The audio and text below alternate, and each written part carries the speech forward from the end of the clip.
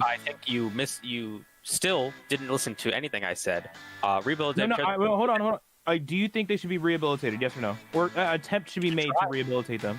Yeah, you should try. Obviously. Okay, nah, we're good. What kind of argument is that? That's ridiculous. Making appeals to emotion with wrong. You're making appeals to emotion. People don't starve to death in America, guys. This stuff just doesn't happen in America, guys. It's not gonna happen. It just can't. Oh, okay. We might actually have universal agreement. We'll go to the bonus topic, which is the death penalty. Hold on. Wait. Let me finish. I know I only did three. I'm just trying to make people bet and chat on it, okay? Look. Okay? Gosh, this is why I run the panel show, okay? Okay. It looks like it's time to go live with the Hippy Dippy podcast. I've got 2 hats today, and I'll be talking about that in a second. Let's do this. Hell yeah. 1 second. Just got a message from Okay, good. Exactly. Yeah. If I high boot my high boot. Yep. There you go. Everybody will believe it. 1 2 3. 1 2 3. Can everybody hear me? Yeah. Yep. Hear me loud and clear? Yep. Loud and clear. One of those things. Wonderful. Welcome everybody to the Hippy Dippy podcast. I appreciate you all stopping by, making time to talk to people on the other side of the aisle, and totally a conversation that'll be 100% productive, as is all discussions between the left and the right in the modern era. Don't worry today if you think I have any biases. You're wrong. Today I got my liberal elitist hat, but also my conservative hat, so there'll be no bias here, okay? I have no fundamental beliefs today, okay? I approve. I have 0 fundamental beliefs. So, this is my getup for today. So, I am going to go around the room. I'm going to have everybody introduce themselves, and I'm going to go through the rooms, and then we're going to go through the rules, then we're going to get started. So, as always, I'm going to start with the top left-hand corner with everybody's favorite hardcore communist, Bastiat. Hey, what's up, comrades? It's good to see y'all here. I hope y'all doing well. I'm just here to make the case for dialectical materialism, the advance of Marxism, which is, of course, as we all know, scientifically inevitable under the laws of historical materialism. So I hope that each and every one of you is doing just as well as you can. In my daytime, when I'm not role-playing as a communist, I'm a corporate lawyer shill boy in fossil fuels, and I stream here on Twitch. So it's a lot of fun.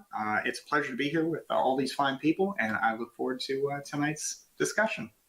Wonderful. I appreciate you coming by. I appreciate you coming by with your usual lumberjack Bastiat get up. I know. I'm sorry I couldn't get Endernax over here. He was just, he thrashed you so hard. He said, "I'm sorry, I can't. I just don't want to do it a second round." Yeah, that's one way you could interpret that discussion yesterday. That's one way I would interpret it. Next, it's to comfy SuspectSushi, who makes many people and everyone's chat feel either extremely comfy with his presence or extremely uncomfy with his presence. So how you doing, Suspect? I'm living the dream, man. I'm glad I'm no longer soft canceled and can actually appear on your stuff again. Don't worry, man. Right now, your presence is profitable, and that's why you're here. Hey, I'll take those. Wonderful. So who are you, SuspectSushi? I am a conservative, alt-right. I'm just kidding. Just right-wing streamer. I have really horrible takes. I'm not intelligent. Liberals look better than me, and they're also richer than I am. What else? What else can I say that's blatantly untrue? Actually, no. I'll go with the truth. I am 100% jealous of Dylan's hair. I wish I could have his hair. I shave my head intentionally out of penance for not being Dylan, and I do this daily. Other than that, that's basically all. That's all who I am. I accept it, and I will do my best to wish for your good blessings, and that hair will one day come to you. I see a Biden hair. I saw a Biden Harris ad behind Critically Thinking Veteran. So I think I'll go to him next. Is that your endorsement of Biden behind you? I saw a Biden Harris ad play. The wife is watching Viking. That's why that's on behind me. At some point in your life, it's going to become inherently important to you to make sure that the other half of the house is happy, and you'll have to make decisions like that as well. But I would like to point out that there is no way in almighty hell that anybody in this household is going to be voting on the left. Well, that's one hell of an introduction. Would you like to say who you are, CTV? I am Critically Thinking Veteran. I'm the only qualified submariner on this panel. I worked on all types of machinery, from diesel engines, hydraulics, pneumatics, refrigeration, and such. I am a centrist, it seems like, whenever I take these tests, but I lean right with a heavy leaning towards nationality. Don't really care much about the globalists, I guess, only about 33%. After that, I try to be somewhat entertaining with my takes, and hopefully you guys will enjoy hearing me speak as much as I like hearing myself. Wonderful, wonderful. Next, I'm going to go to the last right-winger, since I just said I went through the last 5 right-wingers. RedNeq. What's cracking? My Who? name is RedNeq. Oh, I Go ahead. was going to say, who are you? My name is RedNeq. I'm the oldest on the panel, I'm sure. I'm accused of being a boomer, but I'm not. But I am old as fuck. I don't know where I sit, because realistically, I just started talking about what my actual beliefs were a few weeks ago publicly. My goal is to help other veterans, especially those suffering from mental illness, to acknowledge it and address it. And I also believe that politics today is labeled too damn much, and we just need to find common ground. That's where I'm at. Wonderful to have you. I saw you running through the Prime circuit, and I saw you were probably one of the most constructive people I've seen on one of Prime's shows. So I'm happy to have you get on the show. I appreciate that. Thank you. Appreciate that. No problem. Thank you very much. We have another person who's returning, DaSkrubKing, who's been took a little hiatus from streaming. He waved to his DGG community and rode off into the sunset. He had his big meme moment, and he rode away. What is it like to be back? Well, I mean, I've got an actual camera now, which is the main reason that I stopped streaming. It's because I didn't have a camera for a while, but it's back, so y'all can see my beautiful face and my incredibly furnished college dorm room. And yeah, I mean, it's good to be back doing actual political content now, which is the main thing that I missed. Yeah, I'm excited to talk to some people actually right of center rather than everybody who seems to be on the left. Come Wonderful. on, DaSkrubKing, you don't enjoy just talking to people who are lefter and leftists? I mean, DaSkrubKing, you talk to Bastiat all the time. What do you mean? Good one. Good one. Okay. Pxie, how you doing? Welcome back to the show. Hi, life is hell. No, it's not. I'm in college doing, online classes because everything's so in quarantine. I'm triple majoring because I hate my life. And I like talking politics online. That's basically the gist of it. Happy to have you here. And finally, somebody it's their first appearance on the show. The two people whose first appearances would be RedNeq, and this is his first appearance, Antifa super soldier, JustinRYoung. Indeed, yes. Scourge to the right. I went to private college to get a degree in journalism, and now I live in the Bay Area with multiple vegan restaurant recommendations. It is very, very an honor to be here. Thank you. Wow. I tweeted out that you were going to be on, and I was really excited that I skipped Turk. I'll get back to Turk. I promise. We have a similar hat style. We're hat brothers, okay? Look. He just couldn't see me. I couldn't see you. Justin, I tweeted it out, and the picture I used, people were giving me a lot of shit. That's such an old picture. Why? I was just trying to give you a great image. What's with that? No. I mean, that's the one on my Wikipedia, which is, I assume, why it's usually the top one on Google Images. A curd is a curd. It was a nice photo. I really don't look that much different. It's just now I have my beard and it gets gray, and so I have much more of a grizzled image. But if I shaved it, I'd look like the same tiny boy that you just posted to advertise the stream. Sure, and it's also one of the few pictures where I think you're sitting down, which is extremely helpful. I am now, I now stand up exclusively for mostly look at me reasons. Whoa, are we doing that? I might give that a try. Oh, Bastiat. Oh, no. Well, no, come on, Bubby. Let's go. Oh, Stand up. Okay. It helps blood flow. Wonderful. Everybody else is so comfy here on the other side of the fence. Yeah, look. See, you know what JustinRYoung's doing? He's making the left look uncomfortable.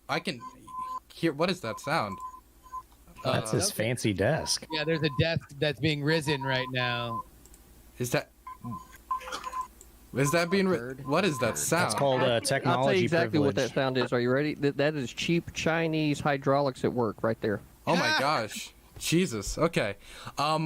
Now we're gonna go to our last guest, TheTerk, who I'm really appreciate is making a, what is this, like your fourth, fifth appearance? I appreciate. Yeah, you coming fourth by. or fifth, yeah.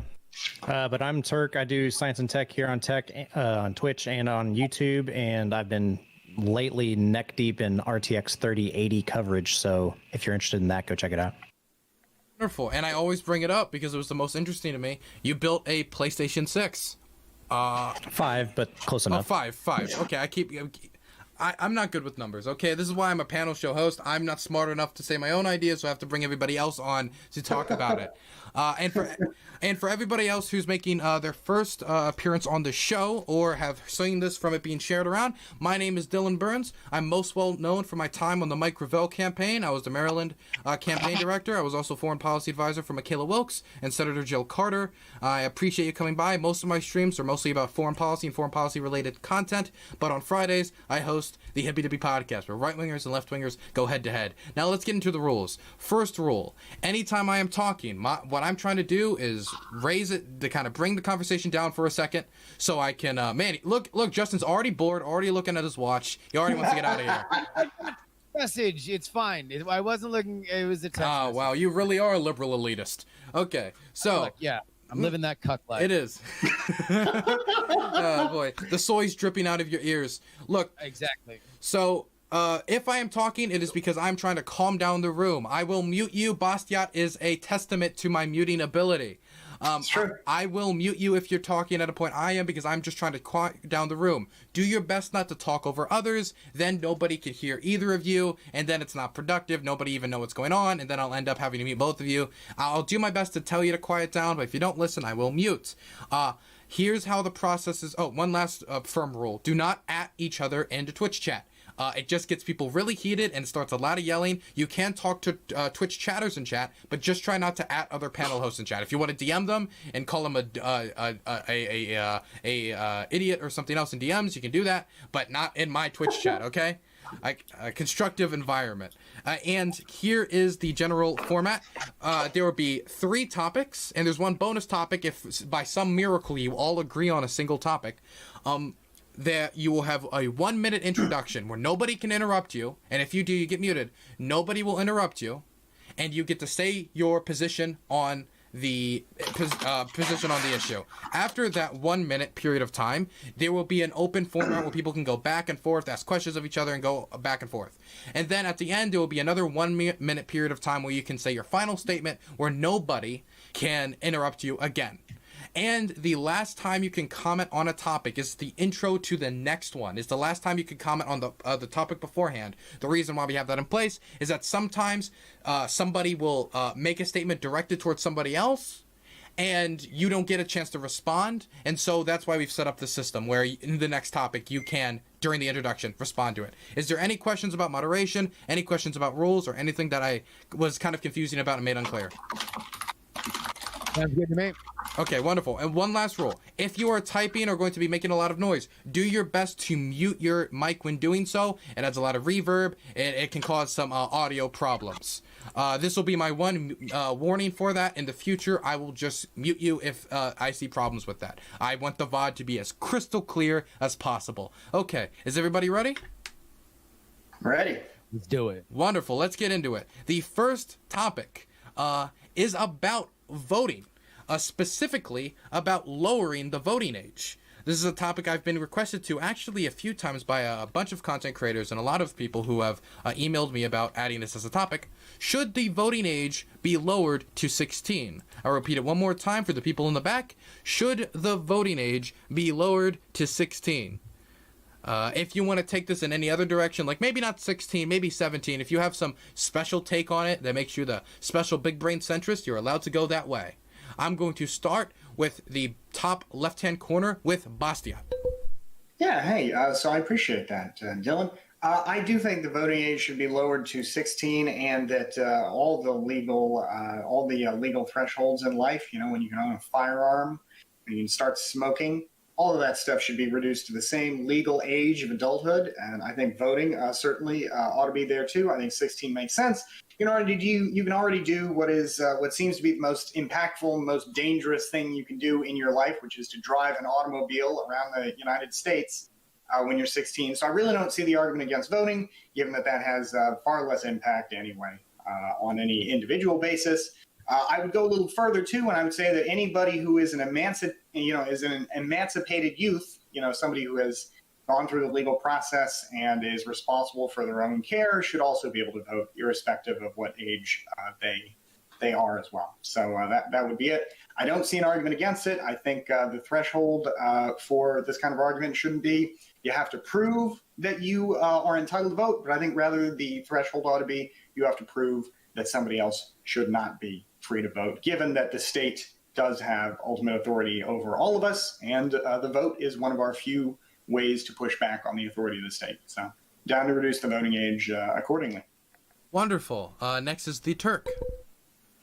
Yeah, so I kind of agree with what he said, that if we change the age, all aspects of that age dip should be changed, but I do not agree that voting should be lowered to 16. When you're a 16-year-old, you are not ready for adulthood. There's still plenty of life experiences and knowledge you need to learn before you can become an educated person who votes. And by lowering the threshold, we're just potentially, having rash decisions on an emotional basis dictate people's decisions in the voting booth, and that is not effective for long-term, growth for our country. Wonderful. Okay. Next is going to be thrown over to RedNeq. My argument was twofold. If we're going to lower it, I agree with lowering it, but it has to be across the board for everything, like everything. So I'm more of about personal freedom and liberty, but I don't see. I'm sort of like Turk, where if we talk about this, though, it becomes an issue where are you ready? I was on the street at 16 on my own, so it's not like I lived life and I did the right things. I mean, it got me in a lot more trouble. So I'm kind of torn between that. I think if you go to 16, you got to legalize tons of stuff, ancillary, i.e. drugs, i.e. alcohol, i.e. tobacco, firearms. Every single thing that you could, and they could serve in the military. They could serve all of the ancillary things that you don't really think attribute to the vote need to be represented if they vote. So I think there's a happy medium there. I don't know if 21 is the actual number either. I think 18 is a magical number, but I think if we're going to talk about this, we have a more realistic chance of getting everything decreased to the age of 18 and not 16. I hope that makes sense. Wonderful. Next, we're throwing it over to JustinRYoung. I would like to echo the sentiments of everybody that has spoken thus far. Indeed, if you are going to lower it, then you should lower it for everything. And while I think that there are some thorny issues that we are not discussing, including age of consent laws, if we are all talking about moving everything down, then I would like to highlight one thing that RedNeq just said, military service. I do believe that we should have a military service allowable at 16. There are people that for whom would be a great benefit to it. We could have a publicly available military academy. It doesn't necessarily have to be to active boot camp, and I think that it would be better.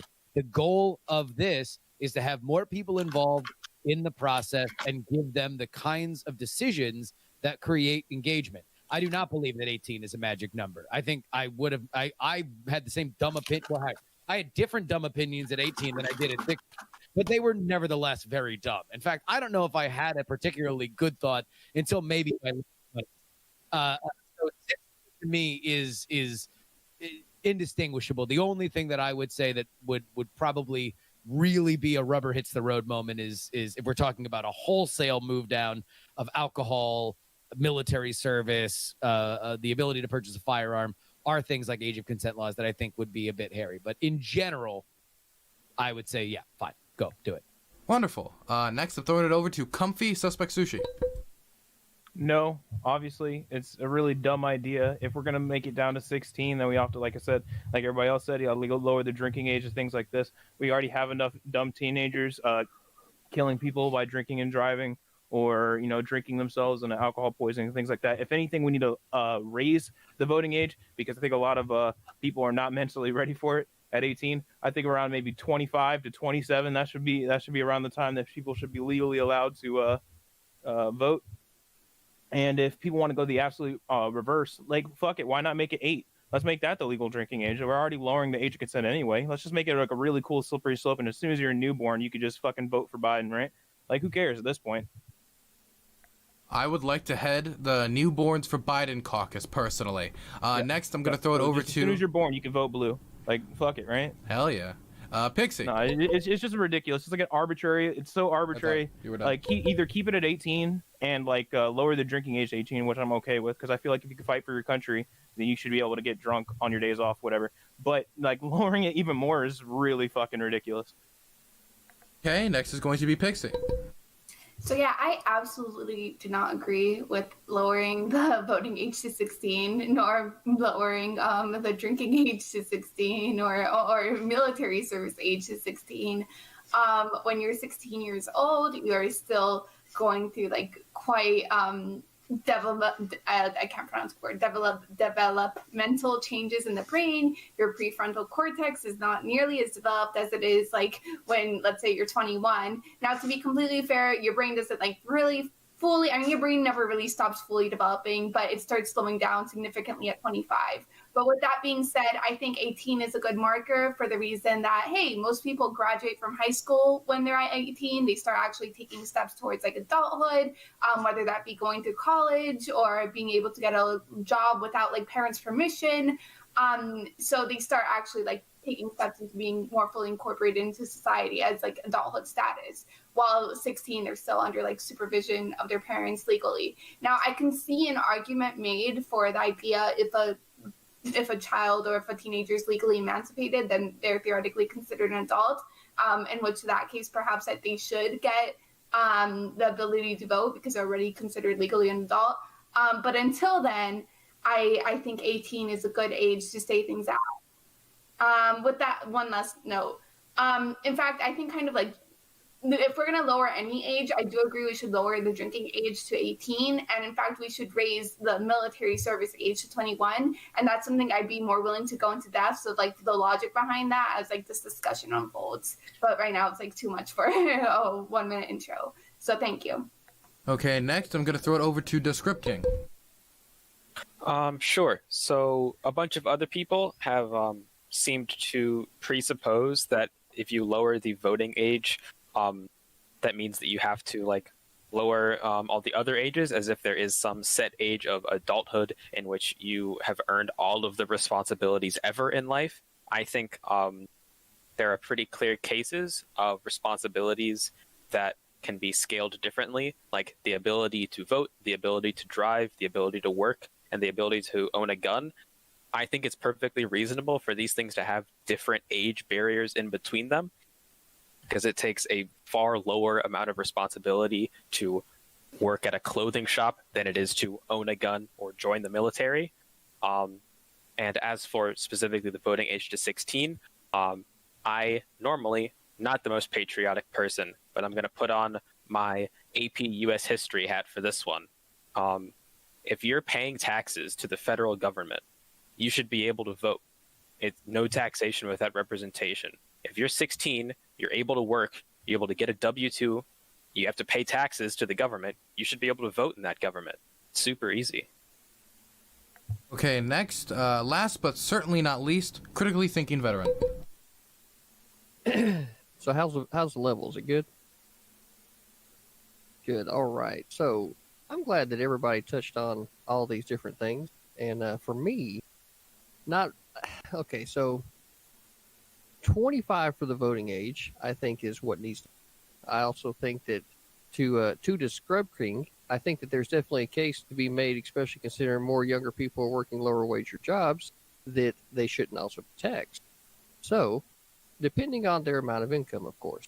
Now, that being said, the age to drive is 16 because we expect people to have a certain level of competency in order to do that. So I would also assume, using that same logic, that 25 would allow individuals to be able to get the level of competency necessary to actually participate with government in a meaningful way, i.e. learning what the government structure is. So with that, let's see what everybody else has to say. Wonderful. I hope everybody enjoyed everybody else's takes and listening to others. We are now going to open into open forum. This is the last time to ask me a question about rules or general conduct or anything else. Does anybody have any questions? Is there a trigger word? I have a question. Yeah? Hey, yo, Dylan, you want to go to Fogo de Chao, bro? Fogo de Chao. Oh, yeah. You bought a date with me. Man. Yeah. You want to go to Fogo? You paid for that. I have not been to Fogo de Chao, so why not? Wonderful. It's in Virginia if you want to bring your girlfriend, by the way. Wonderful. Okay. That'd be great. I'm sure she would appreciate that, because if I just said, hey, I'm going on a date with a man in Virginia, see you later, she'd probably be a little perplexed. No, bring her along. We'll go to Fogo. We'll set something up. Wonderful. Somebody said something about a trigger word? Yeah, is there a safe word or anything? There's no safe word. Maybe we should implement that in the future. I don't know. It'll be Ann Coulter, I guess. You had a question, Justin? No. I don't Don't worry about it, Bastiat. I'm a capitalist. I would like to set jealous, my bro. take token to green, though, on this particular open forum here. It blows my mind that anybody on the right would be against lowering the voting age, considering this would only lead, if we lower the voting age to 4, it would only lead to Joe Biden spending hundreds of millions of dollars in airtime shaking keys on Nick Jr., which is another voting demographic that won't show up in October. No, you don't understand my long con, dude. If we lower the voting age to newborns, Democrats are automatically pro-life, and like it actually works in my favor. So I'm cool with this. I'm saying, look, the Democrats over fetishize the youth vote to begin with. They don't show up because they have other things to do. Old people vote. If they don't focus on old people now, then letting them go to 16-year-olds, sure, let Joe Biden go roller skate in front of a bunch of TikTok tweens and see whether or not they show up. You should be all for this. You should be wanting to lower it as low as it can possibly go.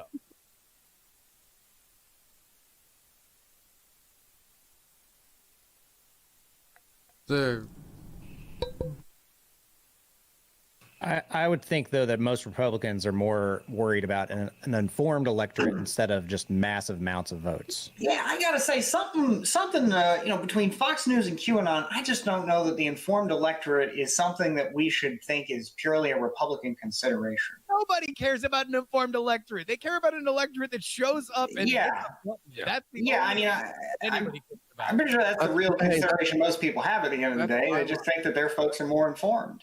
That's my line. Don't use my line. Also, I am an uninformed voter. the idea that somehow you become informed at the age of 18 seems pretty baseless in reality. Like, I know, this is purely anecdotal on my end, but I know way more politically engaged high schoolers than I do, like, 40-something boomers who show up to the polls every once in a while, drop the vote on the first name that they see, and go home. Like, the idea that you suddenly become an informed voter once you turn 18 seems pretty weird. And also, I would extend, if you're going to have a competency bar for being able to vote, would you have a maximum age? No, it's baseline 25 until the grave. I would say that somebody that's in like their late 80s, early 90s, like Alzheimer's kicking in, I would much rather a 16-year-old be voting than them. No, I'm Whoa, for that sounds ableist, dude. I don't know. No, ScrubKing makes a point based on what you were saying. You picked 25, presumably because that's the number people wave around as to when your brain is finished developing, right? I assume 25 is a reference to brain development. Yeah, so if your brain has started to, turn to mush, well, I mean, by your same logic then, if brain development is the metric we're going with in terms of when you are entitled to participate in our democracy, shouldn't that be the cutoff then? Nah. Why not? Why not? You're taking away something they've earned over their decades of living. Oh, so you earned it. But what the fuck is like a kid who's still in high school done, dude? Like, no. Sushi, because at the end of the day, you mentioned they're in school, right? All right, these people are literally the people who need the vote more than anybody, given that the course of their entire day is set forth by the government that controls where they go to school, what they're doing in school, on and on and on. Like, these people are subject to the government in a way that only prisoners can really, compare themselves. By law, it's their parents that still place like private charter or homeschool, I guess. But at that same logic, though, still have to follow government curriculum. Yeah, but like how like he's like, but your life isn't like mandated as rigidly as you would in public schools. So basically, that's all I'm saying. Well, Well, yeah, certainly- but like there are of groups It in was just a America, semantics argument. students are easily like top I 3 know. most controlled by the government. Yeah. And Like, right now they give you a have no curriculum. say. Like as long as you hit their points, they don't care how you get to those. Yeah, but Sushi, I'm saying because they are directly impacted by the government in a real way, they ought to have some means Everybody's of pushing directly back on impacted by that. the government. Right, and everybody else gets to vote, except Sure. So like Gotcha. people who let's are, except these Hang on, people. Bastiat. I Right. lower it to just 16 That's then. you wanted Like, them. toddlers can vote now, no problem. if you're Right, making you an could have- argument about people being impacted, I mean, since everybody is like significantly impacted by the government, like why not have no voting age? Why not? That's what I'm saying. So is that If what you're a you believe toddler, in? you can like fucking like as soon as you can spell your name, you're allowed to vote. Okay, Yeah, so hot why take, not? how about we just get the government involved out of your life until you're 25? That way you don't have to worry about it. If you can figure out a way to do that, I'd be open to hearing Oh, about it, but well, I'm not sure that's possible. I mean, at this point, it is possible, but you have to get the people actually behind the idea because they have been really, really great at subjugating the people into separate groups instead of getting them to think like individuals. And if they actually communicated like they were individuals instead of a part of certain groups, then that one individual collective would fight back against the government as a whole, and then you would have less government because they were like more worried about their individual rights than they would be any type of particular group. Who's they? Who's But they? even in the situation you've described, CDV, presumably there would still be criminal laws, there'd be some taxation. Like you're not saying like no government applies to you until you're 25. But Well, what I'm saying is that you're worried about the That's right. There was the level of maturity from like 100 to 200 years ago of a 15, 16, 17-year-old is vastly different to one of today. Like I think that like we're an overly indulgent society due to like technological advancement, things of this nature. People are considerably more babied into like much later years. okay. So like I don't think I gotta throw it over to there's 2 people waiting. RedNeq, you've been waiting, and then Justin, you've also been waiting. Okay, 2 things. Just 2 years ago or less, we had 6-year-olds taking fucking Tide Pods. Okay? I mean, look, and for Bastiat, you're a lawyer. Are you shitting me when you tell me you want to make it 16, yet the kid themselves are held as a minor unless it's a heinous act, and then the parent is still responsible for that child until they're 18? Yeah, all of those ancillary laws have to be changed. And if you think that's easier than just go ahead and raising everything to 18 or 21, I think it'd be easier to fix or solidify 18 because you're legal to vote. You've already been driving for 2 years, even though you're on a temporary permit, and all your taxes that you're paying. I mean, full representation can happen at 18 in today's society. It was happening when I served in the military. It happened in Louisiana. Louisiana had legal drinking at 18. I mean, it's not a far-fetched idea. It's easier to go that way than it is anywhere else. I agree that would be easier to get everything to 18. But I do, even though I also agree with you that the best outcome would be a consistent, sensible single age, I think nevertheless, that ScrubKing is right, that's not, there's nobody that requires that, and that we probably would do this stuff one at a time. Like there's no law that says you have to have everything, the age of adulthood has to be 18. We have a bunch of different age thresholds. I mean, you don't get to rent a car freely until you're 25, for example. Oh, well, that I think is a rental car. What about age consent? No. 16-year-olds can vote and are now You legal. can't mix a private. 45-year-old can date a 16-year-old. What does age of consent have anything to do with this at No. all? If we're saying that we have to reduce everything down, right? Like gun ownership, if you're a taxpayer, you should have your say in government. Like, one of the laws is also age of consent. This is something that you have to talk about. Is age of consent for somebody? I want to throw. I want to throw this over to Justin. He's been waiting patiently. I did talk about it. SuspectSushi. I did say that was going to be a thorny issue, and that's going to be something that locally people need to decide. Number one, when it comes to mental competency at the voting booth, I propose that we put one of those visual captchas, and if you can pick out where all the traffic lights are, then you get to vote. At which point, I would almost certainly surrender any say I had in the federal government. Number two, if you are going to move anything down to 16, then you have to understand that the reason why you are doing it is because you want to increase the participation in our society. Yes. Is that uncomfortable? Sure. But also, when you think about it, 18 is as well. There is no magical age to do this. But we're already struggling to have, voters come to the polls that are already legal of age. Why is adding a new demographic good? It still is not a positive. Of an older generation on the backs of the younger. Like, if we believe in individual freedom, if we believe in individual franchise, then we have to believe in it, whole stock. We can't just say. But a 16-year-old doesn't know better. A 16-year-old one day. Nobody knows better. People are stupid universally. This notion that like adults. Okay, wait. I just want to like make sure that we still have roots in some sort of like level of science, right? We can say that everybody is influenced by their environment around them, which is a true statement, but we can also say that there are certain ages where your brain is more developed than others, right? We're not going to make the argument that a 1-year-old has the same mental capacity as a 20-year-old. And as a society... Wait, Pxie's making a point here. Yeah. Even like, is there a blurry line? Yes, there is indeed, but let's not act as if it's all like unequivocally the same. As a society, we have put age restrictions on watching movies, and now we're wanting people younger to vote younger. Private government, or sorry, private business has done that. The MPAA, no, private organization. The ratings are being put in by a government body. No, yeah. MPAA is not a government body. It's kind of foggy. Jack Valenti started. They avoided government censorship. Right. Yeah. In the MPAA. Yeah. It was an attempt to avoid like full government control, but there is some an LBJ staffer who eventually went on to effectively save America from government censorship.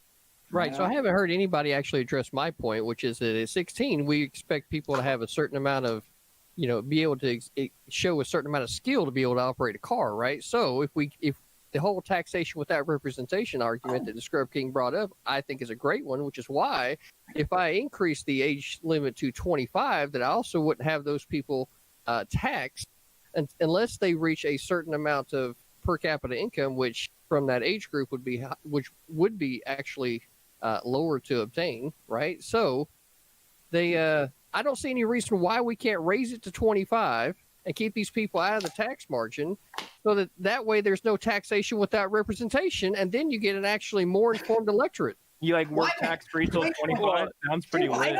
I don't understand this feeling among, it seems like some folks. I guess that the vote doesn't matter to these people because at the end of the day, the laws still apply to them. Like there's no scenario you can possibly design where the law of this country will not apply to all its citizens in some fashion. And so if you're saying, complain about the political if you're saying like, wait a minute, it doesn't, no, whether they vote is irrelevant. What matters is that they could, if they wanted to, participate in the process. Right, we already have that problem. 16-year-olds will not. And it does. If the fact that most people don't participate in the process is irrelevant, all that matters is that they have the ability to, if they want. Right. That's a free society. You're right, but then by your argument, then because you're citing specifically the law and how they apply to everybody, you would just let anybody come in here and just let them participate in the system. What I am saying is that the one thing that matters when it comes to voter participation is their taxation, right, and their ability to participate in the government system. And at 25, if they weren't being taxed until that point, that would be the reason why you could raise the limit, because then that way you get a more informed electorate.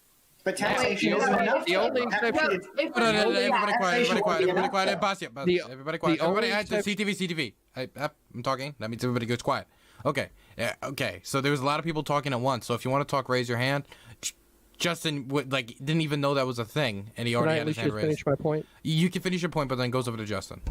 Okay. So the only thing that I would say that I would add to that is if you sign up for military service, you are taking an active part in that at 18 years old, and you would have then earned the right to vote before that, because you would then be participating in the system. So 18 for veterans or for active duty military service members, but for everybody else, 25, so that you have that time to be able to go through college, get an education, and to be able to do what you need to do in order to become an informed citizen. I'm sure that everybody else here on this beautiful panel, I understand that there is a scientific difference between a 16-year-old's brain and a 25-year-old's brain, and everybody else here saw the blinding light of truth at some point between high school and when they got out of college. But for me, personally, and this is only one man's opinion, the difference between a 16-year-old JustinRYoung and a 25-year-old JustinRYoung was I was buying better weed at 25. There is no material difference between those two ages. It's just a matter of when you want to engage your electorate. I saw Pxie wanted to say something, and Red has his hand raised, so I'm going to throw it over to that. And so does Pxie, Red, Boss, and then back into open forum. So I disagree that there's no material difference, and maybe this is going to circle back to the conversation about like, oh, lowering the ages for other things, because as far as I'm aware, if you want to get a job before 18, in many states, most of the time you do need like your parents' permission. You're usually still like claimed as a dependent under your parents, unless like if you're, I'm talking generally, unless if we have like special circumstances to exist. You either start going to college, as I stated before, or you start being able to like gain money that lets yourself be more independent from your parents. Basically, you do have like legal rights that are given to you that can like lead to material change that are not afforded before. So unless if you believe children should already bear the responsibilities that adults have legally, there is a material difference. You were next. Okay, so I'm hearing the arguments that 16, and I still think we all kind of collectively agree that 18, even from the scientific, that Pxie, I've heard, what are you doing, triple majoring, you said? Yeah, like, triple majoring, philosophy and psychology. My brain can't even wrap my head around a single one, okay? So congratulations, you inspire me to yell at my daughters and ask them what the fuck they've been doing. So the biggest thing that I'm thinking is when you all say 16, and I kind of want to go back to Bastiat because, like, you're a lawyer. And so from the law standpoint, is the laws that have been established today, and I like to talk about things that, yeah, sure, we want to hypothesize about things in the future, but I really want to talk about stuff that can happen within the next year or two, right? If collectively this internet, which is a very fabulous thing, can come to some agreements, we can actually make changes at these voting booths within the next few years. And I'm okay with 18. I really am. I think 18 is a great threshold. I think that everybody at 16 is put on some type of a probational period with driving. And also in the law and the legalities, unless it's a heinous crime like murder, it's hard to get them flipped to tried as an adult. I might be crazy there. If they skip school, parents are still responsible, yada, yada, yada. Now, being emancipated, that's a whole nother question that we would really have to look at.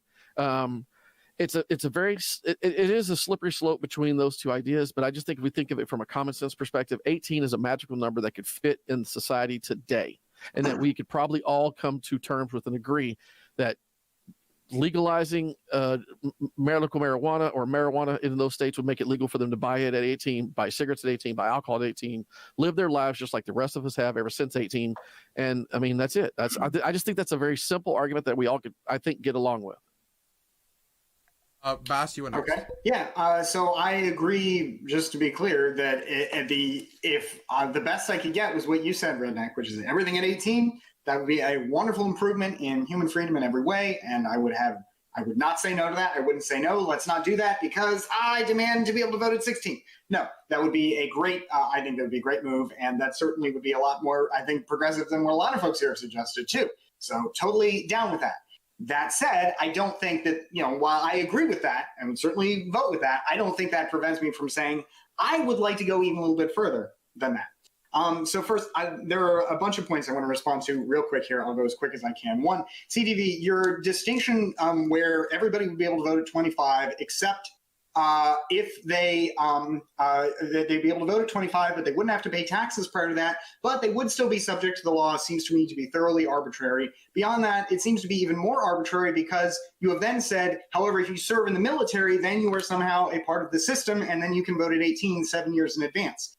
Unless your point in doing that is some kind of Starship Troopers sort of fantasy where service guarantees citizenship, and therefore that's an incentive to join the military if we're trying to, fill out the ranks, that's the only reason I can see for why you'd want to do that. Otherwise, it seems to be inherently discriminatory. And also, while you may, think that the military is the highest form of being involved in the system, I would, of course, think that it is an equal and honored way of being involved in the system, like many other ways of being involved in, quote unquote, the system, however you might define that. So I would totally object to that. You say Starship Troopers, not me. It's a great movie. Maybe my favorite. Great movie, but you said it, not me. I gotta say, I love Starship Troopers, one of my favorite films of all time. was not appreciated at the time as a satirical film that it is, and I use scenes of it in my intro sequences for my show. Yeah, I will. great. Yeah. Turk had his hand up. I actually wanted to. I gotta finish though the other points, especially the one RedNeq just called me out on. All right, and then I'll stop for a while. But there's a lot to respond to here. Pxie's point about science. I think ultimately, while there is some scientific consideration, I will start and say that my bias here is first and foremost that the science on this is basically irrelevant, because while I may be an unfinished, developed, half thought out person at 16, I am nevertheless, while I'm not 100% developed, 100% subject to the authority of the state, and should therefore have some means of pushback, especially because, of course, in this limited life we all have, it is not entirely guaranteed that I will make it to 25 to be able to have any difference in, or whatever age you might set, to make any difference, to make any impact on the state. So that's one. Two, scientifically, we know that voting and civic participation reduces recidivism in crime, for example. So the notion of having people involved in voting would probably make them better citizens, less impulsive rather than more impulsive. And then finally, I would say, as far as the age of consent goes, I know that's been waived as a sort of bloody shirt to say, well, hold on a minute, before you do everything at 16, it is already 16 in what appears to be about half the states in the country. So if you want to go there, I wouldn't be averse to saying, yeah, let's be consistent with everything at 16. That's already done in many states in this country. It's not some crazy idea. And yeah, so yeah, that's my position. Everything at 16, but of course 18 is a great compromise. Okay, before I throw it over to Turk, I just want to say there's a poll in chat for should 16-year-olds be able to vote. It's basically neck and neck right now, so everybody in chat, if you want to vote in that poll, I'd appreciate it. Next, I'm going to throw it over to the Turk. Yeah, so this is a question, I guess. Why is it that we recently allowed for legislation to go through that enables people under the age of 26 to be added to their parents' health insurance? Why was that? Man, probably an arbitrary decision to improve coverage. Well, it's because they're not able to stand for themselves. They are considered dependents under the law of the ACA, right? Well, someone under the age of 26 is considered a dependent under the tax. Can I just interject though? 1 second. Justin, were you saying something? You were saying something first, I think.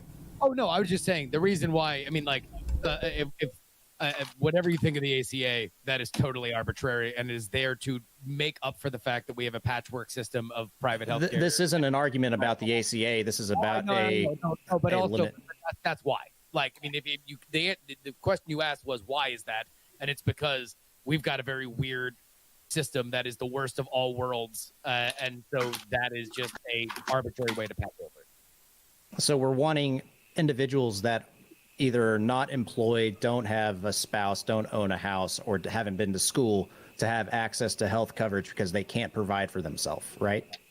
Well, I think Justin and I would probably prefer a system in which every American is guaranteed universal coverage and accept the ACA as a substitute until we get that point, right, Justin? Sure, that's irrelevant. Again, I agree, but we're not using the ACA as a metric for like the best age for something. It's healthcare is a whole nother thing. We can get. No, it's not.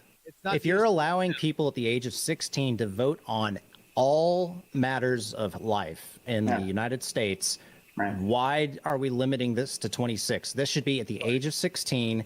You cannot be under your parents' health care coverage. Wait, why? Why are those two related? You will find because you're an adult. One at a time. Wait, no. Why is there? One, hey, can I respond? Yes. I'm just trying to. CTV, come on, don't do that. Okay, I'm gonna get everybody crisscross applesauce. Okay, in here, Justin's gonna have to fucking levitate. Okay, so it's gonna be really difficult for him. Okay, Turk, you wanted to respond to that. Yes, you can go. Yeah, because, I mean, we set this arbitrary age of 26 that people can get coverage. The stipulation is they get married, they have a child, they leave school, they leave their parents' house, they cannot be declaimed as a dependent. That is like, if you are 16, you can vote, and you meet all of these things, right? Or you should be able to. Can you get married at 16? Can you adopt a child at 16? Can you start or leave school at 16? 16-year-olds don't have at large the capacity to satisfy all of these criteria. Yeah, wait, no, I understand that, but why does that matter? Why do we have to have them voting is not an informed vote. They haven't learned, they haven't developed, they haven't gotten educated. I don't care. I've gone through many life experiences. What? You know, I gotta got an say, answer One at a time. why One we at a need time. one One at a line. time. Yeah. I'm asking just a why. Why do we need one line at which point you are capital A an adult that has earned all responsibility? Because once that 16-year-old gets to dictate how a 36-year-old lives his lives, I have the ability to say that's not a good choice. but Turk, you already have the right to dictate how the 16-year-old lives their life, and they have no veto Because they're over a that. minor. All you Because they're a have is minor. Because they're arbitrary- minors. They don't have They're a Yeah, say in yeah, it yet. they're a minor, but they are still subject No, to no, the no, no, no, unaccountable no. force Once of the you. 16s can vote, they are no longer minors. They can Correct. dictate the entire country's Correct. flow But to of be everything. fair, They are ScrubKing no has this longer weird thing where classified like as if you minors. contribute to, if you pay taxes in any capacity, which is basically 14 with a work permit during the summer, you have the right to vote, which is fucking ridiculous. Okay, so like, so that means that technically during that summer, does that mean they're technically adult, and then once they no longer can go through like Why the do work we keep permit- saying adult? Why does there need to be one line at Because which no, because everybody, okay. except for you, right? Well, I guess everybody except for you said we should lower the age of voting, and then on top of that, the freedoms of that also given to that person, like drinking, owning a gun, things of this nature. If you're saying that's different, then you also are saying that this arbitrary number that you agree with is only on the basis of taxes and not necessarily about the freedoms that would taxes go with aren't the only reason I think No, that's the voting only one should be that you lowered to 16. cited. That is one thing that I cited. You said if Do you you want- pay into the tax system, that you should be able to have a say in how the Yeah, government. that's one reason why 16-year-olds should be able to vote. Another reason is that in a democratic system, I don't think it is a privilege to vote. I think you should by default be able to vote, and you need to give a really damn good reason why somebody should not be able So to vote. Because they're And not that concept- emotionally or intellectually ready. Hold on. Real quick. Emotionally ready? What do you mean by emotionally ready? There is plenty of stuff going in through teenagers' heads, even 18-year-olds, that is not really Tide productive. Yo, people's fucking And world hold on, when they hold on, break hold on, up hold on. with I'm somebody. Dylan, One at a shut time. up. One at a time. One at a time. One at a time. One All at right, a I'm time. raising my hand Okay, here. yeah. Everybody's got to raise their hand if you want to say something. Pixie hasn't said something in a while, so I'm actually gonna throw it over to Pixie because I gotta be a fair moderator. Yeah, so as I stated before, it does seem like there are like material conditions that change from when you're 16 to 18. Now, if you're going to advocate for these material conditions to be brought down lower, like children being able to claim themselves as independent at 16, or parents not having like responsibility over them really, or them being able to like the examples I just stated before. But I'm really curious, Bastiat, like, do you think that there should be no voting age? Ideally, I that's what I want to understand, because I'm not sure where you stand on that. Yeah, I mean, the arguments for the voting age seem to be pretty thin to me.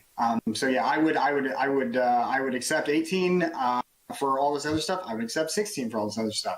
For the voting age in particular, though, I don't see any reason for the cutoff here. How about a 14-year-old? I'm going down to 0 here. All right, so yeah. You can pull in. You can actually cast a vote. All right. Yeah, I'm down for that. Is that but, controlled? right Is that now, literally- just to be clear, Let them not to finish. derail the whole discussion, trying to argue for 16 here, but I'm willing to, again, derail the whole discussion and argue straight for 0. Okay. Then I want to say one last thing. I mean, to me, it seems like the most common argument of why a person under 16 or a person who's under 18 shouldn't be able to vote is because they do not fully understand the future for their consequences. Now, you can argue at 16 you're developed enough to do so. That's a different standard that we're probably going to argue here. But the reason why I would say it's unwise to go all the way down to 0 is because, as we know, children do not have the capacity to fully understand the consequences of their actions. And that's why we have them as dependents. That's why when they commit a crime, they tend to get more lenient sentences, and so on and so forth. Sure. And Dylan, can I? Yeah, you can finish, and then I got to throw it around to a few people. I've been writing your names down. So to that point, I would agree with ScrubKing that while I wouldn't drag all this other stuff beyond 16, I could definitely see dragging the voting age down. And there's no reason that the voting age has to be part of a package with everything else. As far as the Turk's point, and I think, Pxie, you were touching on some of this too, the notion that young people are not informed enough or are not emotionally invested enough or don't have the life experiences necessary to cultivate a vote. I can only say that that is the most subjective kind of write-off of these folks as I can imagine. The notion that you're not, quote unquote, informed enough, or that you're, quote unquote, too emotional. And I think it's worth remembering that informed and emotional people still have rights to have a say in what this society looks like. And from a pragmatic standpoint, if it was concluded that things would get objectively worse after this was done, if we let these little slimes vote, then we may as well just say, you know, then I guess you could say, no, clearly they don't have the big brain of your average Fox News viewer, and then claw things back. But this idea that children in this society are uniquely uninformed, You just called them or children. uniquely That's emotional. wrong. Yeah, what do you mean it's wrong? A child isn't supposed to vote. That's an arbitrary notion. You're just drawing It's another actually- arbitrary hold on, distinction Bob. here. Look, At the end of the Bob, day, yeah. if you're saying that I've been these listening to people are Bastiat for a substantially while. less informed than other adult citizens, as we've seen in this crazy Literally been past listening to few Bastiat. weeks. Okay, CTV, I got it. You've been listening to him. That's what you usually do on roundtables. But you are next on the list. I'm throwing it over to you. Okay, so Bastiat, right? Let's try to get back to some American founding principle. Okay. Right? Okay, so I'm going to go ahead and touch on what ScrubKing said earlier, right? When he was going to his classes in school, right? So one of the principles at the very beginning of it, when we were founding this country, is that you had to be a landowner, right? Yeah. And we've gotten away from that. But the whole idea behind that was that you had a stake in the game and that you were hopefully going to be an informed citizen when you casted your vote, right? So what you would say when you're wanting just a newborn wanting to be able to vote, right? That is completely silly because you don't even know what's going on, right? No, I've been listening for a while. Let him finish. Right? So we want informed, responsible people to be in the system actually participating, right? 25 is a great age for that because it allows you to get the life experience necessary to understand what's going on, right? And to go on back to the health insurance thing and the age of consent and all that stuff, I mean, if you can't vote until you're 25, that I wouldn't see any reason why you couldn't remain on your parents' health insurance either. So, I mean, it certainly seems to me that as far as the everyday American, CTV got the best take. Well, let me just respond here as to this notion of having stake in the game, and then I'll come out. When the police killed 13-year-old Tamir Rice, when the police killed this young man, he had a real big damn stake in the game. The state has the ability to exercise the ultimate in force against you with little to no accountability. So the notion that we don't all, from the moment of our birth, some people might say from conception, have a stake in the game, that is to say, a stake in this country and its laws, is reductive. We all have a stake, and that stake, sorry, I heard he's 12 years old here. We all have that stake, and that stake needs to be respected with a vote. But rules of civility are not the same as the application of government. It's not. I'm saying the state can kill you, and you should be able to vote as a result of the fact that it has that power. But inside of any country's borders, they're going to have police that enforce the actual civility laws, i.e. don't murder, don't kill, don't steal, don't do those sides of things. What is the difference between a civility law and another type of law? Okay, wait, can I say something? I mean, you're literally strawman that whole thing out. I want to. Bastiat asked a question. It would be criminal for me to not let him respond, and then I will go continue down the list. Justin, you are next. Then Pxie. Then I'll throw it over to Red. I think SuspectSushi. Are you raising your thought? Well, SuspectSushi, you did it after everybody else. You got to be quick. CTV, you can respond to the question. All right, so. The difference, what we're talking about here specifically, should the age to vote be lowered, right? You think everybody's just going to vote in, oh, yeah, let's just go on a murder spree and authorize the purge, right? Is that what you're thinking? No, it certainly seems to me that when you would try to point it in that direction, that somehow civil laws, as far as not killing people, not stealing from them, right? Not doing any of these other things that most people agree that you shouldn't do, and what we're talking about is the actual organization of government and the collection of taxes, right, seems to be at the root of all of this because our government is doing a whole lot of spending, right? So we need an informed electorate in order to decide those types of issues.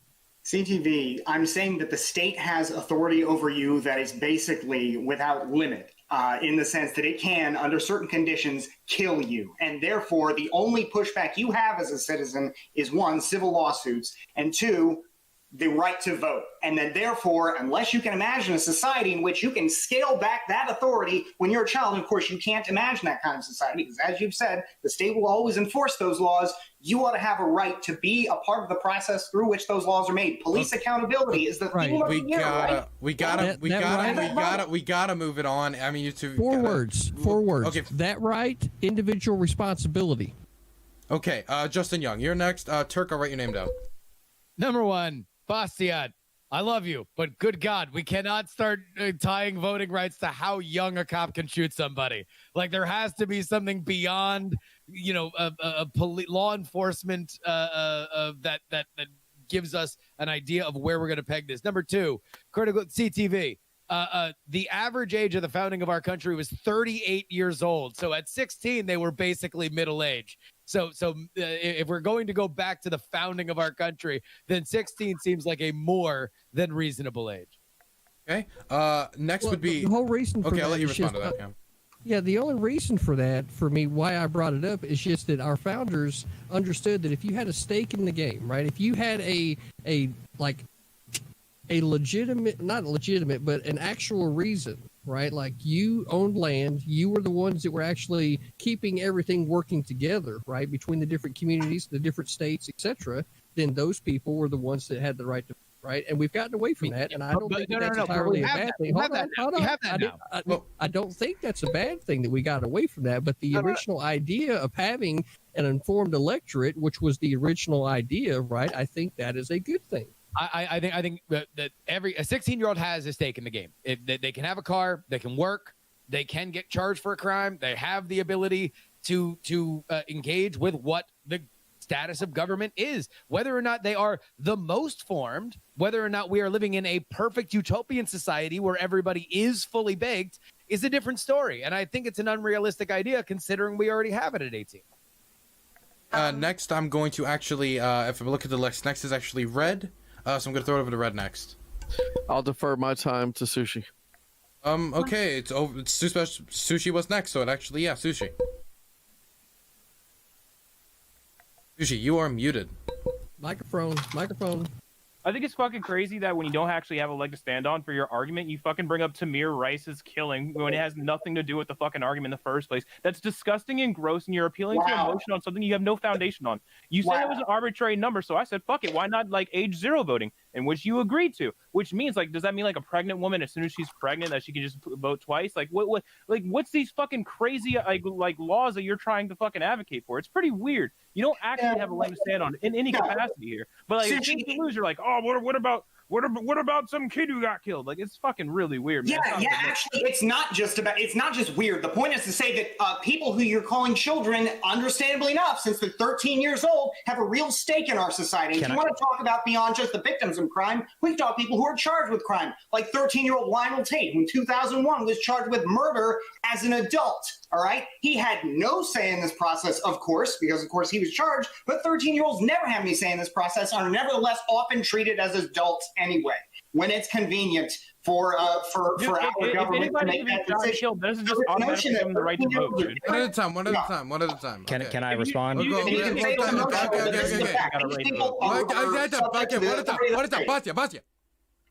One at a time. Bastiat, I don't want to meet you every time you come on. I'm just saying, like Coffee. I was like suspect. Now, don't make me mute you too. Okay. It was Pixie's turn after me. I know. I got the list. I write everything down. Pxie is next. And I think I do want to engage more on that. Obviously, since that is contentious, but I want to throw it to Pxie next because she hasn't talked in a while. Okay. So it's true that 16-year-olds have a stake in the game. They are affected by government. So as we stated before, anybody born in a government has a stake in the government. They are affected by it. However, we give children certain rights or, I guess, protections that we do not give adults on the basis that they are not fully developed. One of these is being tried as a child, not an adult. Another one of these is protections when it comes to advertising. I'm sure there are plenty of more, like a guarantee to, we have a guarantee also like for older people, but I'm not going to get into that. That's another topic. But basically what I'm getting at is that children have protections under the states that adults do not have on the basis that they are children. Now, as you stated before, Pxie, which is a great point. Why are there children being tried as adults? Like, that shouldn't happen, right? That is a failure on the state that, parents, and not just parents, but everybody should be upset at. However, I would not exactly argue that's a good argument for lowering the voting age beyond, that's like just a failure of the system, right? I mean, we can see plenty of failures in our current system. That doesn't necessarily mean that we should completely like rewrite what we have now, if that makes any sense.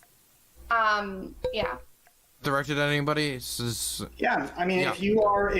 there's an interest group there, for example, people who are under 18 who are charged as adults. Those people might have an interest in voting to change that policy. Right now, they are just subject to the dictatorship of people who are over 18. Right. So at what point would you actually consider people to be adults? Well, I do want to throw. There's two people on the list. I do want to get it back to the open forum in a little bit, but I just want to make sure everybody does get a proper say on this topic. So it's going to be Turk, then it's going to be Scrub. I saw you raise your hand, Scrub. I got a list. Got a little notepad. I'm organized. Okay. It's going to be Turk, then Scrub, and then we're going to go back into open forum. Sure. So the Tamir Rice, of course, it's a tragedy, and just looking at the Wikipedia, there's a lot of information there. One line here: a review by retired FBI agent Kimberly Crawford found that Rice's death was justified and Lohman's response was a reasonable one. As a 16-year-old, how would you vote in this instance where what the officer did was a reasonable one and that it's no longer the case? As a 16-year-old. Yeah, I think a lot of people disagree with that notion, think the investigation was nonsense, and would vote for a system in which police would be held more accountable, something we'll probably be talking about more tonight.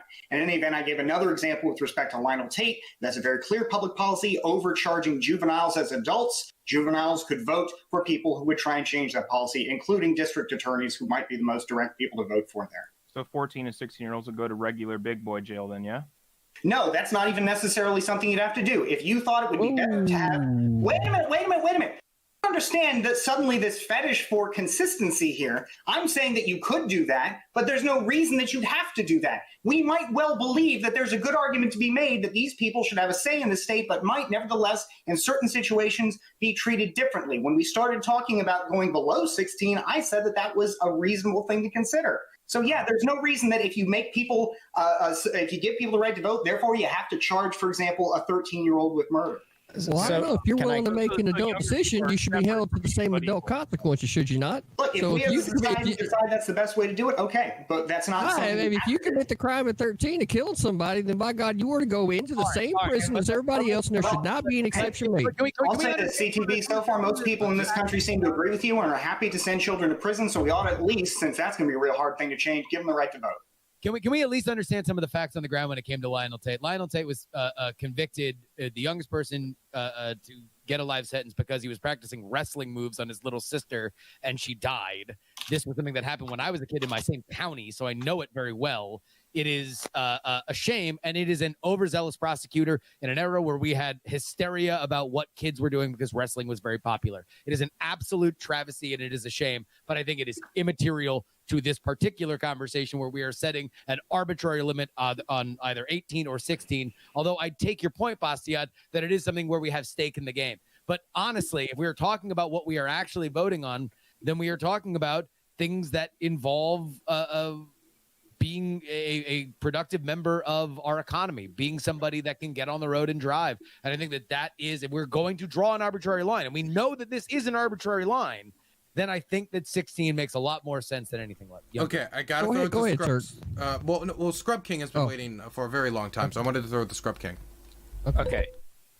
I want to ask the Turk here just a very simple question, which is, why does there need to be one line at which beforehand you are a child with no responsibilities or rights, and on the other you are a full-fledged adult in which you have all responsibilities and rights? Why is there only one line?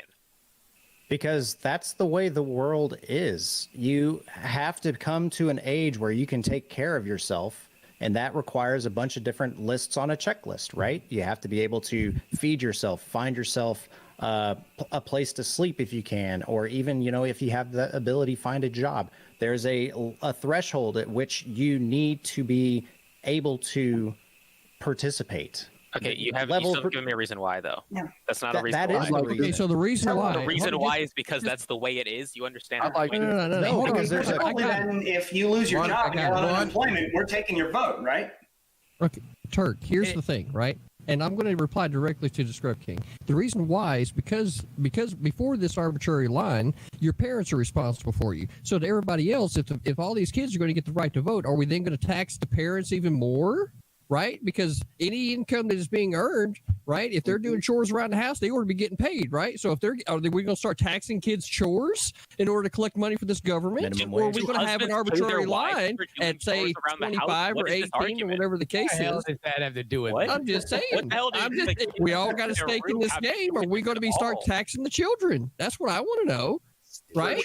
Tax households? Are you going to tax them? Yeah. Are you going to tax them?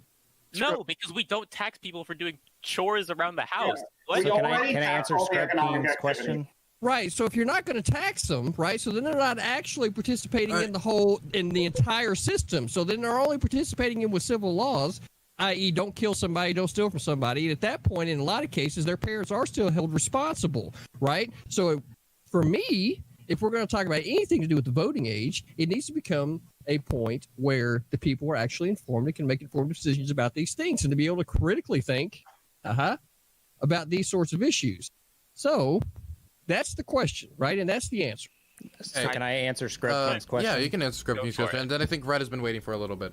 So the best way I can say it is there's a threshold of maturity in which you start to become a active member in society. That is a flat age, and due to however we determine that age, right now it's 18. I don't believe you have that age of maturity at 16. That's why there should be that threshold. That's still not a why. I asked you why there's one line. You told me that there is a line, and you believe there's a line, But but I I answered that still have question. not heard Can I- why. I answered Can that I- question can I because give one- before that, can your I give an parents were answer? responsible for you. Well, Red wants to comment on this, so I want to throw it over to Red. I want to give an answer to him, and then I want to make a further comment to prove a point. Hopefully, that would help post answering his question. ScrubKing, you said, why is there one line?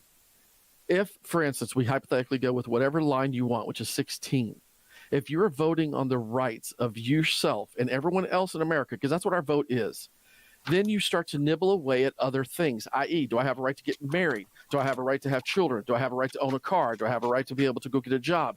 Those things, for some of us that were at 16, didn't have the privilege of living at home and getting to go to college. I had to join the military, right? So for me, I would have loved to be at 16 and said, fuck my mom and dad and move on out and do my own shit.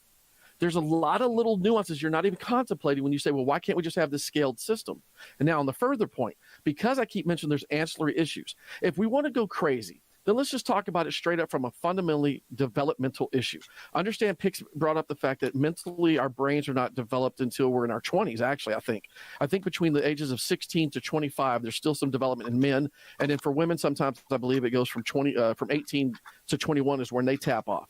If we just go with the genetic science, the moment that a boy or a girl is able to, or whatever, the organs start to be able to reproduce, if you want that age to be at the time that you can be an adult, that's a conversation too. But it's very simple. If you're going to lower the voting age, because voting inherently affects society as a whole, it's not just a monolith. It literally talks about everything in our lives, our culture, our society, and all. Then you need to pick that one number and let's standardize it across the board and let them live as a full-fledged adult, because their answers on that poll, on that vote, makes those resolutions happen later. So to just sit here and go, oh, well, a 16 can vote and it doesn't have any effect on a 36-year-old or an 80-year-old or a 10-year-old is bullshit. It does matter. All right, hold on. No, Wait. no. Okay, I never. Obviously, voting affects everybody in society. What I'm saying is, why? Because voting affects everybody. I agree that it affects everybody. Why does that mean that you have to give people that have the ability to vote to do everything else in society? Why? Because that's what you're voting for. That's what you vote for. What? That's why you vote. I still haven't heard a reason why we can't have two different ages. I'm just gonna make something up. Because some people don't want to vote without having representation. RedNeq, ScrubKing is arguing against, we already have all these different ages, so we already know that's possible. You already know that it's possible to have a scaling system. But it's not possible. That scaling system is flawed because Bastiat, I even have to agree with him on some of these hot takes that he's got. But realistically, that scale has fucked a lot of kids. Between 16 and 21, it has fucked a lot of lives. Whose life has been fucked because they can't drink until they're 21? Realistically, one's a federal law and the other's a state law. So it's like if we are talking about a federal voting age, a federal voting age minimum versus a state law, even driving is something that the federal Shrub, hold a gun to the state's heads with. Let me ask you a question. Do you agree that a young lady should be able to get married at 14 to 16 right now? So this gets at. That's a question. It's real simple. So, no, because there are many definitions of the word marriage. Do you mean just like engage By in a court? Yeah, so like a legal Marriage. You're saying marriage. a marriage, a legal marriage. I don't see a reason why not. Just somebody that's like obviously they can consent to a So relationship. how if she doesn't if this scale? We might have lost him. Yeah, he got out. We lost you. Let me pick. At 14. Oh, he's back. Go for it, Sushi. No, Red, he's Red, back. we lost you for a second. Can you repeat that? Sorry. Oh yeah. And we lost him again. We're I gonna was wait for his say, internet like, to calm if down with you don't see a Pennsylvania. reason why there's an issue with 14 to 16. Like, does that mean that we should also take away with statutory rape laws? Like, I mean, like, if that's the case, they're an adult and they're like. Do you think it's statutory rape for a 14-year-old to marry a 14-year-old? Let him finish. Based on making a long-lasting romantic relationship, does that mean that a 14-year-old can marry a 50-year-old? Is that what you're saying? Okay, do you understand that Government has gone against reducing the voting age, folks. 14-year-old dating and a 14-year-old and a 50-year-old? It's arbitrary. If you can work and pay taxes to the government, that means you have the right to vote. And you also just said that you can get married at the ages of 14 to 16 To another 14-year-old. to another 14-year-old. No, it doesn't fly that way, man. Why not? Because if you can literally vote, making, you would like, a vote. modern Tom, what is argument where, like, there's actually certain suspect? types of You hear me? citizens I know you hear me. in I know you. America, dude. Like, Okay, it's really suspect. Mute him. Okay, mute suspect. Okay. I know he heard me. Okay. No, you were really low. Sorry, what? Okay. Server muted it. Maybe Okay. you should turn Dylan up at the start of this. Come on. I think we should have a minimum of 125% for Dylan during these things. That's way not we a hear bad him. idea. That's not a Not bad a bad idea, right? Yeah. You should have the voice of God. That is true. Even though that's I'm just extremely saying, heretical. I think everybody for these I will stories should throw. just turn him up. I will now say that we are wrapping up with our time, so everybody gets their final statement. So if anybody wants to say anything, you get a final statement. You get time to say it. So I see a few people raising their hands. I like seeing suspect squirming in his comfy little blanket. Extremely frustrated at his mutage, so he will be the last one to speak. So he'll probably say some stuff that merits a response. that is true. So you know You should what? give him the first- Maybe no, I'll give him the first. I'll go last. I'll give him the first spot. I'll give it the suspect. Dude, I didn't hear you. Like, I really didn't hear you. I had you at 80%. Your time's I going. couldn't hear you at all. You had me at 80%. Yeah, I had you at 80% because, like, last time I was on here, you were, like, yelling a lot more than usual. And so I was like, let me just turn down to 80. Like, I just didn't hear you. No, you got to take the yells. You got to take it. You know, it's part of the show. It's part of the experience. Making it a little bit less, shrill. But like I said, I was like, I did not hear you. Okay. Anyway, well, like, my take is like, turn me up then. My take is just I find it super arbitrary that we're like, oh, we should like lower it to 16. I'm like, okay, why not 14? Why not 13? Why not 12, 11, 10, 9? And then some people say, I'm okay with age 0 voting. It's just, listen, like at some point a line has to be drawn, and the fact that the entire basis of your argument is, I don't think there should be a line at all, isn't really an argument. Okay, and then obviously you just came in favor of 14-year-olds marrying other 14-year-olds when like we already see that legally and scientifically they can't really make informed decisions on their own. That's why they have guardians, right? So like I don't know, like it just feels super weird, man. Like it doesn't seem like a good argument, and you don't have the best optics when having this kind of argument. So I don't know. Have a good day. Oh, wonderful. Next, I'm going to throw it over to TheTerk. Yeah, so I still think the age of 16 is not a good age to, reduce the right of voting. I believe there's a level of, educational maturity as well as emotional maturity that should be required. And right now, that age was arbitrarily set to 18. And,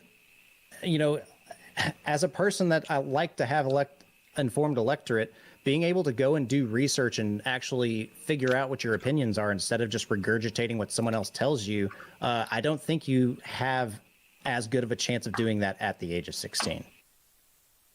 Okay, next I'm going to be throwing it over to Bastiat. Okay, so hey folks, I know that that was a spirited discussion, and it got sidetracked in a bunch of different directions.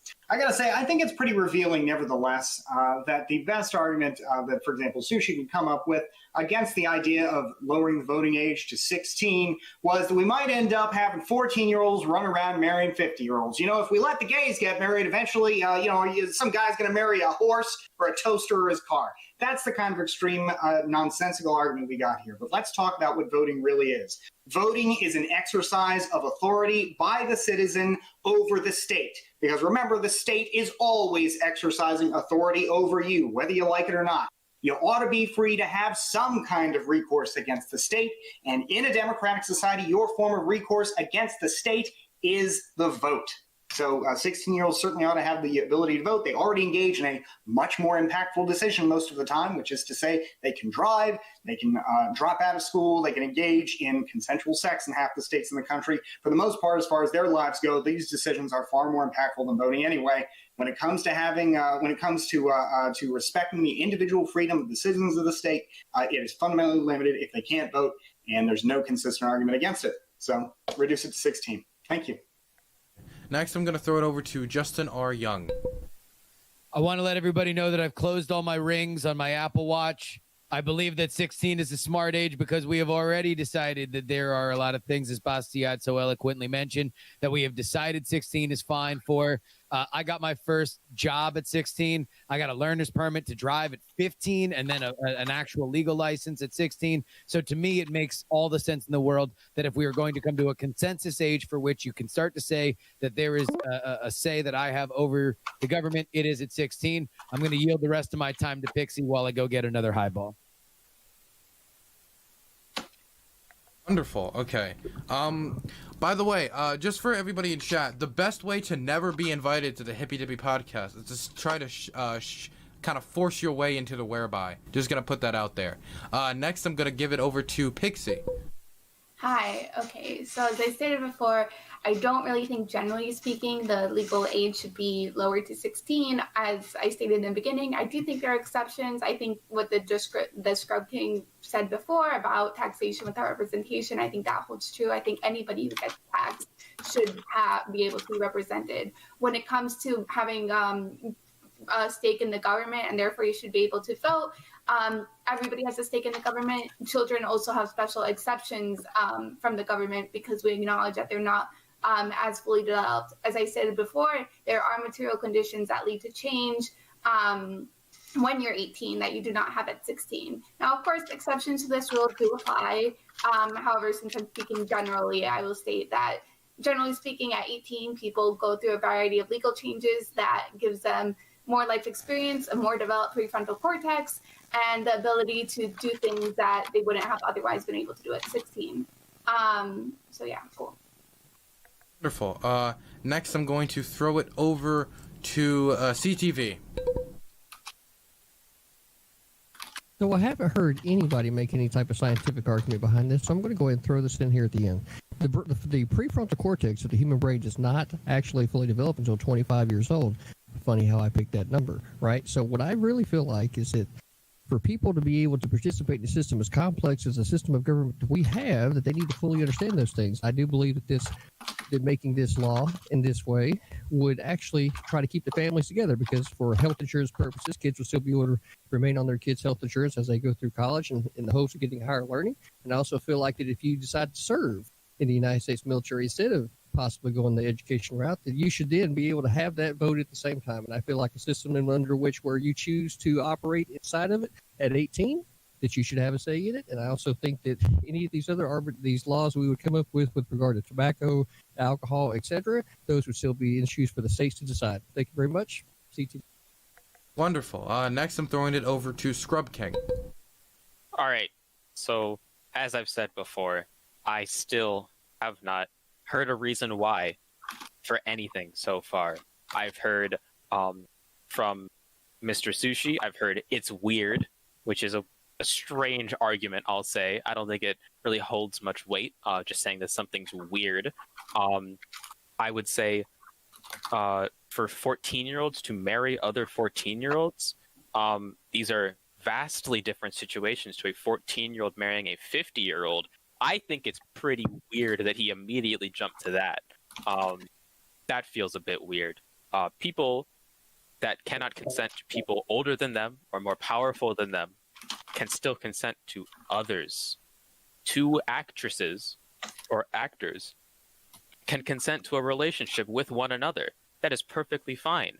But the moment a director wants to engage in a relationship with their subordinate, that becomes not okay. It is a very basic concept of how consent works. Really simple. I've heard CTV bring up the prefrontal cortex. Still haven't heard a reason why somebody's brain not being developed enough is a reason they shouldn't be able to vote. This seems really weird. Are you going to now extend this to the point where maybe people with mental disorders, with autism, people that are, say, maybe in wheelchairs, people who are injured in the brain and have brain damage, do these people now lose their right to vote because they don't have a neurotypically functioning brain? That seems like a crazy road to run down if you're going to say that 16-year-olds or 18-year-olds don't have the proper brain structure in order to vote. That just seems crazy to me, that you would think that in and of itself, a brain being developed would be a reason why somebody shouldn't be able to vote. Okay, next I'm going to throw it over to RedNeq. Okay, look, if you're referring to me about bringing up 14, how about I lay it out for you? It's on Wikipedia if I could share it, or if anybody wants to look it up. 2 states, since this is as of June 2020, 2 states in our union have the legal marriage age at 14. That's the last. 3 states have it at 15. 21 states have it at 16. And I could keep going on. The bottom line is this. If you think that getting married or being able to get married doesn't affect being able to live your life individually, then you are not hearing anyone.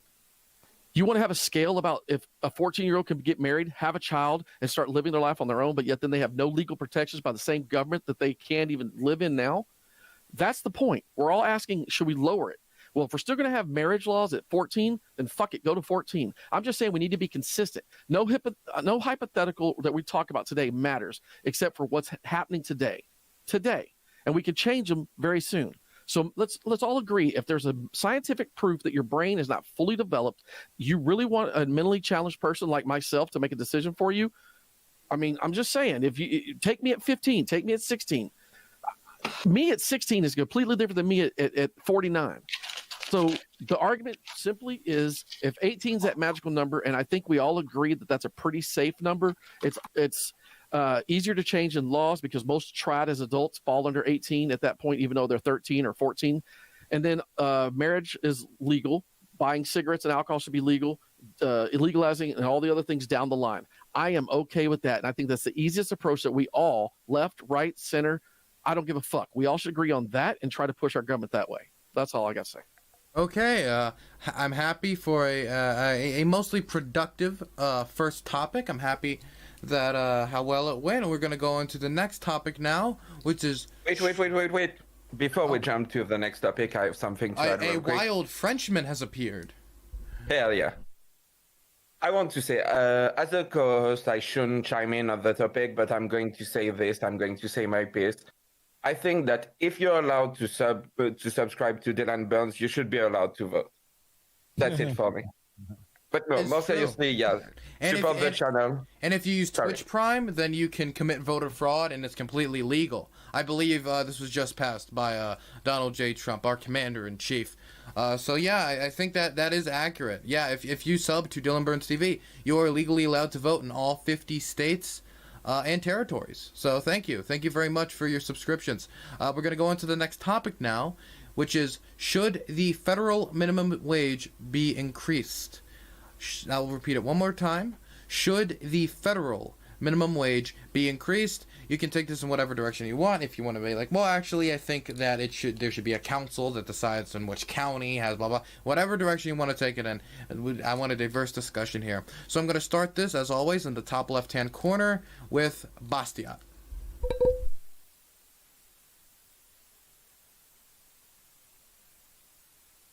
Sweeping decision.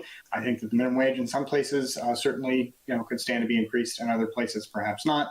But the federal government, I think, is too big, and the country is too dispersed in terms of or diverse in terms of living costs for that to be, I think, a good decision. I also am skeptical of minimum wage generally, but at the same time, I think it is justifiable because right now we have so many laws that are designed to hamper the bargaining power of workers. For example, we have right-to-work laws, and I think at least 30 states in this country that make it very difficult to have unions that can be as effective in bargaining for wages as they would otherwise be. So I wouldn't scrap minimum wage, until we had a real overhaul of a bunch of other laws. But in the meantime, I think that the minimum wage is something that should not be just kind of increased nationwide by the federal government. Okay, next I'm going to throw it over to TheTerk. Yeah, so I think federally, I do not believe the minimum wage should be increased. The data does not support that increasing the minimum wage actually helps out the workers. There's plenty of case studies. We can look over that data today if we want. But I do agree with Bastiat that if a local municipality wants to dictate a minimum wage, go for it. All about the little government, and that's my case. Wonderful. Click clack, Bastiat. If you can, when you're typing, could you? I have a speaker on. Oh, I'm sorry, yeah. I muted myself. No My problem. apologies. RedNeq. I believe that no, and I actually believe in getting rid of it. Oh, wonderful. Next, I'm going to throw it over to Justin. I believe that the concept of a minimum wage is of a bygone era. I think that in a world in which you were at a career that you would be locked into, the concept of something that would last for 10 to 20 years and you would look to maybe retire there is something that we don't have the same restrictions on, specifically in a post-internet world where you're able to draw an income from so many different places. The idea of regionally locking a federal minimum wage is something that I think is probably an inefficient use of the government's way to safeguard what we really want out of a federal minimum wage, which is the life and happiness of our citizens. There are ways that we can make this money, A, more direct, and B, more efficient in a way that doesn't effectively say to any and all business owners, you cannot, or workers, you cannot do a job. It is illegal to do a job below this particular pay scale. And I think that that's something that A, hampers innovation, B, takes work away from people that need it, and C, is not something that the government could most efficiently put money toward the best possible use. Wonderful. I'm going to now throw it over to SuspectSushi. How well can you hear me right now?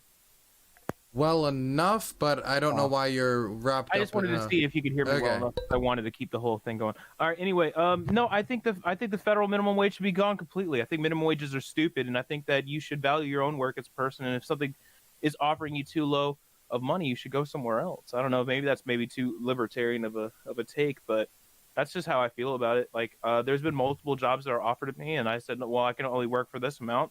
And if they are willing to come up in price, I am more incentivized to still work there because there's still upward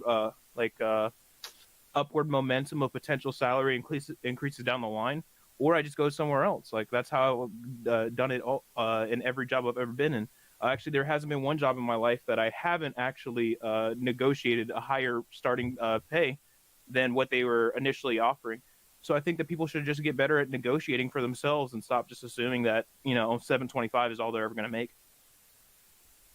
Okay, next I'm going to throw it over to Pxie. I do believe it should be raised. If you give me a second, I could probably find a study saying that literally nobody right now in America, or less than 0.1% of Americans, can live off the federal minimum wage as it states now. I'm curious to see, I think it was TheTerk or RedNeq, I don't remember, who said that they had studies on how raising minimum wages actually improve conditions for anybody, because from what I've read, that is not true at all. Even in fact, having a higher wage than minimum wage does improve working conditions as well as worker productivity. And I can send you guys studies on that. It's a really fun topic to talk about, but obviously I don't have the time to do so in this intro. So yes, I do believe we should raise the minimum wage. Okay, next I'm going to throw it over. RedNeq. I understand you can clarify and open. I understand you didn't say it, but it's a really strong rule about not talking during intros. Sorry. No problem, RedNeq. DaSkrubKing. Sure. So I guess I'm going to agree with Pxie here in that the federal minimum wage is not enough for living standards for the vast majority of Americans. And additionally, I would take issue with the idea that raising it federally would somehow harm anybody. If I have a link, where do I put that? The group chat or Twitch chat, or what do I do? What do I do with that? Just put it in Twitch chat. Okay. So the Congressional Budget Office has their analysis of the Raise the Wage Act, which has several different options for the federal minimum wage being raised to overtime. Specifically, I'm operating with the $15 an option by the year 2026. And according to their analysis, it drags a couple million people out of poverty, raises the average family income for the vast majority of people. Seems universally good if you care about people not being poor anymore, which I think is a pretty good goal to have, is less poor people. Might be a hot take. But Next, yeah, I'm going to throw it over to CTV.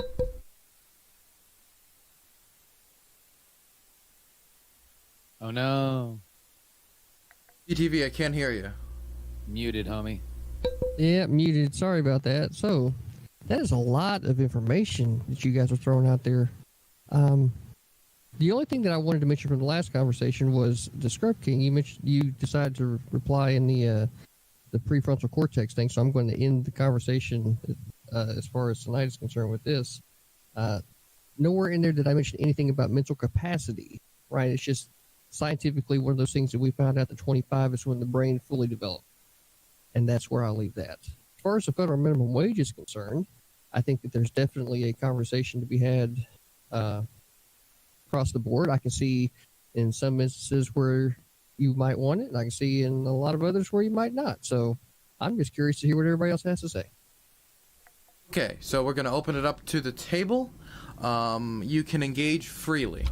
After the fight for 15, didn't they increase the amount of like autonomous worker kiosks? And I believe in like Canada, they're like testing right now a fully automated restaurant with like less overhead than having people work there. Like it just seems that like the more you increase the minimum wage, the more likely you're going to push people out of the workplace and make it harder for people to have jobs in the first place. I don't know. Do you think they're not going to automate it? Do you think they're not going to do that anyways? I think if anything, you're putting gasoline on the fire. Then that would accelerate things for sure. Okay, but it's inevitable either way. Okay, just because it's inevitable doesn't mean you should be an accelerationist. Well, no, but what I'm saying, unless you disagree with the Congressional Budget Office's economists, is that it would bring people out of poverty across the board. That's what I'm curious about. Wait. Justin was trying to say something earlier. I just want to give it to Justin. Look, number one, I am all with the DaSkrubKing. I feel like that the goal should be that we should have less poor people. The goal is that we should take care of our populace. However, I don't necessarily think that raising the federal minimum wage is the best way to do that. While all due respect for the Congressional Budget Office, by and large, what they do is try to balance and understand the effect to our federal budget. They are not necessarily the kind of economists that I would go to as the voice of God. I do think that the federal government can affect what our economy is. If it couldn't, then we wouldn't think that the laws that we cast, where the laws that we make, would have any difference. If we do raise the federal minimum wage, I do think that we are pushing forward on the idea of what is feasible to give a human a job, at least in terms of the economics for some of these corporations for which federal minimum wage would be the most effective. That being said, if the goal is to have less poor people, for which I am very much a proponent of, then I think things like, not to be all Yang Gang, but UBI is something that we should think about in a world where we also want people to have jobs. We want people to have meaning. We want people to have a goal on what to do when they wake up in the morning and when they go to bed at night. And I don't necessarily think harnessing a federal minimum wage creates those opportunities. And if the idea is that we have a wealth gap, then there's other ways that the richest country in the world can deal with it. Yeah, I'm curious because I actually was going to say in support of my point that the Congressional Budget Office said that the RAISE Act would pull 1.3 million households out of poverty, but could also trigger 1.3 million job losses. So that would be some wins and some losses. So I'm curious, DaSkrubKing, maybe we could swap links and see what we're both looking at here. But I'll send you mine and maybe you can send me yours and then we can take a look. But I also want to say I do think that, to Justin's point, while we're talking about ideals here, what would be ideal, it does seem to me that what would be ideal in this situation would be cash transfers to alleviate poverty rather than tinkering with people's jobs. rather than creating risk of job loss, just giving them money to, pull them out of poverty. I mean, that's been the most successful element of the war on poverty have been, the cash transfer programs, as opposed to those programs where we try and change business or try and, do something else like that. Instead of increasing federal minimum wage, why don't we have a more meritocratic pay system where you're evaluated based on like your proficiency and things of that nature over time, and you get increased payment incentives instead of and like just leaving things as it is. So, because if you're a hard worker, you'd inevitably make more. Why do we have to pay everybody who could be shittier or lazier workers the same as somebody who's an extremely hard worker? Because I don't think people that are shitty workers should starve. I don't think that's a Yeah, but if you're starving, you should have more incentive to do better in life so you don't starve. Wait, can I say something quickly? Okay, but I would prefer. That was a just not question to starve, DaSkrubKing, so then Okay, I'll give it to you, Pxie, after. Yeah. I think people starving is bad, and I don't think being a shitty burger flipper is reasonable, like a crime worthy of dying because you're not good at flipping burgers. Like, I don't think that's a reasonable punishment. You still have federal minimum wage, though. What do you mean? What do you mean? What? Hey, Bastiat, I actually got you a question, buddy. I got a question for you specifically because you're a lawyer. Or sorry, I think Pxie. Yeah. I was gonna be Pxie. It's Boss, and then it's Red right after. Okay, so before we continue on this conversation, I just want to make something like abundantly clear. And that's not just towards like you, Bastiat, it's just in general, because like a lot of people do this. Lower unemployment doesn't really isn't the only metric about how good an economy is. And it doesn't really necessarily mean much if almost everybody's in poverty. And I just want to make that clear, because I feel like a lot of times in these conversations, people hype on unemployment as the only metric of what's good in an economy. And although unemployment is one thing that can be used, we should also take into consideration the power of the dollar, purchasing power. We should also take into consideration like wage growth as well and how it keeps up to inflation. So it's just something that I want to state here, because if people like continuously say, oh, like unemployment might rise. Okay, like, yes, it might rise, but if you have like millions of more people who can like now afford to get out of poverty, or who can maybe like one day save up enough money to start their own businesses, which could also theoretically lower unemployment in the future.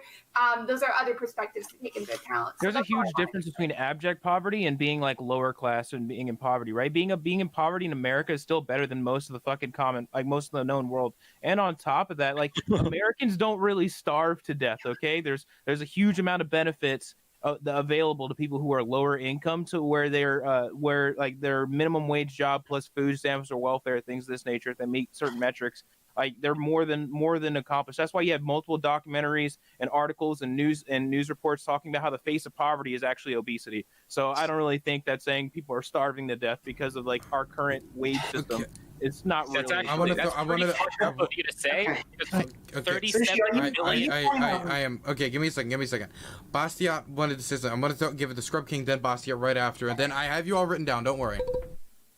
It's pretty weird of you to say that Americans aren't really starving, because more than 37 million people struggle with hunger in the United States as of 2018. What's the definition of struggle with hunger? Starving to death. I said starving to death. 11 million children sometimes don't have food on the plate when they get home from school is pretty fucked up. I said starving to death. Look, I mean, since SuspectSushi start dying, it's fine. Yeah, I mean, look, I guess first of all, DaSkrubKing, I think everybody seemingly except SuspectSushi wants to alleviate poverty, and I think there are different ideas how that would work. Like you and I might have some different ideas there. SuspectSushi, on the other hand, I don't know at this point whether you're playing a character or not at this point, because if your best argument is, well, people aren't starving to death, guys. What kind of argument is that? That's ridiculous. You're making appeals to emotion with wrong You're words. making appeals to emotion. People don't starve to death in America, guys. This stuff just doesn't happen in America, guys. It's not going to happen. It just can't. It's ridiculous, Sushi. That's not, first of all, the standard that almost anybody wants to apply to is, well, people aren't starving to death. What do you want? It's ridiculous. Now, if you're going to say, for example, you're saying get rid of the minimum wage, it's dumb, it's nonsense, you're still not even addressing the point that I made, where I said if you want to talk about that, you got to also talk about those laws that reduce workers' bargaining power, like, for example, the laws that make it harder to form unions in many states of the country that are proven to raise wages. In private sector, that is. So, if you just want to, okay. Go ahead, CTV. I really wanted to give it to Red though. He raised his hand after. Then I'll throw it over to CTV and then Justin, because I saw Justin raise his hand earlier. First off, I want to apologize for my internet being down, or it keeps dropping. I was going to kill my 17-year-old son downstairs, so I'm get off the game. Okay. By a show of hands, how many of you have ever been on welfare? Mm-hmm. That's what I thought. And the only 3 of us that are sitting here that have been on it and actually been through the system are sitting here arguing the fact that that doesn't make it better. And then the fact that you talk about, well, nobody's going to, I mean, Sushi's right. There's so many systems out there to keep people from starving. There is plenty of nonprofits, churches, food pantries in every community, even in rural BFE, Wisconsin, where I just moved to, that have food pantries. I donate eggs weekly to these food pantries. So that assumption, I completely don't take it for, I'm sitting there going, you know what? You can say it all you want, but if none of you have ever been there or lived in it, you're kind of speaking from a statistical fact and claiming a fact when you don't even been on the ground and seen it. Now, second point. When our government continually gets control of our own lives, i.e., well, this is the minimum amount of money you can make, they can also say that's the maximum amount of money you can make. And I don't want either. I want our government to get the fuck out of the way and let free enterprise go for it. And for those people that you say are hungry and are getting told that they can only do X, I guarantee you, if they miss that Big Mac too many times, they're going to get pissed off and say, fuck this fry flipping, I'm going to go get a better job. We have to quit being victims and start taking responsibility and go forward. Okay, so you know. Whoa, first I gotta give it to Justin. Justin's been waiting a little bit. Pixie, I will write your name down though. No, actually, I'll yield to Pxie. So I actually. CTV had one too, just to be clear, right, Dylan? Yeah, I saw. Oh yeah, CTV. I did say it was gonna be you. It'll be CTV, Pixie. Sorry, I have a list of I have over 50 names I crossed out on this list. I tried my best. CTV. I'm trying to be patient with you here. Okay, so I just want to direct question from or response from Bastiat, because I'm going to yield to your experience here, brother. You're a lawyer, right? At best, I'm a C lawyer, right? So. So that being said, brother, I mean, my understanding is that our federal minimum wage laws apply to every single job, right, that somebody can be hired for inside the United States. Is that correct? Or what is some of the limiting things here? I think the only difference is there are some special rules for tipped employees, but the long and short of it is yes. Well, Okay, also 1099 or gig work or something like that is not. Yeah, Gig work would that's be true. considered freelance or Yeah, so contract. freelance work, like bit piece work, yeah, that's true. What's bit piece? Is that like if I've Like, got I am I'm a Twitch streamer, but I don't, I'm not guaranteed a minimum okay. wage, So as like if the next door neighbor, right, their kid wants to work and mow the yard and say all I've got is $5 an hour to be able to pay him, and they want to do it for $10, Yeah. right? That actually doesn't meet the federal minimum requirement. So would I be breaking the law at that point? No. You would not be breaking the law there. You can pay as a gig. It's up to, I think, $10,000 that you start to, or effectively you can make more than that. But the IRS starts to look at it that if you're working as an employee, but one person is paying you your dominant salary, but you are classifying yourself as an independent contractor, then they will come down on you. In general, this is about starting a business and saying, I am now going to hire employees and not 1099 employees. And then you have the regulatory power of the federal government and the state that comes upon you. So then let me ask you this question as a hypothetical, right? Because I'm actually getting ready to go into a business venture with an old shipmate of mine, right? Yeah. So where I'm actually planning on in bringing in the majority of my income would be from stuff that I do on my own. However, right, there's still going to be me working in association with him with his business, so I would be working underneath his umbrella, right? So ergo, the question, at what point do I need to be worried about the amount of income that I get from him for the work that I'm doing for him versus what I'm doing on my own to kind of avoid having to be inside this federal minimum wage law, right? So if I want to make $10,000 or less from my buddy, right? So this is the question that I have because it's relevant to me. You're a lawyer, and this is perfect. Advice? Okay, It's kind of what's that marker, right? Because at that point, that at least gets everybody on board with how does this really affect somebody? And I really feel like this real life experience I'm having, and you being a lawyer. Yeah, before you answer that, and Bastiat violates and gets in tons of trouble because he's gonna he can't answer that for reasons. Well, I also don't work for free. Yeah, he also doesn't work for free. But who's? But it's the same issue though, right? It's still the federal minimum wage. Give me a second. Above a certain point. Give me a second. You know what I'm saying? Give me a second. I don't know who just followed me. This Justin guy, but I think so I can chat. I needed to follow. So I'm looking at this profile image. He looks like a rapscallion. I think I need to ban him before he goes off on a tirade in my chat. But I had a few names written down. It was Pxie, then Justin. The people that I had who've been waiting for a little bit. Pxie, did you get to talk or did you not get to talk? I generally forget. Okay, Pxie, yes. Okay, so interestingly enough, we did have a period in history, I would say mid to late 1800s and early 1900s, where we had almost no government regulation when it came to business, right? Like basically none. And what actually led to this period of history was people burning down their factories and starting like massive riots because their working conditions were so bad. It's also what led to unionization and anti-Sherman trust laws as well. So basically, like the reason why I'm calling for, we should have like these federal regulations in place, or government should put these things in place, is because of what's happened historically.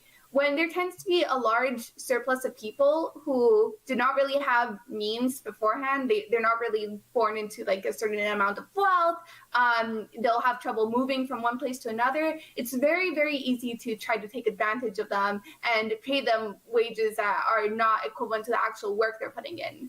And even now, we've still kind of seen that. We've seen in the United States, productivity has risen there almost exponentially. Like it's risen incredibly in the past like 20, 30 years, just amazingly. However, wages of lower skilled workers have not risen. In fact, they've somewhat stagnated. So when we look at where most of this money goes, we see that, it tends to go into like the hands of like CEOs or people who own the business. Now, some people might say like, hey, you know what, that's okay. Like they started the business, they should get that money, et cetera, et cetera, et cetera. But my response to that is that a business cannot actually run without its employees, right?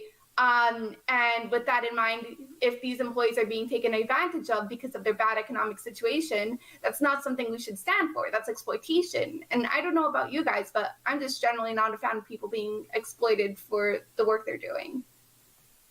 Yeah, I had a few names here. Justin, you gave your time to Pxie. I do want to give you time to talk. Yes. And then I wrote down Turk and Sus.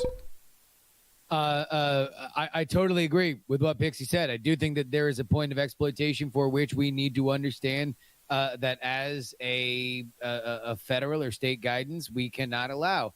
That being said, where I think a federal minimum wage increase is an inexact solution to this, is that it doesn't punish who we want them to punish. It doesn't punish the Bezoses. It doesn't punish the McDonald's per se. They can actually handle it. If anything, the punitive actions that they are going to take will hurt workers. Where it does hurt is somebody who wants to start a business. Let's say that I have such success in my podcasting and my Twitch streaming that I want to create a business and I want to hire people. I don't want gig workers. I want people that can count on me for a living. If that's the case, then the line that gets taken up to a certain level with a federal minimum wage is different. And as a fledgling business, as a starting business, if what we want to do is increase job creation from a small business perspective, I don't think that this helps. I think it hurts. I think it was. Oh, I'm sorry, but Turk and Sus raised it. I'll write your name though. I'm sorry about that. Turk. Yeah, so I agree with Pxie. The history of the exploitation of workers is undeniable. There's a reason why we are where we are now. The unfortunate thing is the value of the low class labor has not increased. The value that is provided by a low skilled worker has not increased, and thus the rate has not increased. Now, there are studies that say if we increase and keep the minimum wage on parity with inflation, that could be $10 an hour. I could have that discussion, but once you start going into the 12s, 13s, 14s, 15s, the data does not suggest that high of a value in that specific market is not sustainable. So rather than doing a national payroll increase, minimum wage increase. If a local municipality wants to increase it, I think they can. Hey, next is Sus and then Red.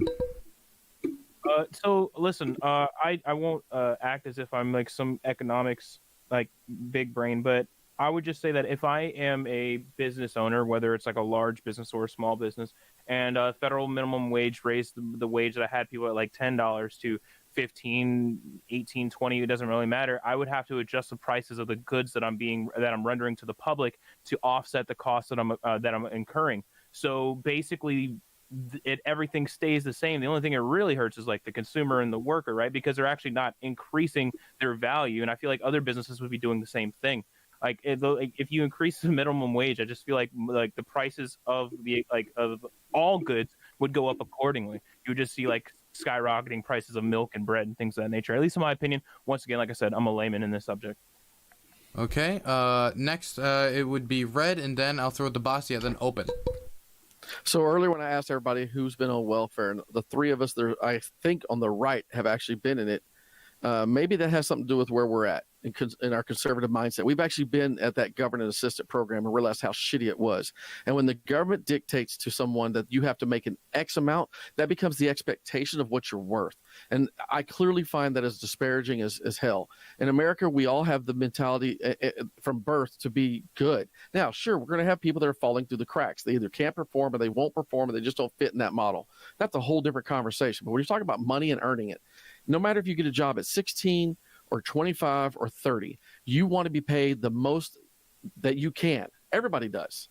Everybody does. So if you implement a mandatory wage, it's kind of funny to me how the two locations I give you prime examples of currently that don't and that actually pay more is Texas. Texas, for one, which was last state I left and lived in, they had minimum wage of 10, I think it was 10.25 state driven or whatever, but everybody was paying 15 to 20 just to do fast food, Taco Bell, McDonald's, all of these restaurants. So then you get the higher educated or people that actually are like, oh, $30,000 a year, I'll do that. I'll put 40 hours in. So then it kicked out those young workers that need those first time jobs. The disadvantages here are more than the weight of assigning a value. I believe we all need to get back to the basics of earning as much money as we can for each of ourselves, and then be moral and empathetic and help those that can't help themselves by social programs on the side. Get rid of the minimum wage, let people free market themselves, and then change the way that they operate, their mindset from being a victim to actually being a positive. Okay, it is Bastiat, and then it's open again. Bastiat, muted. Bastiat, you're muted. Sorry about that. I was a little too judicious in following your rules, Dylan. So I think people already try their best to earn as much as they can in this life. I really don't understand this notion that there's this victim mentality when people make the minimum wage. I also reject the notion that just because, for example, I have not myself been on a government welfare program, that I cannot empathize or understand what it's like to be on a government welfare program. For example, as somebody who has helped other people apply for government welfare programs, I can see how slipshod, how thin they really are, and how poor a job they do plugging our social safety net as it is. So when somebody says, you don't need the minimum wage, guys, you can just scrap it without changing anything else, and I guess what, rely on that threadbare welfare system we've got. Yeah, it seems like that's a pretty callous conclusion to come to that doesn't seem to be based on trying to improve outcomes so much as it seems to be based on sort of moralizing this idea of poverty, that it's about a victim mentality rather than, as Andrew Yang, I think, very correctly put it, a shortage of cash. Beyond that, I think it's important to think about some of the other reasons why I said originally, in a perfect world, I would abolish the minimum wage, but of course we don't live in that perfect world. One, right-to-work laws that make it very difficult to effectively unionize in a private workplace. Two, the fact that we've got onerous housing regulation that has driven up the living costs of Americans across the country and made it so that rent and mortgage payments become an even bigger part of your budget than they would otherwise be in a free market for housing. Three, healthcare. I know that DaSkrubKing mentioned, I think this was you mentioning this, frozen wages since what, the 1980s, or stagnant wages. I think this has probably come up with a few people so far. That's a fact.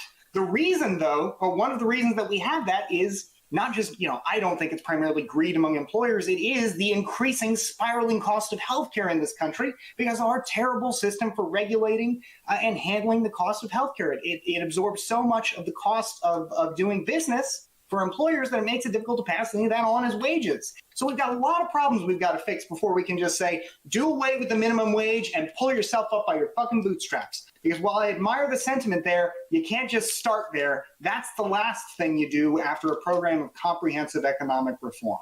So while raising the minimum wage, as far as I can see, to $15 an hour is something that you couldn't do everywhere without serious effects, according to the CBO report I've seen, the literature on it seems to be split. Some kind of minimum wage, maybe some kind of increase state to state is very reasonable, and I don't see the argument for abolishing it right now. Okay, it is back into open. I see a raised mic with Justin, so you want to take us back into open forum? Sure. Yeah, I think that what Bastiat said is certainly well meant. There does need to be comprehensive reform if we want to think about things further. But ultimately, what we want are two things. To me, all the solutions should feed into two solutions. How can we create more jobs? How can we create better jobs? And with those better jobs, hopefully being something that both economically and emotionally satiates the populace.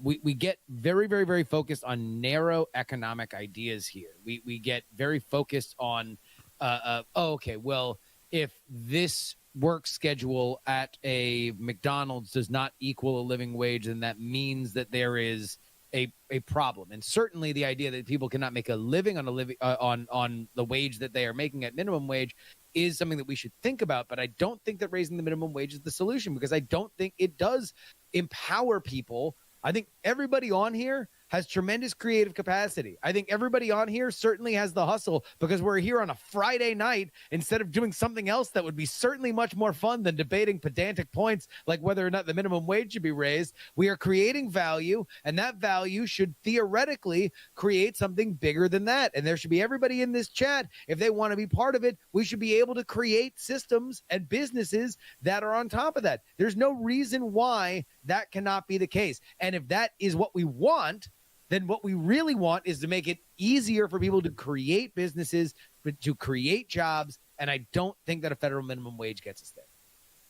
So how do you go about creating a, quote, better job? If you've got a low-skilled worker and there's a better job to be had, the low-skilled worker might not be able to actually do that job. I don't think the solution is just more jobs. I think it's definitely education and people that need to be in it to better themselves.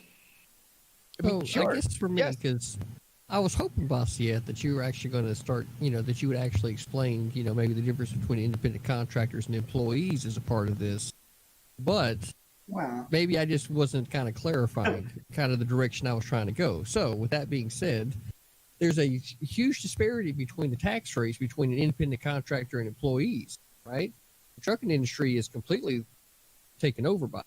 Right. So then what you end up having there in a large sense is that most of the truck companies will avoid actually hiring somebody, especially not if they're the bigger ones. Right. Because you got to have a lot of independent work. So these independent ones that actually bring the truckers in below them actually paying a higher taxable rate and actually end up not being able to keep as much as their money as a result of that. So, yeah. I'll say this about the problem you raise. When it comes to a place like McDonald's, the independent contractor rules wouldn't allow you to play tricks like, for example, well, actually, our cashier is an independent contractor, you see, and so therefore we don't have to pay them the minimum wage. However, in a situation like a trucking business where the trucker may own the truck versus driving the company's truck, something like that, it's easier to imagine a situation where there might be some independent contractors, where there might be some wage labor. The federal statute, I don't know it off the top of my head, but it has conditions under which you are, you would qualify as an independent contractor, the same way that there are conditions for who's a wage labor employee versus who is a salaried employee. And those are different. That's not just a matter of taste for the company. Those are, there are real differences as to who is what legally. So I would only say this. Sometimes the independent contractor rule could be abused, perhaps, to get around minimum wages.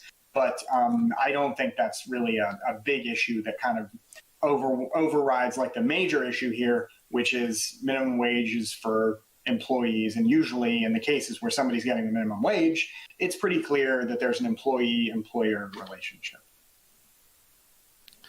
Bastiat, can I ask you a question? Or maybe a question to the panel? No legal advice, though. Yeah, I'm not. No legal advice. That wasn't really no. legal advice, though. Not when he tells me he's a communist but works for the oil man. I mean, I'm not even going to go down that route. I'm not really a communist. I was just playing along with Dylan. Gotcha. So, from a show of hands, how many of you have started or own your own business?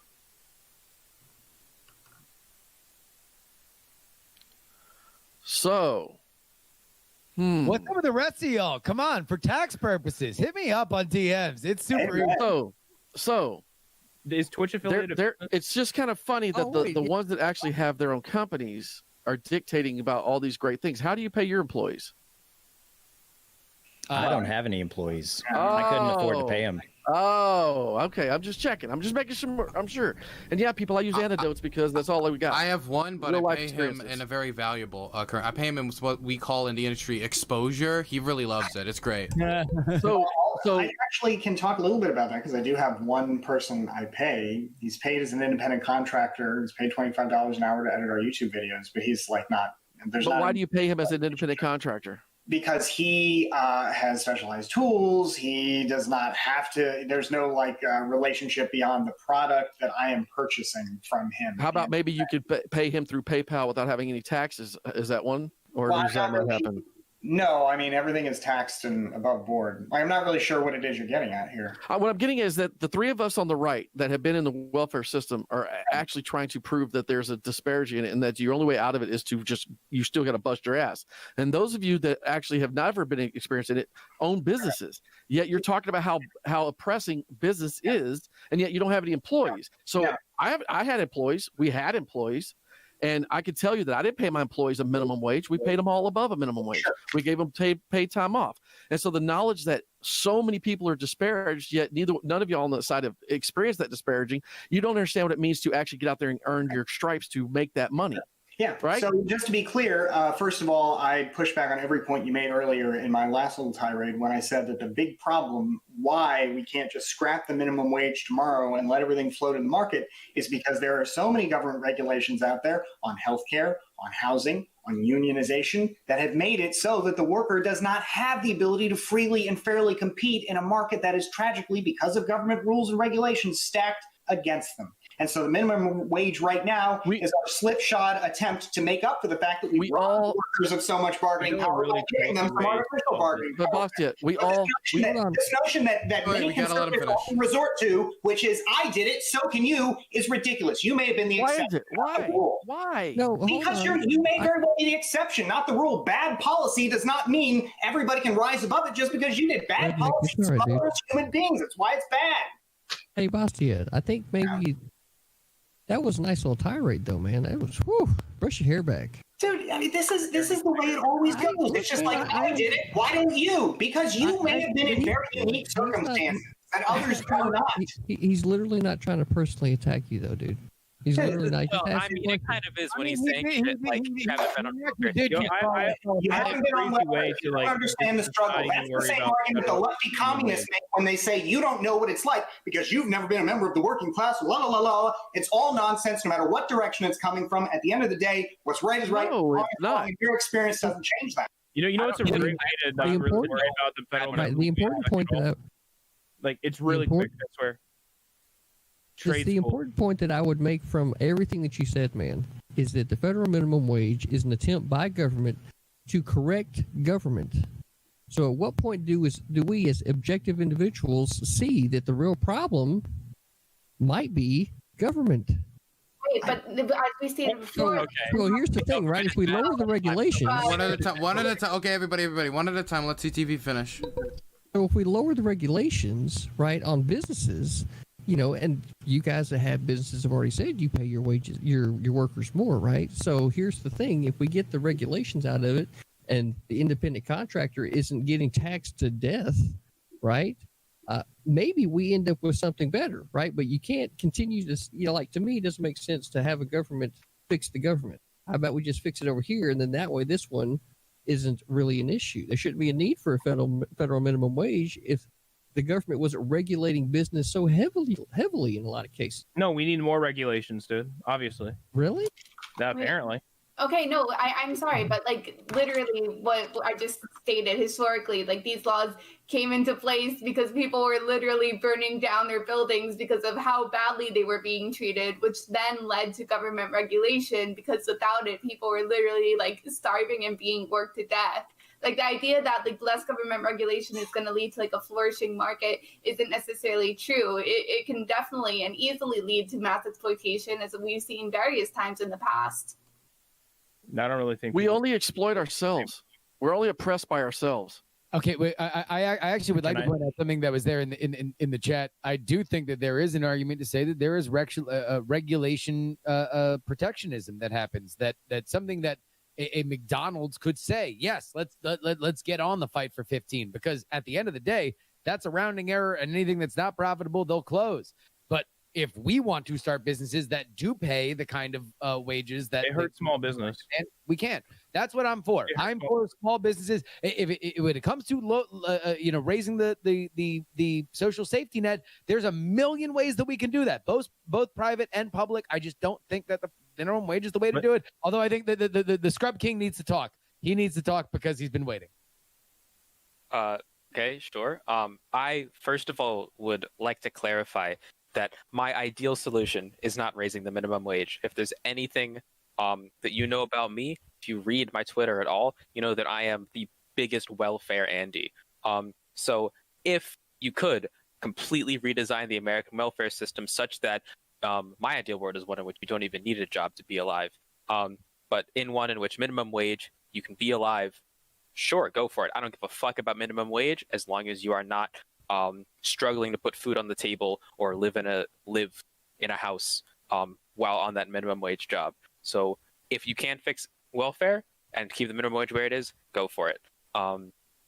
As for what CTV said about we're using government to fix government, this is the most like entry level brain dead. I see the little libertarian flag in the background of the government did a bad thing. Let's get rid of the government, which is it's I don't even know how to begin to engage with it because libertarianism isn't about eradicating government. I know it's not about eradicating government. It's actually the first Union Jack of the United States Navy.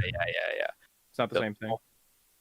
But anyway, like understand, like you can make the federal minimum wage not even an issue if people just stop fucking like wanting like super easy jobs and like winning like trade schools and things of this nature. Sure, exactly. Tell them. Extremely fucking profitable, dude. Like actually in West Virginia right now, it's $17 an hour base pay to be a fucking welder, and they pay you go to school. Oh yeah, so you sound exactly like the fact. It's not the fact. People want to do early, like easy burger flipping, mind numbing jobs, and they want to get paid the same as someone actually doing something that's actually relevant to like the economy. Somebody still has to flip the burgers, and those people shouldn't. I mean, honestly, it's looking okay. And once that supply of skilled workers goes to other jobs, there's a less of a pool of workers. So potentially, the burger flipper could make more money. No, this is okay. Workers in America right now do not have working bargaining power with their employers. Unions in this country are super fucking cucked. That's not true at all. What's the website for the McDonald's union? That's the reason why police unions are so corrupt right now. Are you fucking high? What statistic are you spouting? Okay, wait, stop. Okay, stop. Both of you, if you keep talking, okay, mute them both. And just like apply for it. What are you talking about? Okay. Okay, you didn't do it, so I'll do it personally. Boop. I have a constructive statement. Okay. Well, actually, Geek should have been on top of that. Yeah. I don't know. All you should have to do is just tell him to do it, right? Yeah. Usually, I don't know what the Frenchman was. He immediately mutes you. I love it. But actually, that was a statement about police unions. And does anyone know what the last topic is? Huh? Yes. Hey, police union. Exactly. Everyone's favorite topic. It's interesting, and I'm going to comment about why this is interesting to me before we get into final statements about this. So it's my show. I'm allowed to ramble. It's my show, okay? If I wanted to talk about Bastiat's plaid shirt for an hour, I'd be allowed to, and you just all have to sit there, okay? The reason why this is so interesting to me is because it clashes a lot of traditional things you think of the left or the right, right? For instance, the RNC the first day of the RNC, one of the speakers said that unions are subverting the American Republic. And I know a lot of conservatives who have some are fine with unions and some have a problem with public unions. There's a distinction between the two, and there's a difference there. But they also are very supportive of the police and the fact that they do an extremely dangerous job, and the idea that they would want to protect their interests and organization also makes sense to a lot of conservatives, definitely in an age which many conservatives think that the police are being targeted by the media and other institutions. And then you go to the left, and the left has always been big about unionizing basically everybody, right? But also has a big problem with things like the police officers' Bill of Rights and things like that. And certain the idea of police being able to unionize. So I think it's like an interesting way, because when I throw this this comment out there, I never know where somebody's going to fall on the spectrum, and that's why I think this is an interesting topic. Anyway, we're going to finish up on this one. Everybody's going to get a final statement, 1 minute statement. You can use it to say whatever you want, and we will then go on to the next topic. So I'm going to start always with the top left corner with Bastiat. Okay. And by the way, just because I'm wearing the shirt doesn't mean you got to start with me, but I appreciate it. As far as that goes, I just want to say about unions. While I've been saying that we need more unions in this country, I want to be clear. I've been saying we need more private sector unions. Public sector unions are another issue entirely. But private sector unions have an important role to play to provide bargaining power to the workers in a competitive marketplace. And one of the reasons why they have been so thoroughly kneecapped in this country, it's a complex issue for a variety of reasons, but one of the reasons they've been kneecapped is right-to-work laws, which are a fact of life in a few dozen states, which make it much harder to sustain a vibrant union because, in effect, they prevent a union from requiring all the employees in a workplace to contribute to the union. So, they have a free rider problem they create. Anyway, beyond that, the fact here is clear. I've been saying the whole time that I would love to, in an idealized regulatory situation, and I think DaSkrubKing just said this, scrap the minimum wage because it has unquestionable distortionary effects when it comes to employment. And yet, we've got so many other distortionary laws right now, ones I went over, housing, healthcare, labor regulations, that the distortion now is to make up for those other distortions, right? And so if you're going to scrap the minimum wage without dealing with those other issues, what you're going to do is push people further into poverty without any kind of corresponding benefit. So as far as raising the minimum wage, that has to be something that has to be looked at. If we're not going to change those other laws on case-by-case situation from state to state where economic conditions are very different. But the notion of just scrapping the minimum wage right now would be, in effect, a decision to push people into poverty by fiat without much compensating benefits. So it's a bad idea. Don't raise it universally, but certainly at least keep it and look at where you could raise it until we change all those other laws that distort so much of our society and make things so much more expensive for workers than they should otherwise be. Okay, next we're going to throw it over to TheTerk.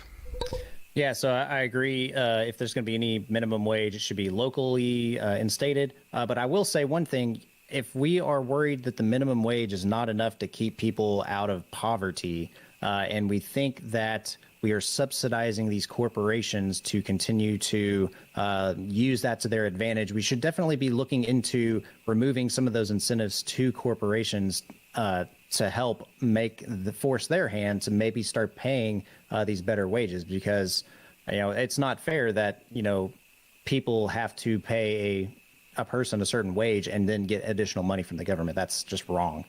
But I still think that the market should dictate what the wage of a particular skill is. And yeah. Okay, next I'm going to throw it over to RedNeq. So are we still talking about the minimum wage and then kind of but then we're gonna go to the next topic. Okay, just want to be clear. I've said this before, and I'm going to say it again because I am the simplest that you are going to have. I mean, literally, I am a unicorn. Okay, all of you are right. I have a unique story.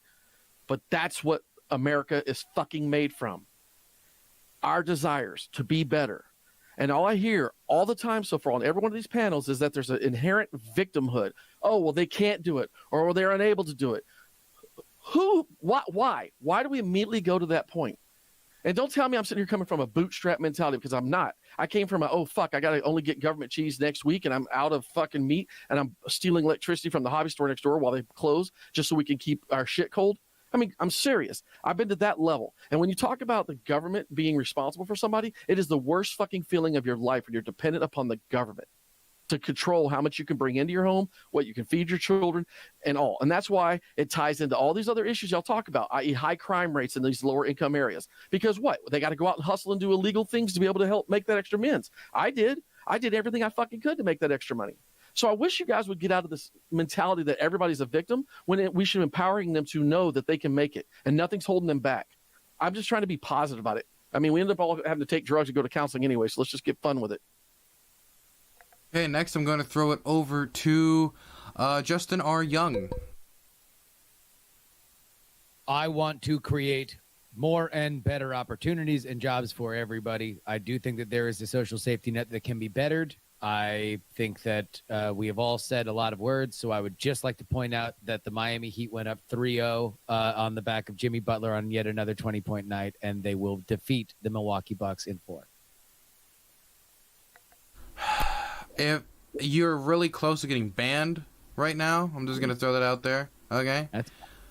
Next is going to be Suspect Pixelated Sushi. I'm pixelated? You're not only pixelated, but frozen. What? Hold on. You're some I told frozen you, man. sushi. Hey. Frozen sushi. None. No, not really. I'll leave after saying. I'll leave right now, but you can still hear me. So basically, it just all it seems is like people always want to talk about when they're talking about raising the federal minimum wage or whatever. They always talk about the quality of jobs or we can do better as a society, blah blah blah. But the thing is, like, it's just a bunch of people who, in my opinion, want it the easy way out, and they want the lowest amount of effort jobs with the highest amount of pay. That's the way I look at it. If you really want a really fast track to getting yourself out of quote unquote poverty and not be starving, you would do trade skill jobs, which has the highest job placement, highest starting salaries usually. Like a lot of people who get like degrees in STEM fields, like 50, I think upwards of 50% of them don't even work in those type of fields after that. It just seems pretty consistent that you're always like, we got to help these people out. You got to raise the minimum wage, 5.15, and all this stuff. All you're doing is actually eliminating their jobs from the marketplace, and then you're just making like the people who are already in pre-existing trade jobs earn more money and enrich themselves. So like, why don't people not saying pick yourself up by the bootstraps, but I don't know, do something that's more labor intensive, requires getting your hands dirty a little bit instead of trying to be like super bourgeois about it and like asking for handouts from big daddy government. I don't know. Like you grew up as an adult, like you no longer need your parents to tell you what to do. So why does the government have to be your parent? It's pretty annoying. It's pretty cringe. Okay. Next, I'm going to throw it over to Pxie. So I'm gonna put it this way. I have been diagnosed with depression, ADHD, anxiety, and CPTSD. Okay, wow, 4 bunch. I would not be in college. I would not be triple majoring. My company that I won like $6,000 for, I know that's like probably baby numbers to you guys, but as like, a person who's just like starting college, that's like a pretty good number. None of that wouldn't have happened if I didn't get the mental health care that I needed. And I was so lucky my parents could afford it, because if they could not afford it, I would be either dead or, taking an absurd amount of drugs to try to escape from that pain. And if that makes me like weak or a baby or whatever, then so be it. But I think people can rise to like these incredible amounts, but they have to be given the right opportunity to do so. They've got to be given a basis that they can come back to when things fall down. I know you guys said that you were on welfare. What if welfare wasn't even available to begin with? What if instead of saying like, oh, fuck, this sucks, now I have to like, rely on the government cheese or whatever and, have to like put these bills down? Like, what if there wasn't even that basis to begin with? What I'm essentially saying is that, yes, government can be inefficient sometimes, and that really sucks. But it's our responsibility to make it better and to make it into the best basis that we can so that everybody can thrive. So those are my 2 cents. Wonderful. Next, I'm going to throw it over to ScrubKing. Yeah, I'm just getting really crazy flashbacks here to the 2016 election when a bunch of dumb people on the left were telling coal miners to learn to code. And I'm hearing the same shit from Sushi saying just learn how to weld forehead. Sounds like great advice. You can look up all the salary numbers and job acceptance numbers that you want. But it doesn't get around the fact that not everybody wants to or can become a welder. That's just the reality of the situation, and it's government's responsibility to step in on behalf of those people. Like, why are we talking about individual responsibility? We're talking about government policy. These are two different things. Obviously, individual people, yeah, work harder, get a raise, get a promotion, whatever the fuck. But not everybody is. Some people gonna have shit luck and not get a raise, not get a promotion, and that's where government steps in. So Okay. the idea. Oh, sorry, continue. I thought you were done. Sorry. I was swallowing. Yeah. So the idea that you can just replace like better government regulation or replace better functioning welfare with just be a better person is a really, really strange argument that I don't understand, because these two things are entirely different realms of existence. Okay, next I'm going to throw it over to CTV to wrap us up. Right. So I haven't actually spoken since DaSkrubKing actually directly talked about me. So to him, I'm going to say, said the college kid in his dorm room. A little bit of history. That flag behind me was the first Naval Union Jack. Right? It doesn't necessarily have to be associated with the Libertarian Party. So before you start assuming things, you might want to just try to get to know somebody. All right? That being said, I think that me and Bastiat had a pretty productive conversation as far as the how government regulation and taxes can actually ultimately end up affecting people on an everyday basis, right? So to his credit, I think that if we just get rid of the federal minimum wage without actually addressing the issue of government regulation, that would invite a whole lot of problems. So we definitely need to be scaling back on the side of regulation, and then look and see if we really need to have a federal minimum wage after. Okay, and that's going to be the end of that conversation. I hope we're 2 down, only 1 to go. Does anybody need like a mental health check? Like, anybody know? We're all good? Okay, let's keep going. This is the last and final topic. Hey, Chillin'. Yeah. In all seriousness, though, Pxie, if you do suffer from those, I do suffer from some of those as well. So, blessings be with you, and congratulations on still struggling through it and get your education. That's a good thing, and I appreciate you sharing. You're so sweet. Thank you. That was very kind. See, that's the like of decorum I like to see on the show. Even if it doesn't pay the bills. Okay. Next, we're going to go on to the last topic. Should we get rid of police unions? I'll repeat it one more time. Should we get rid of police unions? I'm going to start with Bastiat up in the top left. Kidding. It's going to be CTV. I'm throwing a curveball. Whoa. Whoa, I wasn't expecting that. Okay, so repeat what you just said again. Should we get rid of police unions? Ooh. Want me to come back to you? Yeah, come back to me. Okay. See, you don't break the when system. do we get that? I wasn't in the privilege? frame of mind. I was expecting. I was in listener mode. You can. I'm giving it to CTV because he was bullied by DaSkrubKing for his snake flag. Bullied, absolutely. DaSkrubKing was shoving his head in the toilet, giving him swirlies, and I felt so sympathetic that I'm gonna give him that privilege. Okay. So instead, we're gonna throw it towards. Hey, I'll take it. I'll take it. I'll take it. Okay. Police unions. I think that overall, that unions are one of those things to where, if used properly, that they have their place. However, what we end up seeing is that it ends up not working out to the benefit of workers that might not necessarily agree with what the union wants to do, and that there are ultimately a lot of bad things that come from around that. So I'm just going to kind of put that out generally and broadly, and then we'll just kind of see where the conversation goes. Okay. Next, I'm gonna throw it to DaSkrubKing.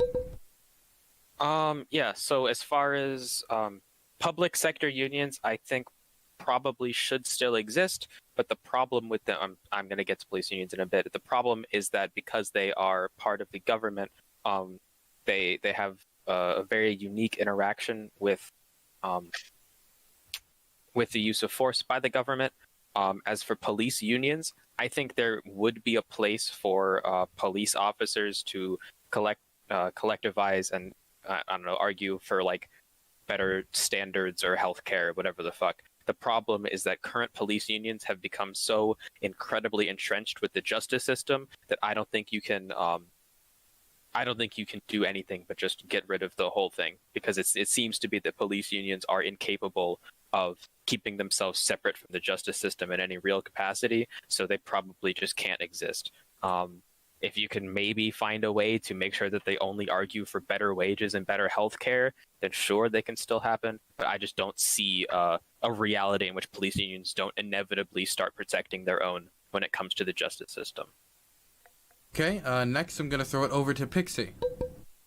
So when it comes to public unions in general, I go back and forth, especially when it comes to teacher unions, but that's obviously like a separate topic. So let me focus on the unions of police. I think right now, as it currently stands, or as it has stands, police has a very unique power over the general populace that no other union really has, right? They have the power to enforce laws, to use force, literal physical force when it comes to it. And I think with at least the current studies I've read, when it comes to people or with like police culture or police reporting other police on things that might have violated code, there seems to be a very entrenched culture of covering for each other and not actually holding each other responsible. And I believe a police union makes it harder to hold accountability or responsibility to those that commit like atrocious acts within these police stations. So because of those reasons and a couple more that we might go into later, I do not believe police unions should be a thing. Okay, so far, is everybody against police unions? Or, okay. We might actually have universal agreement. We'll go to the bonus topic, which is the death penalty. Hold on. Wait. Let me finish. I know I only did three. I'm just trying to make people bet and chat on it, okay? Look. Okay? Gosh, this is why I run the panel show, okay? Next we're going to go to, we just lost 2 people. I don't know who just jumped out. It was Red and who the 2 people that Red and Justin. I don't know what the hell. I guess I'm still here. What? You guys. We have Red and Justin. I don't know why we just I'm still dropped here. out. That's super weird. I don't see you guys. I just dropped down to a 3v3. Justin's back in. But next was it was SuspectSushi. I think police unions should exist, but I think we should absolutely tear down our current one. I think it's absolutely corrupt. Qualified immunity is really fucking gross. There's issues where basically I can even talk about my own employment in law enforcement. Basically, there was a officer who apprehended a woman, it was a domestic dispute, and both were going to jail, both the man and the woman, and he was transporting the woman, and basically he made her give him oral sex, and basically while he was still under investigation for it, he left that county's job and went to another one, and the union protected him in the sense of like not having to divulge information of his current investigation, which is super disgusting and gross. I think we should absolutely just tear it down to its base foundations of people who perpetuate this corruption and, in my opinion, immoral practices within policing need to be taken out and charged, and then we need to build it right back up. I think police unions are fine, but I think our current police unions are absolutely disgusting. Okay, next I'm going to throw it to JustinRYoung.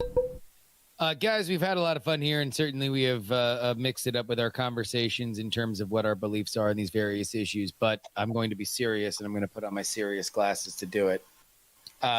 What I normally do on my stream and what I do on the podcast is kind of break things down in terms of electoral relevance and whether or not things are going to succeed or fail in our world of a duopoly of Democrats versus Republicans. It's a line that we've literally drawn on this show that we are now arguing against each other on. And here's the problem with police unions, is that they are effectively untouchable. The liberals will not go after them because as soon as you go after a public sector union, then the teachers are next. And the Republicans won't go after them, despite the fact that they despise unions in general, because by and large, conservatives like police and law and order. If we understand that power pools, which it does, power, if it is not allowed to flow, will cause corruption, then what we do is exactly have corruption. And I will illustrate it in this. I'm a reporter. I went to Tulsa to cover the Trump rally when the president inadvisedly had a live event where he tried to pack 17,000 people into a stadium that he couldn't fill. When I was there, and I'm talking to Trump supporters, and not just Trump supporters, but Trump supporters in the middle of a pandemic that would come out to support the president. I get into a conversation with a man and his father, and the man has literally just in the last 3 months left the police force.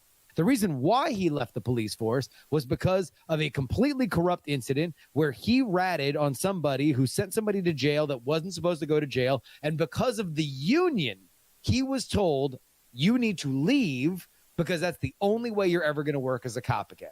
Guess what? He's applied for work as a cop in 3 other departments, and he couldn't get it. Why? Because each and every time that they called back for a reference, that original department said he was a rat and he wasn't able to work. That's at a Trump rally that I am hearing this. And that's after a conversation that started because they wanted to goad anybody that wasn't in the Trump train into a fight about whether or not the Rayshard Brooks shooting was justified or not. That's where it started. It ended with him telling me a story about how his union worked against him. So indeed, do police unions need to be reformed? 150%.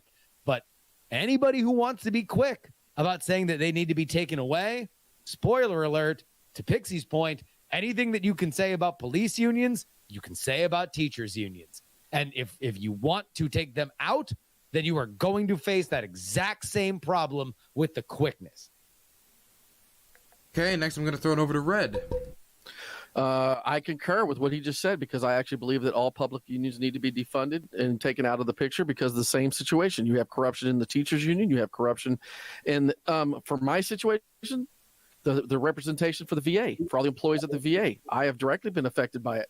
I mean, we all, none of us can disregard the fact that our healthcare was being swashed around and us veterans were dying like left and right because we only had 4,000 mental health workers when we had 1.2 million active veterans that needed mental health. Like the unions did that shit. So when I talk about the unions, the police unions specifically, I can see getting rid of them all and include all public sector. If you work for the government or paid by the government, gone, done, equally. Okay, next I'm going to throw it over to TheTerk. Also, staff is now out of chat, so everybody can stop hiding, okay? Turk. Yeah, I mean, I kind of agree with Justin and Red. I will say, though, that, as an employee, you should be held accountable for your performance. Your pay should be commensurate to your performance, and you shouldn't be held back by some arbitrary, internal deal that, isn't exactly what you signed up for, and you're not getting your equal representation. Okay, short and simple. And last but certainly least, Bastiat. Thanks, comrade. I would only add to this chorus of agreement by saying that police union, well, I guess the only question is whether they should be reformed or destroyed. I believe they should be destroyed, and I would agree with RedNeq that I don't see a case for any public sector unions.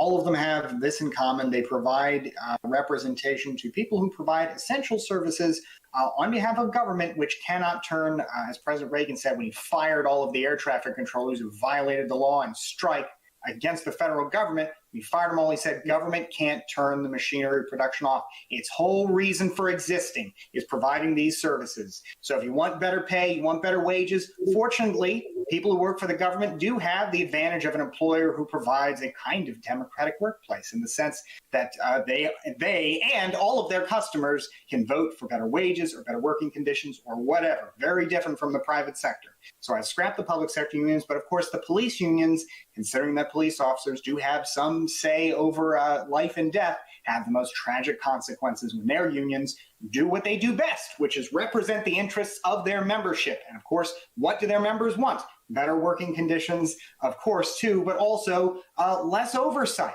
right? Less control, less accountability. Any work would, of course, want that. And of course, the police unions, being very effective in what they do, have brought us to the situation where we're at now, where police officers are able to, for that reason and a variety of others, kill with very little accountability. So, yeah, I'd smash the police unions to the winds. And, look, I know that would be very difficult. Of course, as Justin says, it'd be one of the most difficult things to do. But, I think that doesn't make it undoable, as the public sector union that was formerly the air traffic controllers union in the 1980s found out. So. Okay, that is the last speaker. So now it is open discussion. You may engage freely. Bastiat, did you want to continue? Yeah, it sounds like we're all Yeah. I mean, we can talk I about wanted to it. ask Bastiat a question because I wanted to give an idea of mine to fix the problem, right? In the government, those that aren't serving but actually work with the government, they receive like a G code or a G scale of pay based off of years of service. Why could that system be implemented across the board then if we're talking about a mandatory status, right? Because the G1 gets paid a certain range, G2, G3, G4, just keeps kind of going up that list. And I say apply that to all of the federal employees, including teachers, firemen. Maybe. Go ahead. I mean, Go ahead. You know, maybe it's possible. I just, you know, I think that, you know, the difference in the bargaining situation between a private employer who, you know, has an incentive to squeeze and to retain money for the sake of their profit, and a public employer where the incentives are very different and where there's democratic accountability. There are, for example, elections for school boards, elections for local government. If you want to advocate for more wages, you have a democratic platform through which you could do so there, for example. It's a very different situation, as are the right, you but know, these the risks scales, involved. these tiers are based off of seniority and tenure, right? Yeah, So I mean, they're fixed. whatever- They're yeah. flat fixed, and they're adjusted based off the inflation and the economy and all this other shit.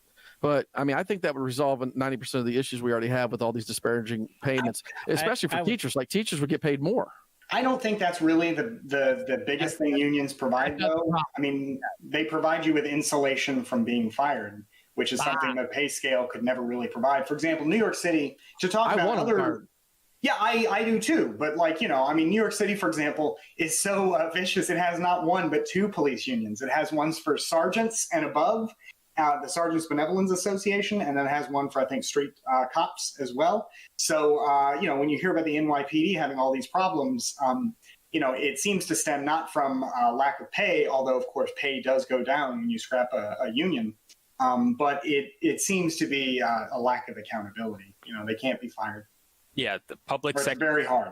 Public sector unions generally, like, they do stuff with wages and benefits, but the main thrust of public sector unions is to protect people from being fired. That's pretty much all they do, is they make sure teachers don't get fired, make sure cops don't get fired or charged, because teachers don't go around killing many people. But to Red's- and not to make this about teachers unions, but just to point out, I believe, and check my math on this, but if a teacher in New York City literally were to sexually assault a student in front of the class, like no ambiguity, literally just that, it would take a year and a half to find Yes. Yeah, Yeah. something like that. There's a notorious story called The Rubber Room, or a series of stories about this thing called The Rubber Room, where they send teachers accused of doing things like that to basically show up for 8 hours a day and engage in a kind of work where they basically play board games, read newspapers, or sleep while this termination process goes forward.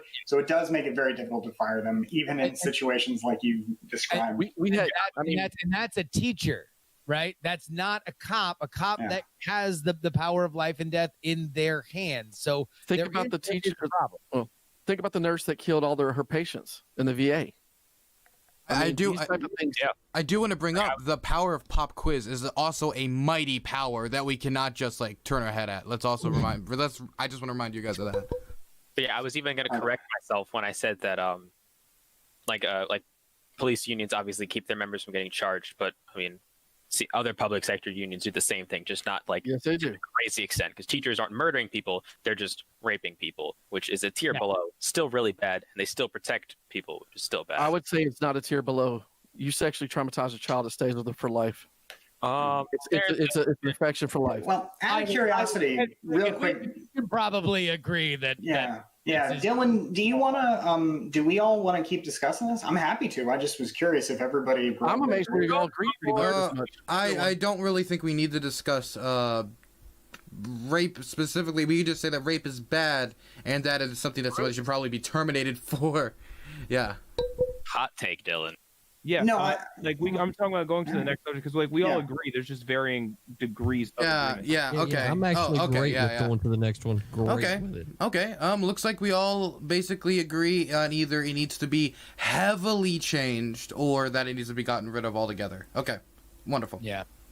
Okay. So we're going. Awesome that we all agreed. So, Wow. Is All I'm there like saying. a sound effect Wow. or like some sort of overlay for this? Give me a second. I can Is do the show something. over now? Like, do I we can- all agree and like that's it? Just this No, is the last. no, we got one more. Oh, no, we get to the spiciest topic of all.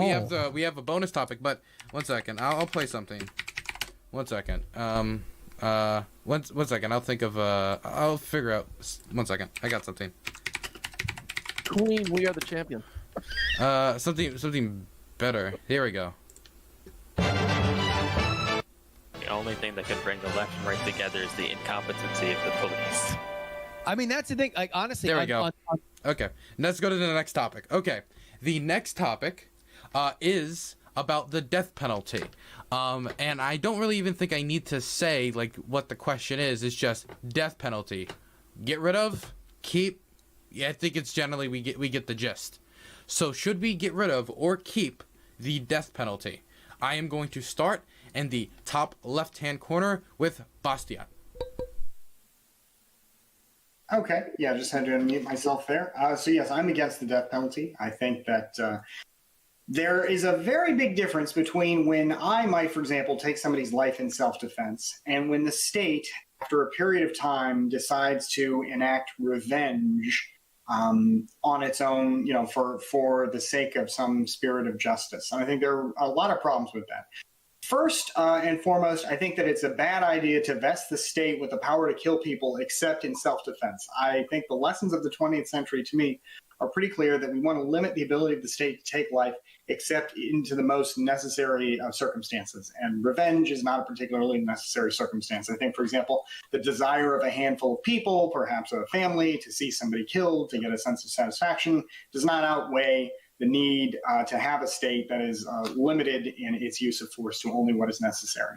Beyond that, and perhaps more importantly, I think it is worth remembering that we know for a fact now that several innocent people have been executed. And this isn't just people who maybe received an unfair trial, but people who were found by DNA evidence to be innocent have been executed by the state. And one of the other reasons it's important not to have a final punishment like the death penalty is that people are proven to be innocent after the fact, sometimes decades afterward.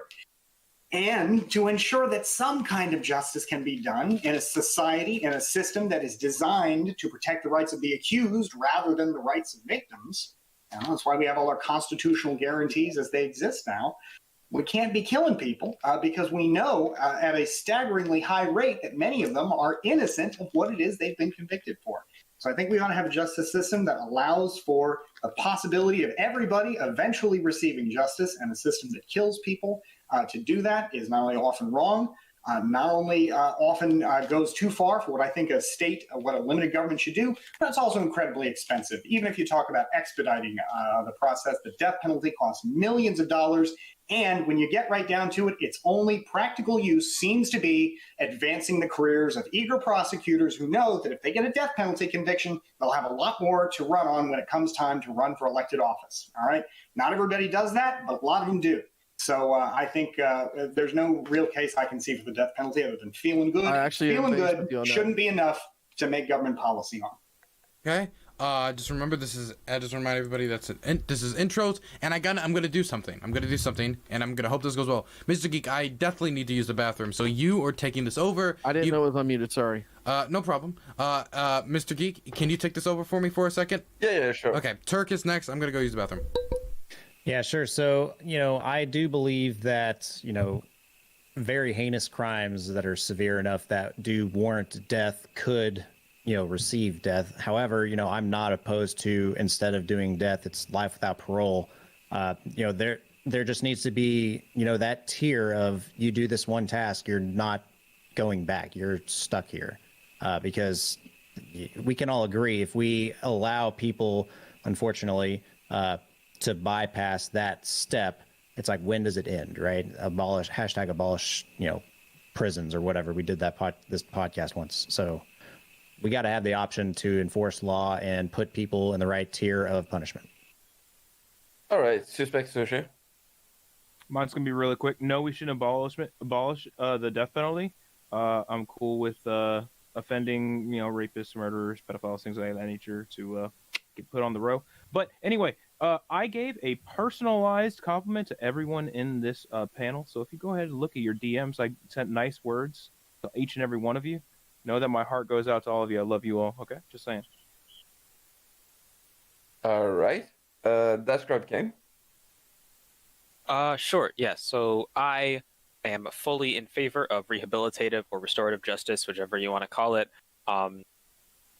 Instead of punitive justice, I think punitive justice doesn't really make much sense because, I mean, yeah, you feel good about getting revenge on the bad guy, but after that point, what have you accomplished for society? I think it's better to turn a bad person into a good person than to just get rid of the bad person. I mean, it's pretty basic math there. Obviously, if you can't turn a bad person into a good person, by default, that becomes a life sentence. So you still have removed the bad person from society. And death penalty is far too risky, as Bastiat said. The state should have as little power to kill people as possible, generally. And especially when that person is not an active threat. Like, we already have discussions about, like, when the police are justified in using lethal force when there's an active like crime happening. Much less so when a person is literally detained in prison, is of no threat to anybody else, and then at that point the state decides to kill them. I think that's pretty weird. There's no reason to kill them at that point, other than feeling good about getting the bad guy, which I don't think is justification for ending somebody's life. All right. Who hasn't made the opening statement? Sorry. I haven't. Okay, Justin. Nor have I. All right. I'm going to just read this one paragraph from a noted anti-capital punishment advocate.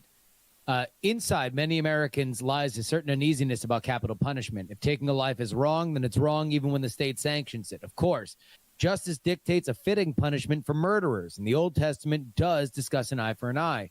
But if there were a better way to punish people who commit crimes against humanity, Americans might rally behind it. That anti-capital punishment advocate, Bill O'Reilly, who has been against the capital punishment since 2001.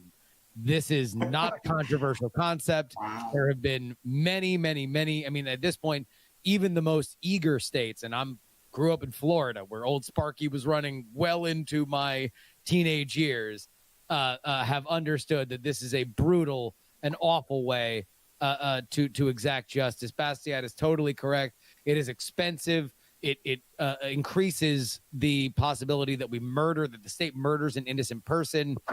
It's just not what we should be doing, and it's the shits. I have returned, and I gotta say, returning to praise of Bill O'Reilly from the left is not what I expected when I went to go clear my bowels, but it's what I returned to, and so I will keep moving forward. Next is going to be SuspectSushi. He already did it. The only one who... CTV, Pxie, and RedNeq. Oh, I thought he was going in the same order. Okay. So, then I'll throw it to RedNeq. Opening statement still, right? Okay. So, I have a hot take on this one. I'm conflicted as hell because I do believe there are people that you can't fix and are unwilling. I just believe that there are actually evil people in this world that enjoy killing, enjoy harming. And I have no sympathy for them. I'm a native Texan, so I was raised a little true Southern. You know, you cross my line, that's it. I say we got a lot of islands out there. Those that are convicted through DNA or any irrefutable evidence that they are actually that violent, we just stick their asses all on that, whatever that game show was, or Hunger Games, or whatever kind of concept, throw their asses all on there, put it on pay-per-view, and just let it have at it. That's it. Actually, RedNeq, you should. Oh wait, sorry, I can't. Yeah, you technically can't. Unless it's okay. Here. Wait. This is the rule. This is the rule. Minecraft. Oh, go ahead, everybody. If it's really funny, you can do it. But if I don't laugh, then you get muted for 5 minutes. I got one. There we go. Oh, it No, better I be got really one. funny. It better be really Yeah, funny. so there's actually a video game about that. It's called Scum, and you're literally a convict on an island, survival, and there's like monsters, and you're fighting other people. So definitely check that game out. It sucks. I would say that while that is informative, it wasn't funny. So, you get 5 minutes. I'm sorry, my guy. Okay. He muted himself. I told you it would be funny. folks. Well No, done. I told you it would be funny. I get 5 minutes extra. What? He Damn. did. He did. Fine. He got Fine. one run Okay. going. Okay, you saved it. You saved it. You saved it. You saved it. Pxie, you're next. So basically, I do not believe in the death penalty. I think, in fact, giving that much power to the state is really scary, especially because it kind of incentivize, like I talked this before when it comes to taking away the right to vote, right? When you give a certain extreme amount of power to the state, then it suddenly incentivizes the state to be more harsh when it comes to crimes that we might not think should be as harsh. And execution is one of them. I basically like 100% agree with what DaSkrubKing was saying. If people are not being an active threat, then we should not execute them, especially taking into consideration that our justice system can be flawed sometimes. And sometimes people that we convict as guilty are actually innocent. And as long as that stays to be true and that stays to be the case, then we are potentially killing innocent people. Also, I don't know if anybody heard of this new law. If you're on death row, there's basically no way to get out. It is very rare you get off of death row. But one of the main ways people have actually, one of the main ways people have been is that there's this thing in a few states across the country that if you sub to Dylan Burns TV, you get an exemption, and you actually your sentence is reduced. It's crazy. I know. Fake news. It's completely crazy. I know. It's insane. OAN reported on it. It must be true. Okay. I'm gonna throw it over to CTV. Mass murder? That feels kind of. I think that's against Switch TOS, isn't it? Reducing sentences is not against TOS. And if they sub to my channel, whoever it is, it hasn't happened yet. But if it did, I guess they'd have some decent judgment and have some redeemable qualities. CTV. Okay. Clip that. Somebody clip that for when. Wow. Dylan's name in the next manifesto. Okay, so CTV's opening statement on why we should not abolish the death penalty. If you can ever think of one instance where you as an individual might think that it might be right for the state to be able to enact on your behalf, for me, that one is pedophilia. Because to me, there is no greater justice that can be done to the victim than knowing that every single day that they wake up in their life, that they will never have to see the face of their oppressor again. Now, if you can get on board with that, then you should never abolish the death penalty, because the victim of that crime deserves to be able to have peace. And there is no point where anybody could ever justify to me that person's life, when they stole the innocence from that child, should be saved. Now yield back the floor. I mean, it is. Wait. I gotta cut the ribbon. Okay. It's open debate. I think everybody got to talk, unless I missed somebody. I wasn't here. Okay, we're gonna open the forum up. It's open discussion. You may now go back and forth on the issue. Okay, so just to throw something out here to start with, I've got a study here that found that somewhere between 4 and 5% of executions are of innocent people. So out of curiosity, CTV, how many innocent people are you okay with being executed in exchange for feeling better, feeling better about the existence of pedophilia in this country? How many guilty people are you going to allow to live forever in prison with no chance of escape? I think that's considerable. Right. So it doesn't actually address what I said is that there is no greater comfort that the victim has than knowing that they will never see that face again ever in any part of their life, because they are gone. Yeah, I agree. For example, the other day I took a very controversial self-defense take where I said that the right to self-defense never really ends, in part with that justification. But the state, on the other hand, is a very different entity. The state is a very different entity that, for example, it has, guarantees us basic constitutional rights. And in our country, these constitutional rights exist to protect us from the state rather than to protect victims' feelings. Those are not a part of our law except as a very secondary issue. Nor do I think they should be a part of our law except as a secondary issue. The primary purpose of our whole system of government, our legal system, is to ensure that innocent people are not unjustly imprisoned and ideally not executed. But we know that at least some innocent people, yes, even pedophiles, that at least some people are innocent and nevertheless executed. So I'm asking you, CTV, how many innocent executions are you okay with in exchange for making victims feel better? See, but then that's a completely different question, then, isn't it? The question that we have at hand is whether or not we should abolish the death penalty. And I gave you one very specific instance in which I think that it should. And since that one specific instance isn't, for me, any type of moral argument that you can make anywhere around that, especially with the way I led my bedrock, there's no way that you're going to be able to change my mind and whether or not we should even have it at all. Now, if you want to decide that certain crimes should not warrant it, well, that's a completely different discussion. No, I'm saying that no crime should warrant it because innocent people are killed. Right, but to me, hold on. I would have it in the one instance. Can I help? Sure, you attempt to bridge a gap. Number one, let me just state very clearly: rape, in my opinion, is a murder that you have to live with, and there is no greater victimhood of that heinous crime than to do it to a child. Right. That being said, the moral question is. And understanding your point that nobody who is a victim of this, the most heinous possible crime, should ever have to face their accuser again or see them again. What is the idea that we put them in, as Bill O'Reilly said in his 2001 column that I quoted, in a hard labor camp in Alaska, a acceptable substitution for the idea of one innocent life being lost? Considering that nuanced look at it assumes a whole lot of things right there, what I can give you some specific examples where the system does not actually keep these people in jail forever, right? They get out after a number of years, and then they're back in the same communities, and then that person has to keep seeing them day in and day out. Story. That is a different I'm just telling you, this is how the system is, right? That's a different story. No, it's not the same thing to him on the question.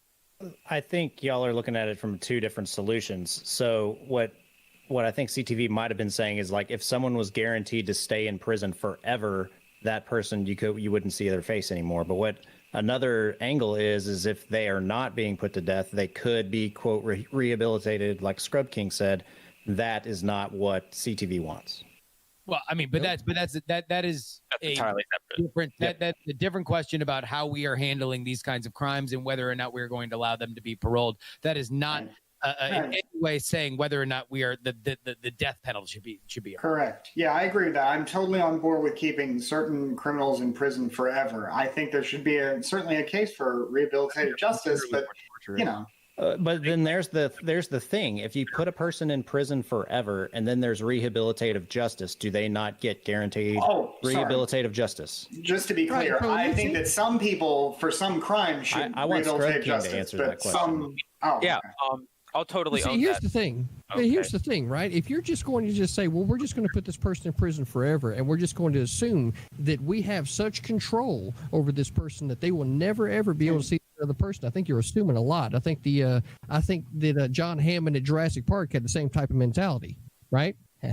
So that being said, right, the only way that you can guarantee that person will never ever be able to see that person again is if you let God handle it and he's done, right? Let him go meet his maker. How many prisoners? Whatever that is, and you put his ass out. That is the only way that that's going to be able to guarantee to that victim that they had not have to ever see him again. Period.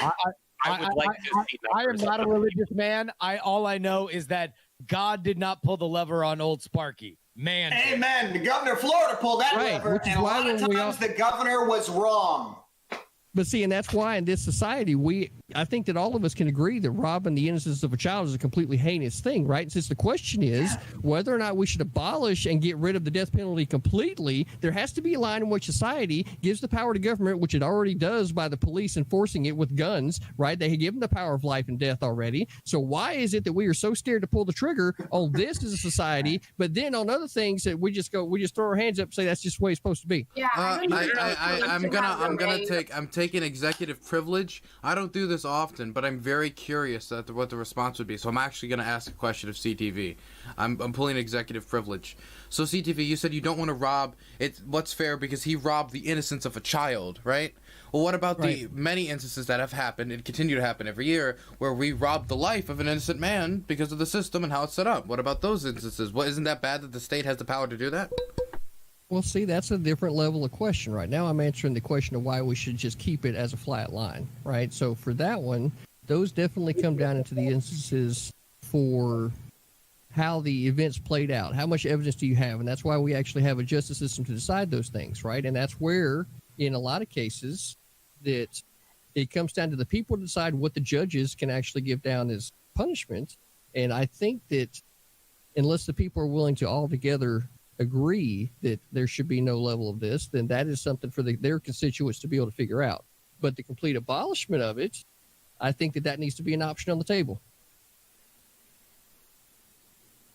I think I had somebody ask me a direct. I think Turk, you asked me like a direct question earlier. Can you repeat it? Yeah. So let's say we get rid of capital punishment and someone is locked away forever. Do they qualify for rehabilitative justice like you have prescribed? Yes. So my stance on criminal justice is always rehabilitative, meaning I think anybody could theoretically be rehabilitated and re-enter into society. Obviously, this won't always happen. So what happens is if somebody cannot be rehabilitated, it de facto becomes a life sentence. Like rehabilitative justice isn't you say you're sorry and then you walk out of prison the next day. Like that's not how it works. People will still be in prison for the rest of their lives under a rehabilitative system. Because if you can't be rehabilitated, then you just won't ever leave prison. So someone could, quote, rehabilitate, leave, and then perform the same action. Well, the whole point of rehabilitation is that you would That's a very naive assumption, but okay. Yes, I it is. understand. No, because plenty of other countries on Earth have rehabilitative systems that reduce recidivism rates. But what about if that one guy there's a 4% of falsely killing innocent people? What about if that one guy gets out and goes and repeats the crime again? What's your take on that? Well, it already happens with our current justice system. If you're saying that it's not worth releasing any criminal, then all crime should be life sentences without parole. Well, for what it's worth. Whoa! Come on. For what it's worth, I just want to say real quick, I was curious what the escape rate for prisoners is compared to the rate of execution of innocent people. And the execution of innocent people seems to be about 1 to 4%, whereas the rate of escapees every year for all prisons seems to be 10.5 escapees for 10,000 prisoners, or actually a fraction of a percent. So the problems compared are not even actually in the same order of magnitude. Beyond that, I just want to say that while I would accept some forms of rehabilitative justice, I am happy to let all murderers rot forever, and I think violence should be treated a lot more differently than we treat other forms of crime. I don't think there's ever any justification to engage in violence, nor should I ever have to, for example, as CTV, experience the fear of somebody being out in society who already aggressed against me. I don't want that. You can stay in prison forever. But nevertheless, as far as the death penalty goes, I don't think you have to kill people to get to that goal. I just wanted to say something from CTV. Like, I don't know if this is a hot take here or anything. I don't think it might. Maybe it is. I don't think the police should have the right to shoot you. I think, like, even in self-defense, like, I even hesitate on that argument. And it's not because police, like, as individuals don't deserve the right to self-defense, but it's the fact that they're policing themselves, that they should be held maybe to a higher standard than just any sort of individual. So the only time I can see that it's okay would be maybe if a fellow officer actually got hurt, because as we see it right now, it's often used as a justification to engage in acts of misconduct and to engage in atrocious acts of injustice, such as shooting someone without a just cause at all, and then claiming, oh, well, I was afraid because I thought that they might have had a gun. I got two people who want to speak. I know one is Suspect, and then the next is Red. And I see CTV wanted to say something, so I'll bring it to you afterwards. Okay, so a question about this rehabilitative justice. Like, so should Hitler, Pol Pot, Ted Bundy, the Fort Hood shooter, these people, we should just give them a chance to be rehabilitated and be reintroduced back in society? No, fuck that. In a video game, they should get the needle. All right. They should have a right to vote, though. No, they shouldn't either. Fuck them. Okay. Listen. I think you still didn't listen to anything I said. Rehabilitative. Hold on. Do you think they should be rehabilitated? Yes or no? Or attempt should be made to rehabilitate them? Yeah, you should try. Obviously. Okay. We're good. Your argument is no longer worth listening to. If you actually think that we should try to rehabilitate Hitler, all right, it's fine. Would have fun. obviously fail. I reclaim my time. Okay, cool. You won't even engage with it at Well, all. you can continue, DaSkrubKing. You can respond to that. Yeah, sure. So he's incapable of actually engaging with the How argument. do you know that? How do I know that he's incapable of engaging with it? Well, Because DaSkrubKing, he doesn't. He's please not finish. right now. So yeah. I think that the default should be trying to rehabilitate somebody. Obviously, in many, many cases, this isn't going to work. They're not going to be rehabilitated, so they're just going to stay in prison. It's really not that hard. Like, the difference between our current justice system and rehabilitative justice is just which is the default. Like, do we give people parole by default, or do we give people time in jail by default?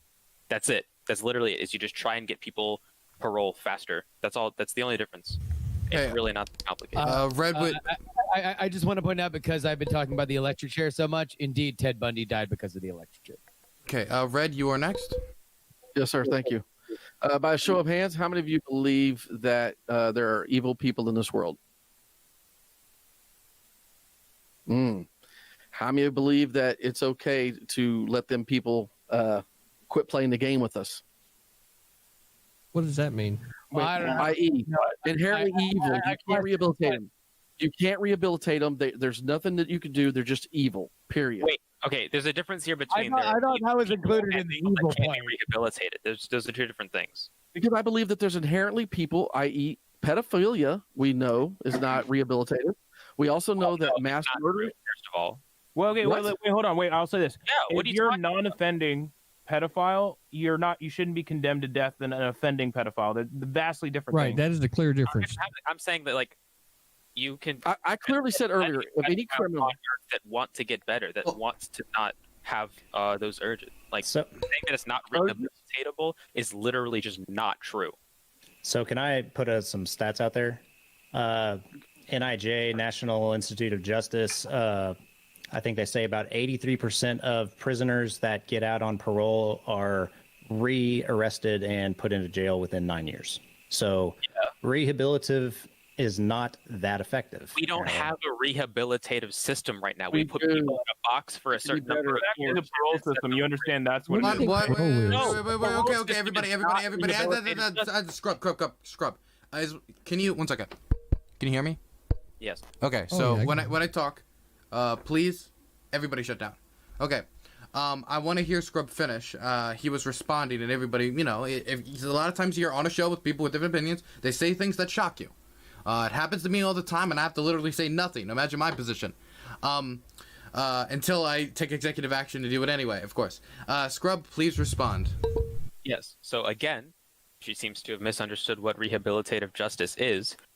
Our current system is not rehabilitative. It is punitive, meaning we put criminals in jail for a certain number of years, maybe give them a fine of a certain number of dollars, and then afterwards they get out. That's how it works. What I'm saying is you don't get out until you are rehabilitated, meaning we are confident to the level that we are able to be confident that you will not recommit the crime that got you in the first place. So the current recidivism rate of prisoners is not at all an argument against rehabilitative justice, because we don't have one right now. Wouldn't you call parole that? No, parole isn't It's not, because our current justice system doesn't put any effort into rehabilitating prisoners. We just put people in a metal concrete box for a set number of years and let them out. That's how the vast majority of prisons work in. Okay, we've got a pretty extensive list right now. CTV, you're next. Then it's going to be Boss, then Red, then Turk again. And I'll put Pxie on there. Finish my point before everybody kind of jumped in. I just want to kind of bring everybody back around to the question, because I know that we've gotten off on a whole mess of things, right? So with that being said, nobody has made a clear argument to me as to why we should completely abolish it, that I am even willing to recognize, because I believe that the victim not having to see the face of that person that did that egregious crime to them ever again, I believe that their comfort in that instance is much more much more beneficial to that person than that person I got it. did. I got it. the crime. I got it. All right. Okay. So with that being said, I want to address Pxie and what she said, right? Pxie, she said a minute ago, what about police, right? And there are definitely some problems that need to be solved in the police departments, but those things have more to do with the legislatures and the laws that those policemen are duty bound to enforce. So I would say that true criminal justice reform needs to start with the legislatures and the laws, and then we actually start to develop more trust between the police and the public, which is something that dropped off dramatically after the passing of the Controlled Substance Act. Justin, you wanted to respond? Yeah, CTV. Let me ask you this question. Sure. The person that is horrifyingly violated and their justified right to never see that person again, and the idea that can only happen because we have a broken justice system by eliminating them physically, because we cannot and tell me if I'm wrong here, but your premise here is that our justice system is so leaky that they might get out and that victim might see them again. Is that correct? I'm looking for a guarantee here. All right, so here. All right, so you're saying that the only guarantee is that we physically eliminate them. Yep, that's the only way you can do it. Then let me ask you this. What do you say to the child of the innocent man murdered by the state because they were eliminated because they got the wrong man? Mm-hmm. That's an interesting question, but it still doesn't. It still doesn't. Oh my God, it hurts. Oh. You're not even going to respond to it. That's the thing that's strange, CTV. The most important question here, you're just dodging it. We are willing to acknowledge the gravity of what you're mentioning, and you're just dodging what we're saying. Being able to live a peaceful life, right? Yeah, okay, you just said sure. yourself that. Okay, so what? The numbers were 4%, 4%, right? So 96% of the time they get it right. Then, right? So you are willing to say, "I'm sorry, your daddy's not coming home forever," because we had to make sure that our broken justice system didn't let somebody out. You're willing to say to that child, their daddy ain't coming home forever. Tell to him, CTV. Own your position. Right. And check this out. And I'm willing to say to all the victims out there that possibly have to face their accusers that we need to fix the system. But the death penalty needs to be definitely on the table for those crimes. Absolutely. Okay. The victim is more Okay. I'm taking executive action. I need to get back to the list. Bastiat, you are actually next on the list. Okay, yeah, look, ultimately, CTV, right now, you're basically rejecting the entire form and purpose of our constitutional justice system, which is first and foremost not to punish the guilty, not to protect the victims, not to care for their feelings. That's all secondary. What is most important in the American system of justice is to protect the innocent from being wrongly convicted and punished, and in this case, killed. And I don't understand what reason you are going on in terms of just saying, it doesn't matter. What matters more than innocent until proven guilty is the feelings of the victim. At the end of the day, CTV, I demonstrated to you, I dropped the links in the chat if you want to see them, that the likelihood of executing an innocent man is far likelier than what you mentioned, the possibility of a guilty man getting out of prison. And at the end of the day, if the guilty man gets out of the prison, there's still something you can do. We got self-defense in this country. You can fucking kill him if you want. You can kill your fucking the person who harmed you if you want. You know what you can do, though, if you are the child of the person who was wrongly executed? Nothing, because they're dead. So in every conceivable angle of approach, your argument doesn't make any sense unless you view the feelings of the victims as more important than the notion of innocence until proven guilty. If you can respond to that. Okay, so that's fucking ridiculous, man. That was ridiculous. So in what way? I'm just going to go ahead and say this, right? You basically brought it up. Red, you're right after CTV. I'm going to let CTV respond. I'll pass it straight to you. I promise. I just want to get down the list. So, Bastiat, I'm going to say this, right? To those people that where those things happen, then fix the fucking system, right? Fix the justice system so that you don't have those mistakes being made, but taking it completely off the table, therefore takes the complete possibility of the victim actually getting the net benefit of knowing beyond a shadow of a doubt that they will never have to face their accuser again. So if you have a problem with it, fix the government system and verifying their guilt, right? Which is exactly what I said to begin with when it comes to taking it to the courts and evidence presented. right? I'm not against there being stricter regulations in which it can actually be as a motion on the table, but I'm not willing to let it go all the way out. Okay, Just not. Okay, next okay, Bastiat, you're gonna be able to respond, I promise. But after Red comments, because I know Red also wants to say that, then I'm gonna throw the Pxie because Pxie hasn't talked in forever. Ladies first. That's fine. Hey, Pxie. Oh, is that a response to me, or can I respond to CTV first? Is a response to you? No, he's basically saying Pxie can go first before him. Sorry. So Pxie. Okay, so I was gone for a little bit because I was heating up some food, but I am back. It's okay if you have another person go first than me, just because, like, you know, like I just like came in, so I need a second to recalibrate. All right, then I'll go ahead if you don't want to. Cool. Yeah. Okay. But look, you guys are trying to conflate and pigeonhole CTV's narrative into an immediate innocent man killed by cop. You don't put any of the facts out there. You just throw this hypothetical out there. And the bottom line is this: well, don't shake me off. That's exactly what you are doing. That's not exactly at all the argument here. Just to be clear, that's not at all what I've said or what anybody has said here with respect. I clearly understand what the argument is. The argument then just is let the man simple. speak. The argument is simple. You guys stated, should the death penalty exist? And fuck yes. In the game of life, with a little spinner in the cars, we have bad people that do bad things. It doesn't fucking matter if they wear a badge. I will get on board with you about we need police reform, and we need to talk about this whole immunity bullshit. Because as a military soldier, we didn't have that immunity. There are situations where all of these things can be addressed, but you guys are trying to conflate it into the actual fact. Does the death penalty warrant to exist? And I, for one, who pays taxes, and you, for one, who pays taxes, if there is an irrefutable doubt that the person is guilty of a crime that is of such a heinous level, then why the fuck do we stick them in a luxury little room for the remainder of their life, tucked away, and we keep paying out every year when that money could go to help those disadvantaged people you were worried about earlier, and we could just go ahead and pluck that problem off the earth as like a tick off a dog's ass? Okay. Look, I there's so much to say here. First of all, in response to CTV, the notion that we could ever have a perfect justice system is, of course, ridiculous. We could never get to a perfect system of justice where we are 100% of the time right. But we can get closer. We can get as close as possible by not killing people who we deem guilty, just in case, as we often do, we find that they are, after their conviction, actually not guilty, right? So we can at least do better, right? But if we kill people, there's no chance of ever giving them justice because, of course, they are dead.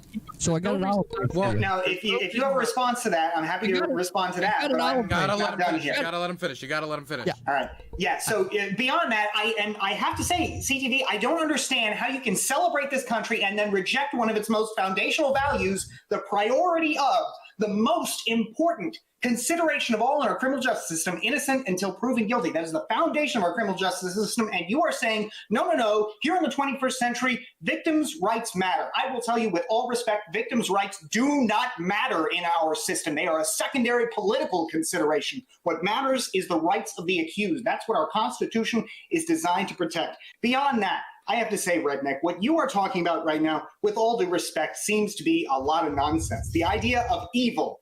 Have you found the evil gene? Have you found how evil may be inheritable? Do you know what evil means in the situation you're discussing? Because what you're making it sound like is there are just some people who are born fucking broken. Well, I don't know if that's true or not, but I'll tell you this. For you to say that the state can make that determination and that some people just gotta die because they were born fucking broken seems to me to be the most insane thing to ascribe to the state that has all this power, the ability to decide who is evil and who is good. I personally don't believe that there are people who are born even evil, not even Hitler, not even Pol Pot. They are shaped by their environments, as all of us are. And at the end of the day, we deal with it accordingly. Now, that being said, I don't think that I need to worry about trying to rehabilitate Hitler. I don't give a damn about any of these violent people. They can all rot forever. But the notion that they are born broken and that the state of all things can then determine who's broken and who's not, no way. Okay. Right. So here's the thing. Okay. I know two people are gonna respond. I'm gonna let Red respond and then CTV respond. And I'm gonna go back on the list. Okay. Am I unmuted now? Okay, I am unmuted. Good. Bust. Yeah, you missed the whole point before your rant about, assuming. I said if they are convicted, irrefutable with DNA or whatever the fuck evidence you want to use, if they are irrefutably, like, it's not a doubt, okay? I'm trying to make this as simple as possible. With zero doubt in our minds that that person has committed a heinous crime against another human.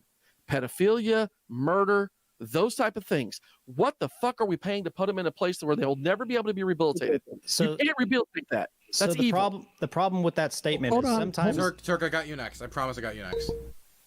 All right, so here's the thing for me, right? You can't.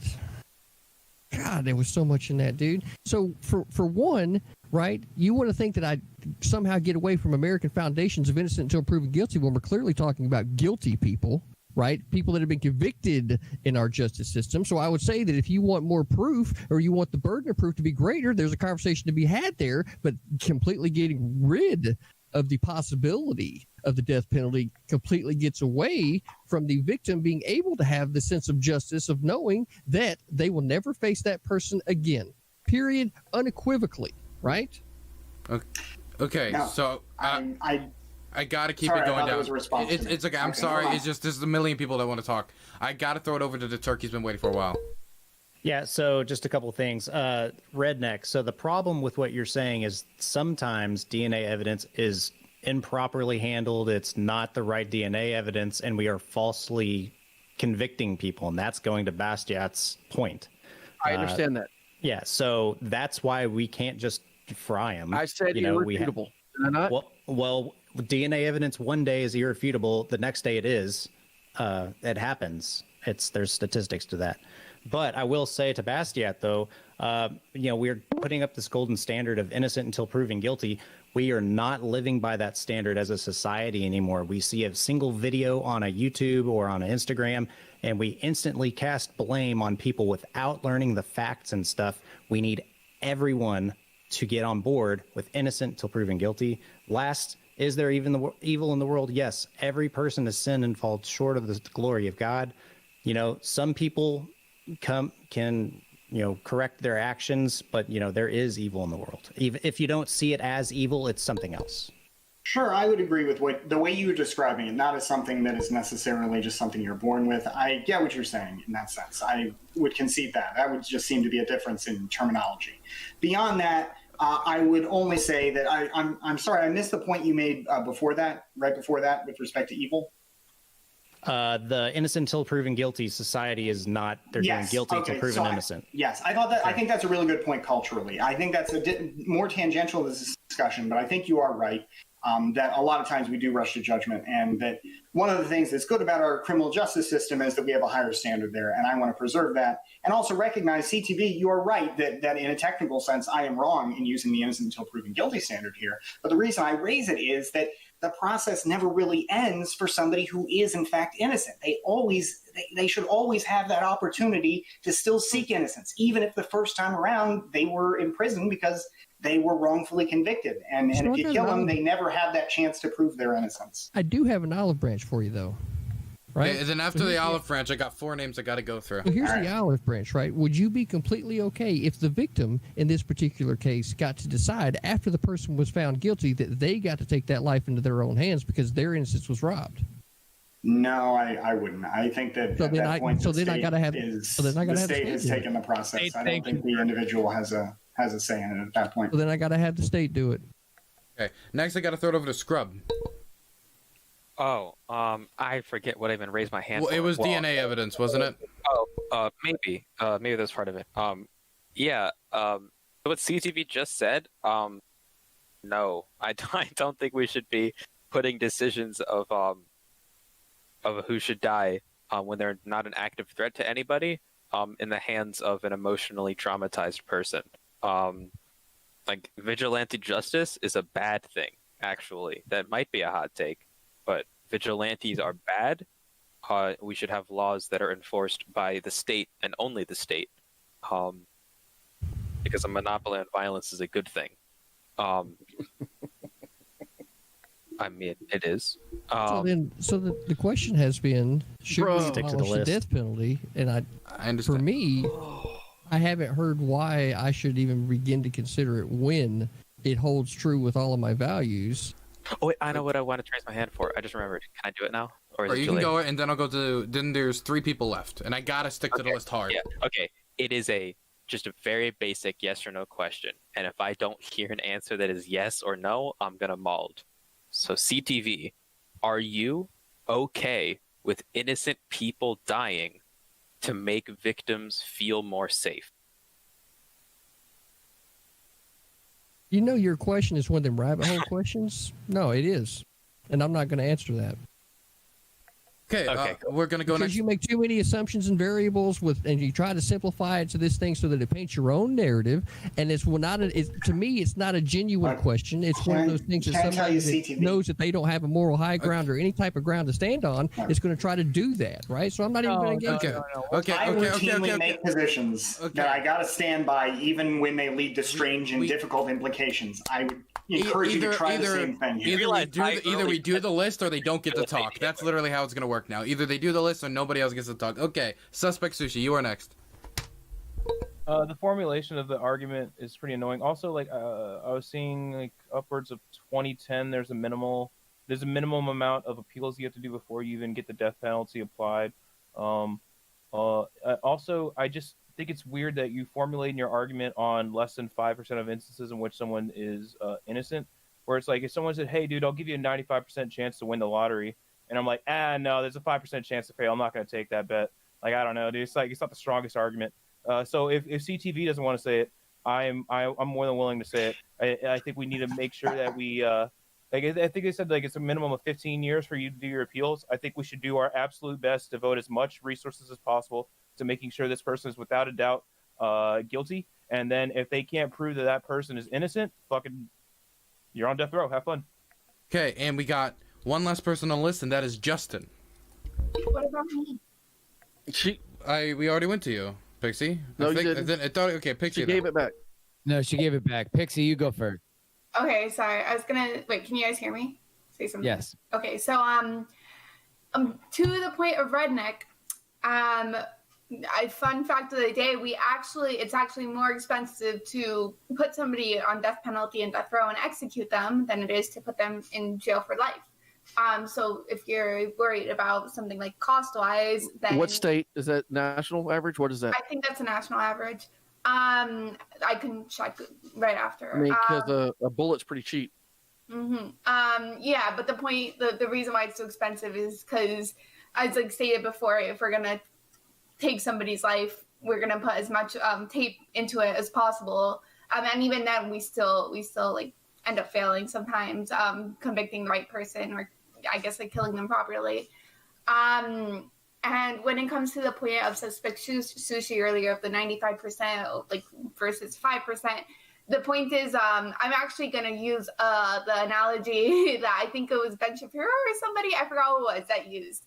If there were like 100 Skittles in a jar or something and you had found out that some of them are poisoned, would you be okay with eating all those Skittles? Like the point is that it's still a very, very, very real risk.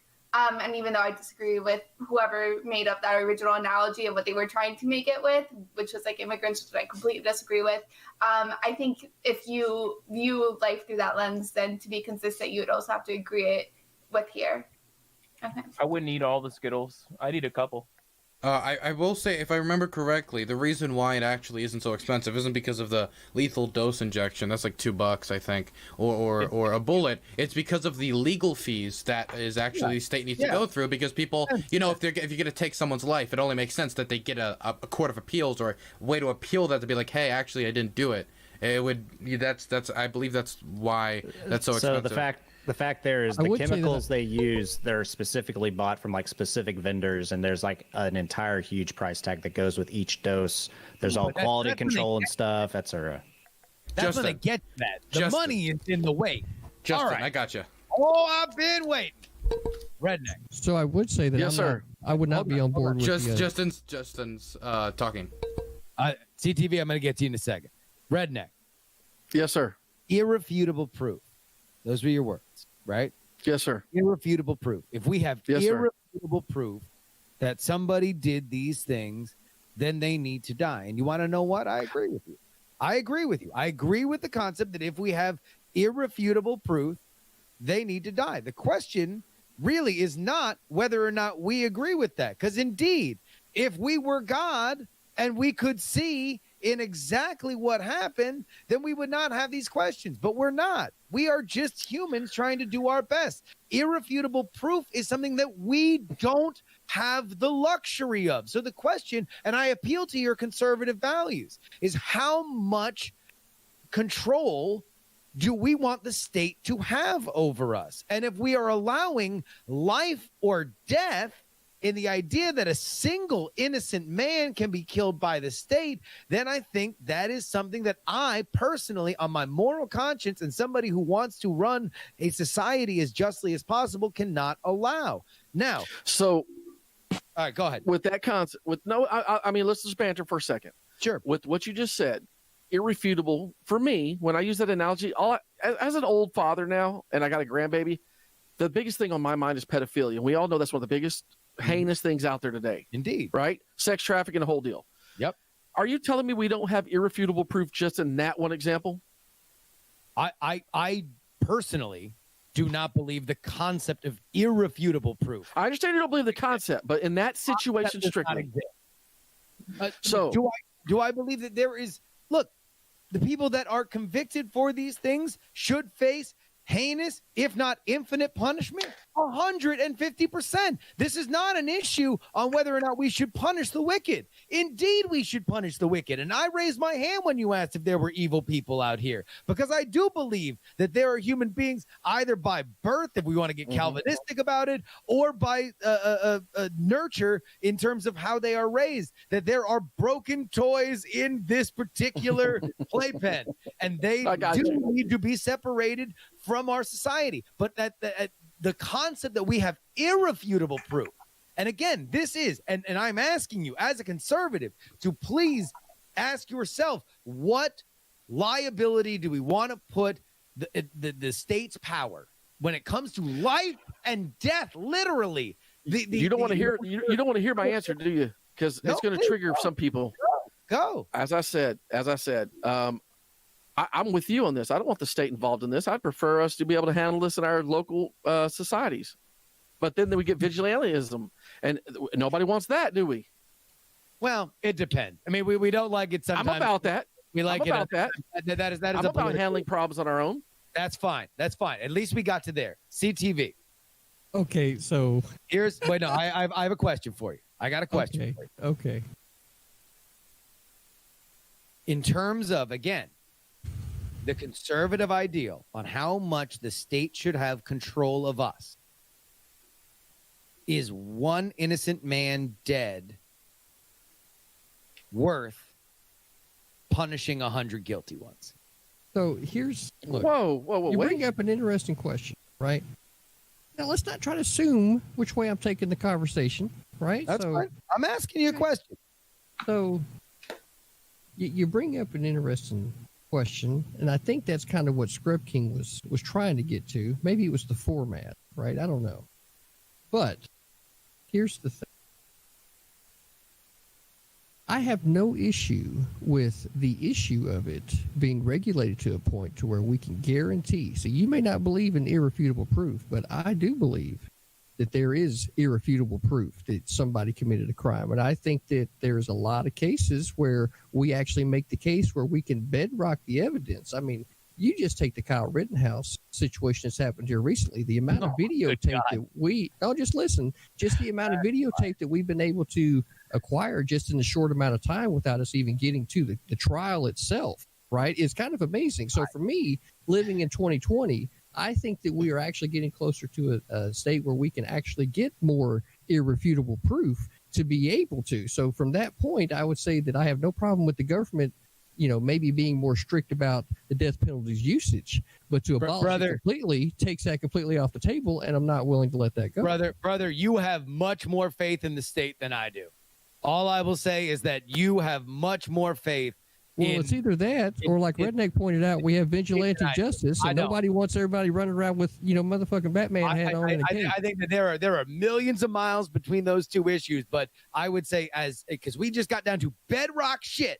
Because for me, I'm not willing for 100 guilty people to die so one innocent man dies. Like that's a bargain I'm not willing to make. I don't want an innocent person to say, oops, I got that his family has to deal with the pain of the fact that a government took his life away unjustly just because the system exists like that. He got caught in the grist. I really, really, really don't. And that's fine. If you do, then that just means that you have tremendous faith in our government. And that is a faith that I don't have. Okay. Well, I think that all of us actually walk around with a certain amount of faith in government, or even go and operate out on the roads with a certain amount of faith Justin, in government. The rules that we've all agreed to operate in life, though, hadn't we? Okay. We have gone a little bit over our usual time. I'm fine with it. I don't got much to do after this. But I think it is around time for us to be wrapping up. Unless anybody is really particularly wants to have a quick back and forth with somebody on something. Yeah, I guess I would only say CTV, to expand on the point I was making earlier. DaSkrubKing, for example, posed a question earlier, or posed a point earlier about restorative justice, and was willing to own the very difficult consequences of that position. And mad respect to him, even though I don't necessarily agree with that. He's willing to say, yeah, you know what? Everybody means everybody. Look, CTV, the point you are making is that you are ultimately okay with executing some innocent people if it achieves your political goal of better feelings for the victims. Okay, but are you willing to own that and say that that is the trade-off you're willing to make, or are you basically trying to kind of have your cake and eat it too, where, look, we can make the system better, guys, we can make it perfect, and then we can execute everybody we want. Ultimately, it seems like you're not willing to own your position that, in your view, it is okay to execute some innocent people as long as my greater goal of making the victims feel better is served. Are you willing to own that position, or are you not? You're wanting somebody to have to stand on that hill when I'm telling you that nobody has to stand on that hill at all, right? That's a completely emotional argument from the complete other side, That's right? just not true. So, because for me, I have no problem with the government, lessening the amounts of things that would warrant the death penalty, but I do think that there are crimes that are so heinous that the only punishment can be for them is death. So there again, back to the original question of should we abolish the death penalty, I'm going to say no. Okay, so I'm going to we're gonna go into. We tried, folks. We all tried. We're gonna go into finishing statements. I wanna just I don't like stating my positions on things because I'm biased, but I'm biased, so I'm allowed to do it. I don't think anybody really minds when I say my position on it. I'm just gonna Zach the Ripper brought this up in chat, and this is actually one of my favorite Bible stories, so I'm gonna talk about it. During in the narrative of the cities in the plain of Genesis, Abraham drew near, and they were basically talking about a city that God was going to destroy, basically, because it was full of very wicked people who were doing wicked things. And in that story, Abraham's basically bargaining with God. He's like, what if there's 50 righteous people in there? Then will you destroy it? And he's like, okay, not if there's 50. And he keeps going. What if there's 10 righteous people in there? Well, okay, then I won't destroy it. And I'm trying to remember. I haven't read it in forever. I think he basically whittles them down to, I think, like one righteous person within the city. And that was the idea is that to destroy a city, even though you would destroy all this wickedness, all this evil, to destroy one righteous person with it would be wrong. And so that's where it's part of the reason why I personally am against the death penalty. I saw a few people in chat asking for my position, so that's my position. That was the city of Sodom. Yeah, city of Sodom and Gomorrah. Yes. Yeah, but you have to understand, the differences, it was God making that decision in comparison to man, right? He has the ability to find the wickedness, and then there can be evidence that says, oh, this person is wicked, and later on, maybe 10 years down the line, we find out that was not the case, even though we already killed the person. Well, yes, but I would say then that even if anything, that would add to my argument that he has the ultimate judgment to find the one person who is innocent, and we are imperfect human beings who are sinful. We almost bathe in it. As a Christian, right?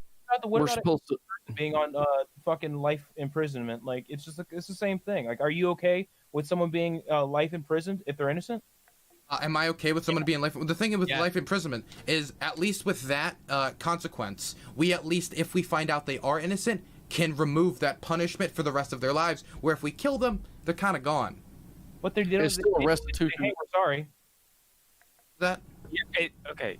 Yes, but you kill somebody, that's it. They're done. If you find out somebody's innocent while they're in jail, it sucks that they were in jail, but at the very least, you can release them from jail then. Since I commented, and that was unfair, I'm gonna let Red get the final talk since he's on the other side of it. Everybody wants to talk about putting somebody in jail forever is okay too. Okay, it's fine. As someone that's been in jail, it ain't fine. I get it. No, look, I'm right there with you. You got to be able to look past this and quit trying to take it to these far extremes of where your beliefs are. The simple question was, should we get rid of the death penalty or not? And my simple thing is this: there's evil out there. Is the system to identify that evil perfect? No. Is the system can it be fixed? Yes. But basically, I'm trying to remove these all sub little arguments. Let's just get to the point. If we can identify and find that we do have some fucked up individuals in our society that we can't fix, we can't rehabilitate, you want to pay to just put them in a room for the rest of their lives? And then when you use the argument to me that it's cheaper to do that than it is to kill them, that's because you've stored them for 20 plus years and you had appeal at processes and lawyer and more and more and more. I'm not saying anything other than remove all this other bullshit. Take it down to the simple. If someone harms you or your property or creates that heinous crime that we're talking about, and the law that we currently have finds them guilty, I believe the death penalty is warranted, especially in pedophilia. Okay. Wait, everybody, you're gonna get a final statement. It is 11:45. We've gone 15 minutes over. So I do want to. I do feel like we have to wrap it up because some people probably have like things like I gotta go. You know, I gotta fight off the 100 women that are at my door right now knocking on it after my amazing host performance. I gotta go fight them off. So you know, we gotta wrap it up. So we're gonna have finishing statements. Everybody gets a minute to finish their statement on this position and also do an outro for where they can find your content. So I'm going to start with Bastiat at the top left corner. Sure. So this is the final outro, right? Okay. All right. Look, I think y'all know where I stand, but there are a couple of other things I'd say. First of all, the reason that the death penalty is so expensive, it is correct to point out that the major part of it is the process of all the appeals to ensure, to try and ensure, that is, that the person being executed is not innocent and is in fact guilty. Nevertheless, the fact is that after all of that, the facts that I dropped earlier, the Newsweek article with the link to the study as to how many people have been innocently executed, that is after that entire process. Nevertheless, that happens. So even if you went to do a super streamlined death penalty, I mean, all you do, you'd save some money, but all you do is up those innocent execution figures, because the figures for people who are exonerated as opposed to unjustly executed are even higher. Exonerated meaning, thrown out for some kind of a legal technicality. So the trials for these are often not quite fair and have a lot of problems with them too. So I'll just say this, folks. At the end of the day, the folks we were arguing with, us who are against the death penalty, were not really willing to own the position, except for SuspectSushi, that it is wrong to take innocent life. Right? They seem to want to skirt that position. Sushi, I guess, at least to Sushi's credit, it sounded like you were RedNeq. If you weren't, my apologies. Sushi, at least, I guess, was willing to take the position that it's okay to execute innocent people if it means that we can get the other desirable goals of the death penalty. RedNeq, is that your position as well? Some innocent people are worth the price? Yeah. Okay. So at the end of the day, folks, if you believe in the you're right, life ain't fair, but legal process under the Constitution is supposed to be fair. We try to aspire to do better than that. We try to aspire to do better than that. And the best way to ensure that nobody is ever wrongfully executed in the United States ever again is to end the death penalty so that we can handle justice in a fairer, more reasonable, more affordable fashion that is better in every conceivable way. And to the extent we want victims to have justice, there are other ways we can get them involved in the criminal justice process. We can make it even harder to escape from our prisons. But at the end of the day, killing them just ain't the answer. Okay, next I'm going to throw it over to TheTerk.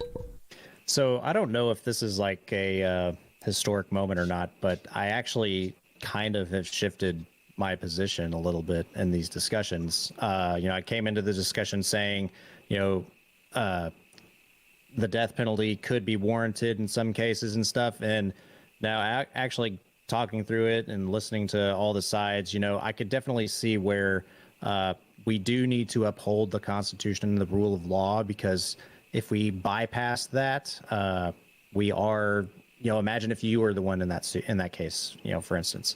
But with that said, I'm staying consistent with my thoughts here. The rule of law is the rule of law. We have to abide by it. We can't just ignore some laws being happening across the country. There's stuff going on in Portland and all these other places. we all are going to be held accountable. And I know some of you guys don't agree about self-accountability, but that's on us as individuals to do what is right and not just what it feels good. Okay, next I'm going to throw it over to Red. Yes, sir. Closing statement. I'm going to focus on one person on your channel that's in your chat because he trolled me last night, and I'll make it clear. He said, it seems to me that this guy's story seems to have something, a little bit of everything always brings up. And that's why I'm a fucking unicorn. And that's why I'm online talking. Because y'all's perception is not the reality. I know what I've been through, and I'm willing to sit here and share my whole story. So if you really want to know who the fuck I am and dox me or ask me personally, if you need that kind of proof, we can take it offline and I'll tell you everything you want to fucking know. I'm not afraid of who I am. And I will never lie to this camera and tell anybody what I haven't been through. I'm not here to pander. I'm not here to I'm selfishly here to help me be a better person. That's it. If you don't like the story, don't fucking listen. But don't question me about what my story is, because it is. It's truth. I don't lie. Fuck off. Okay. Next we're going to throw it over to JustinRYoung. Let me tell you this, Red. You don't know nobody's shit. So whatever anybody says in the chat, it's what people say in the chat. You need to own your truth, and I appreciate you sharing it, because I do think we got to a point in which everybody showed their position. Mine is very, very simple. I don't believe that we can conclusively prove these things. And if we live in a world in which that cannot be conclusively proven, then the cost of one innocent life that the state takes. And again, let's understand that this is not about the emotions of the moment. This is not even about the emotions of the crime. And we are literally talking about the most heinous, awful, unforgivable crimes that damage human beings. The question is, do we allow the state the ability to remove a human life in this particular instance? And while I can sympathize with everybody else's position in terms of how we deal with police, how we deal with other situations where the state can conceivably take our lives, believe you me, it's a larger conversation that we can go and do better there too. In this particular instance, I just think it's a trade-off that morally I cannot allow the state to take that privilege. Okay, next I'm going to throw it over to the mummy over there.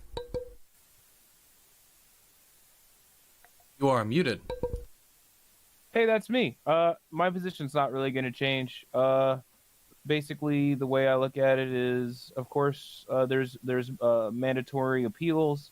There's a certain amount of years you got to be on death row before they even take you out, things of this nature. If you can't prove your innocence, like, I don't know what to tell you. Shit happens. Pretty simple. Yo, RedNeq, dude, look, listen, man, if you're a conservative, people are going to do this to you. If you're a liberal, no, everybody would take your anecdotal evidence at face value. That's just how it is. You're going to have to get used to it, brother. Once again, like I said, every single person here I have complimented and I do respect, regardless if I disagree with you or not. I said some secret stuff to Bastiat that is, I hope he doesn't blackmail me with later in life, okay? Especially telling Dylan he better not, or else I will, I don't know what I'll do. I'll cry most likely. Also, talk about it on your date. Huh? Ooh. Talk about it on your date. Wouldn't want to spoil your date. Yeah, doesn't want to spoil my date. Like, I mean, like, we're going to Fogo to chat with him and his gorgeous significant other. So you know how it is. Outside of that, I'm for the death penalty, and I love everybody on the panel. Also, I'm a groundhog now. Amazing. Well, and there he goes, off the podcast. Okay. Next, we're going to throw it over to Pxie. So basically, as I stated before, I don't believe the state should have a right to take away your life. I think, like I mentioned this in an earlier podcast, and I mentioned it earlier tonight as well, that when you give the right to the states, let's say take away your right to voting or take away your right to life, then it leads to an incentivization of the state creating unfair and unjust laws to oppress or suppress those that are threatening its power. So because of that, I think that it's extremely dangerous to have a death penalty that's acceptable to begin with. Okay, next is going to be ScrubKing. Yeah, so I would like to acknowledge that I have the ability to answer yes or no questions with a yes or a no. I think that's a very good quality to have, to be able to answer questions that are asked of you. And I would go further than that to say that I think it's very interesting that people that would identify as conservative are okay with giving answers like shit happened when it comes to the state executing people for crimes that they are accused of committing. I wonder if they have the same opinion when it comes to things like cancel culture or the Me Too movement, if they're okay with innocent people, getting slandered by it's not obviously not a court of law, but the court of public opinion. I wonder why they seem to place a higher standard on the court of public opinion for the validity of evidence than they do the state, which can kill you. And as for whether irrefutable evidence exists or not, it doesn't. There is no such thing as evidence that is 100% guaranteed to be true. I think it's very interesting that CTV brought up video evidence in 2020 as some sort of like good thing, especially considering I don't know if anybody's familiar, but deepfake technology has come incredibly fast. It has grown incredibly fast in the past 5 years to the point where many, I guess, I don't know if the word would be lawyers, but like the academic side of lawyers, I guess, are concerned about what happens to video evidence once deepfake technology gets sophisticated enough to be undetectable by humans. There is no such thing as irrefutable evidence. All evidence can be falsified, whether by the state or by a third party or whoever. So I don't think there is ever a time in which the state should have the authority to kill somebody, because there's no evidence that you can be 100% sure actually guarantees anything. Okay, next I'm going to throw it over to CTV. So everybody here has agreed that the state has the power of life, right? So with that being said, why would it not also stand to reason that it has the power of death? Can I ask you a question? What do you mean by the power of life? I'm unsure of that. By putting people in jail, right? Okay, got it.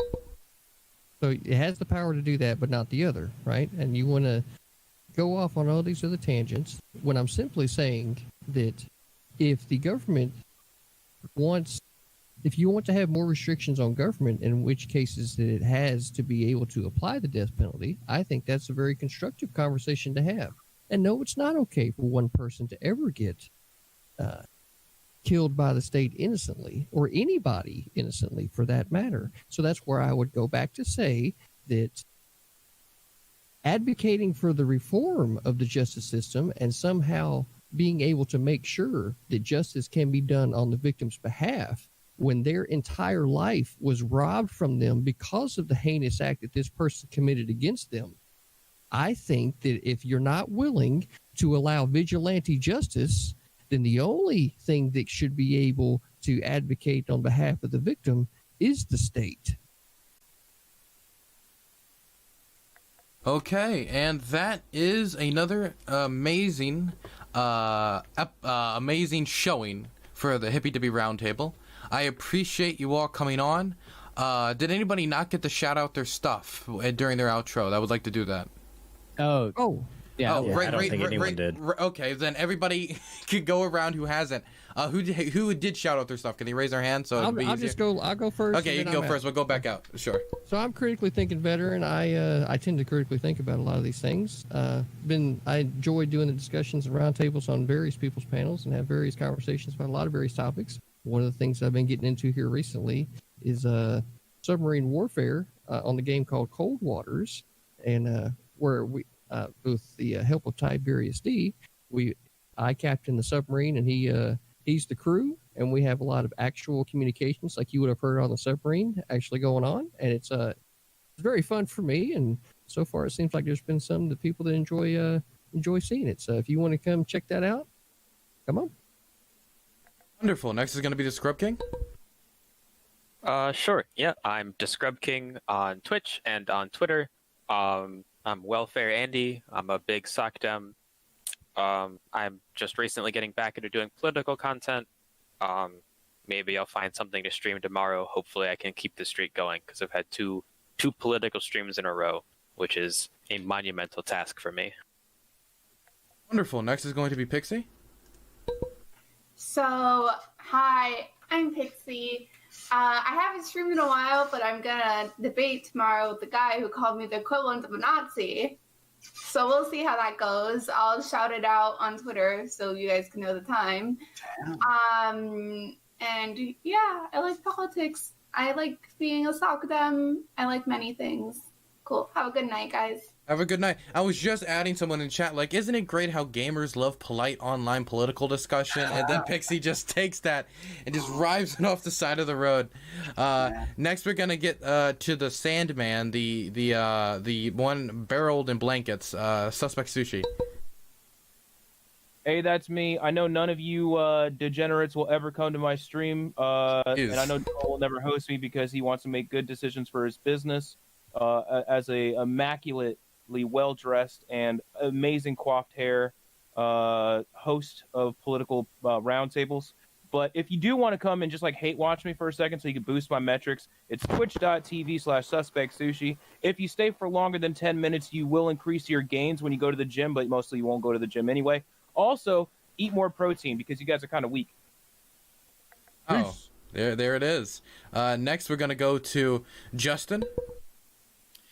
I would like to thank you guys for having me on because I've never done one of these big panel debates before, and I thought it was an excellent exchange of ideas. I'd like to thank everybody for sharing their passion because I think that it is important for everybody, especially here in the chat, to be able to see various not only presentations of these issues but also passion, like that they can identify with an element. Nobody is ever going to speak to everybody, and I think that this is kind of important. I talk about politics 4 days a week on my channel, JustinRYoung. I am far more on my channel on the electoral side, so I am less talking about advocacy of any kind of position. I am more talking about who is going to win or lose in these various electoral issues. Think of me as while everybody else can have their pep rallies for their various causes, I am the scoreboard, and I try to do my best to analyze what is happening and be as fair as possible. Same thing on my podcast, Politics, and then my newsletter, the Free Political Newsletter. In summation, I would like to say to everybody that disagreed with me, a lot of damaged souls, I done damaged those, and in my arrogance, I took a camera pose. See you later. Thank you. Would you be interested in coming on again in the future? Whatever you want. This was fantastic. God damn, I love Wonderful. you, I'm happy that you enjoyed your time here. Thank you very much for coming by. I'm gonna throw it now over to RedNeq. Yes, sir. Name's RedNeq. Yep, there you go. Got me? Yeah, no, I thought, yeah, I can hear you clear. Now I can hear you. Okay. Name's RedNeq. It was given to me by my family. Yes, I have anecdotal stories for everything that you guys talk about. I am a unicorn. I will share my story with anybody. That's why I've done this.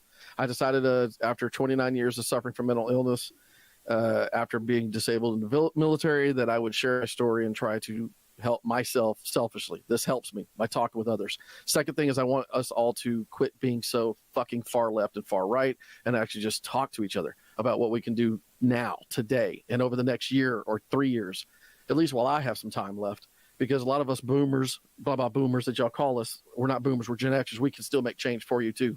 And then secondly, I agreed with most of y'all. I mean, honestly, and Bastiat, I'd love to talk to you some more. I did type in the channel, fuck you and your hair. I'm just a little jealous. And then Justin, I actually agree with you about the state taking lives, but it's that concept that I'd love to go further with you if you wanted to as well. I'm willing to talk to anybody. I appreciate it. Hit me up. I really appreciate everybody allowing me to speak. And for those trolls that want to get at me, my channel is RedNeq_TM, and come at me. But be ready to be able to, if you want me to say something that's truthful, you better be truthful as well. Wonderful. Thank you so much for coming on. I really appreciate it. You were pretty respectful, and I appreciate that. I'm definitely not disappointed for having you on. Next, I'm going to have TheTerk. Yeah, so I don't typically ever stream political stuff. So I am a science and tech streamer. If you love computers, I know there's 250 people that should be subbed to Dylan right now. But if you like computers, you love the NVIDIA graphics cards, youtube.com/c/TheTerk. I do all the posts and stuff. I'm going to have lots of videos coming out, so help boost my metrics with tech content, because we can all agree computers are cool. Amen. Computers are certainly cool. And last and most certainly not least, Bastiat, my favorite anarchist. Well, thank you so much. Not to, I talked a lot about the state tonight, but of course I do think a state is important because I love me some capitalism, and capitalism depends upon the state. But that being said, I do want to thank you for the chance to be here, Dylan. It is always a real trip. It's always a lot of fun. And Pxie, it was good to see you again, you and DaSkrubKing and Justin. Wow, it was so much fun arguing by your side. Occasionally at cross purposes, perhaps whenever our positions differ, but I really enjoyed that. It was great. And then to CTV and Sushi and TheTerk, it was great to see you all again. That was a lot of fun. I really enjoyed the back and forth. And RedNeq, this was our first time doing this together. I really enjoyed talking with you. I hope you felt the same way. I know Yes, sir. I know I can get pretty passionate here, but I think that's cool that we all have a place where we can do that here on the internet about things we care about. And fuck your hair. Right?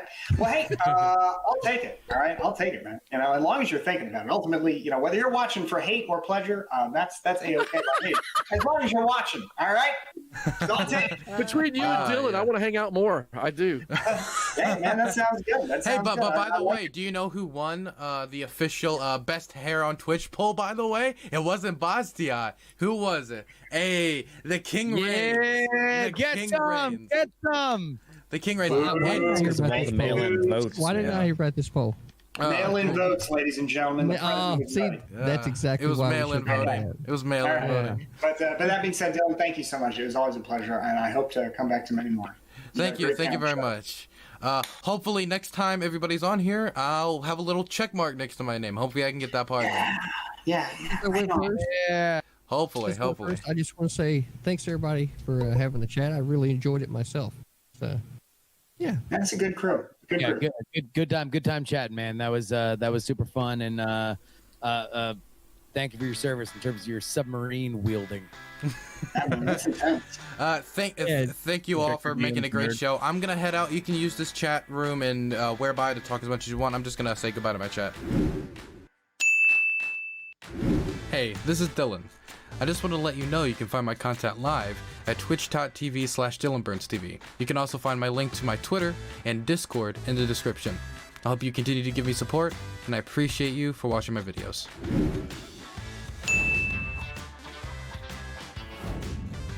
Oh my fucking god, Jesus Christ, what a show. Wow. Talk about a program.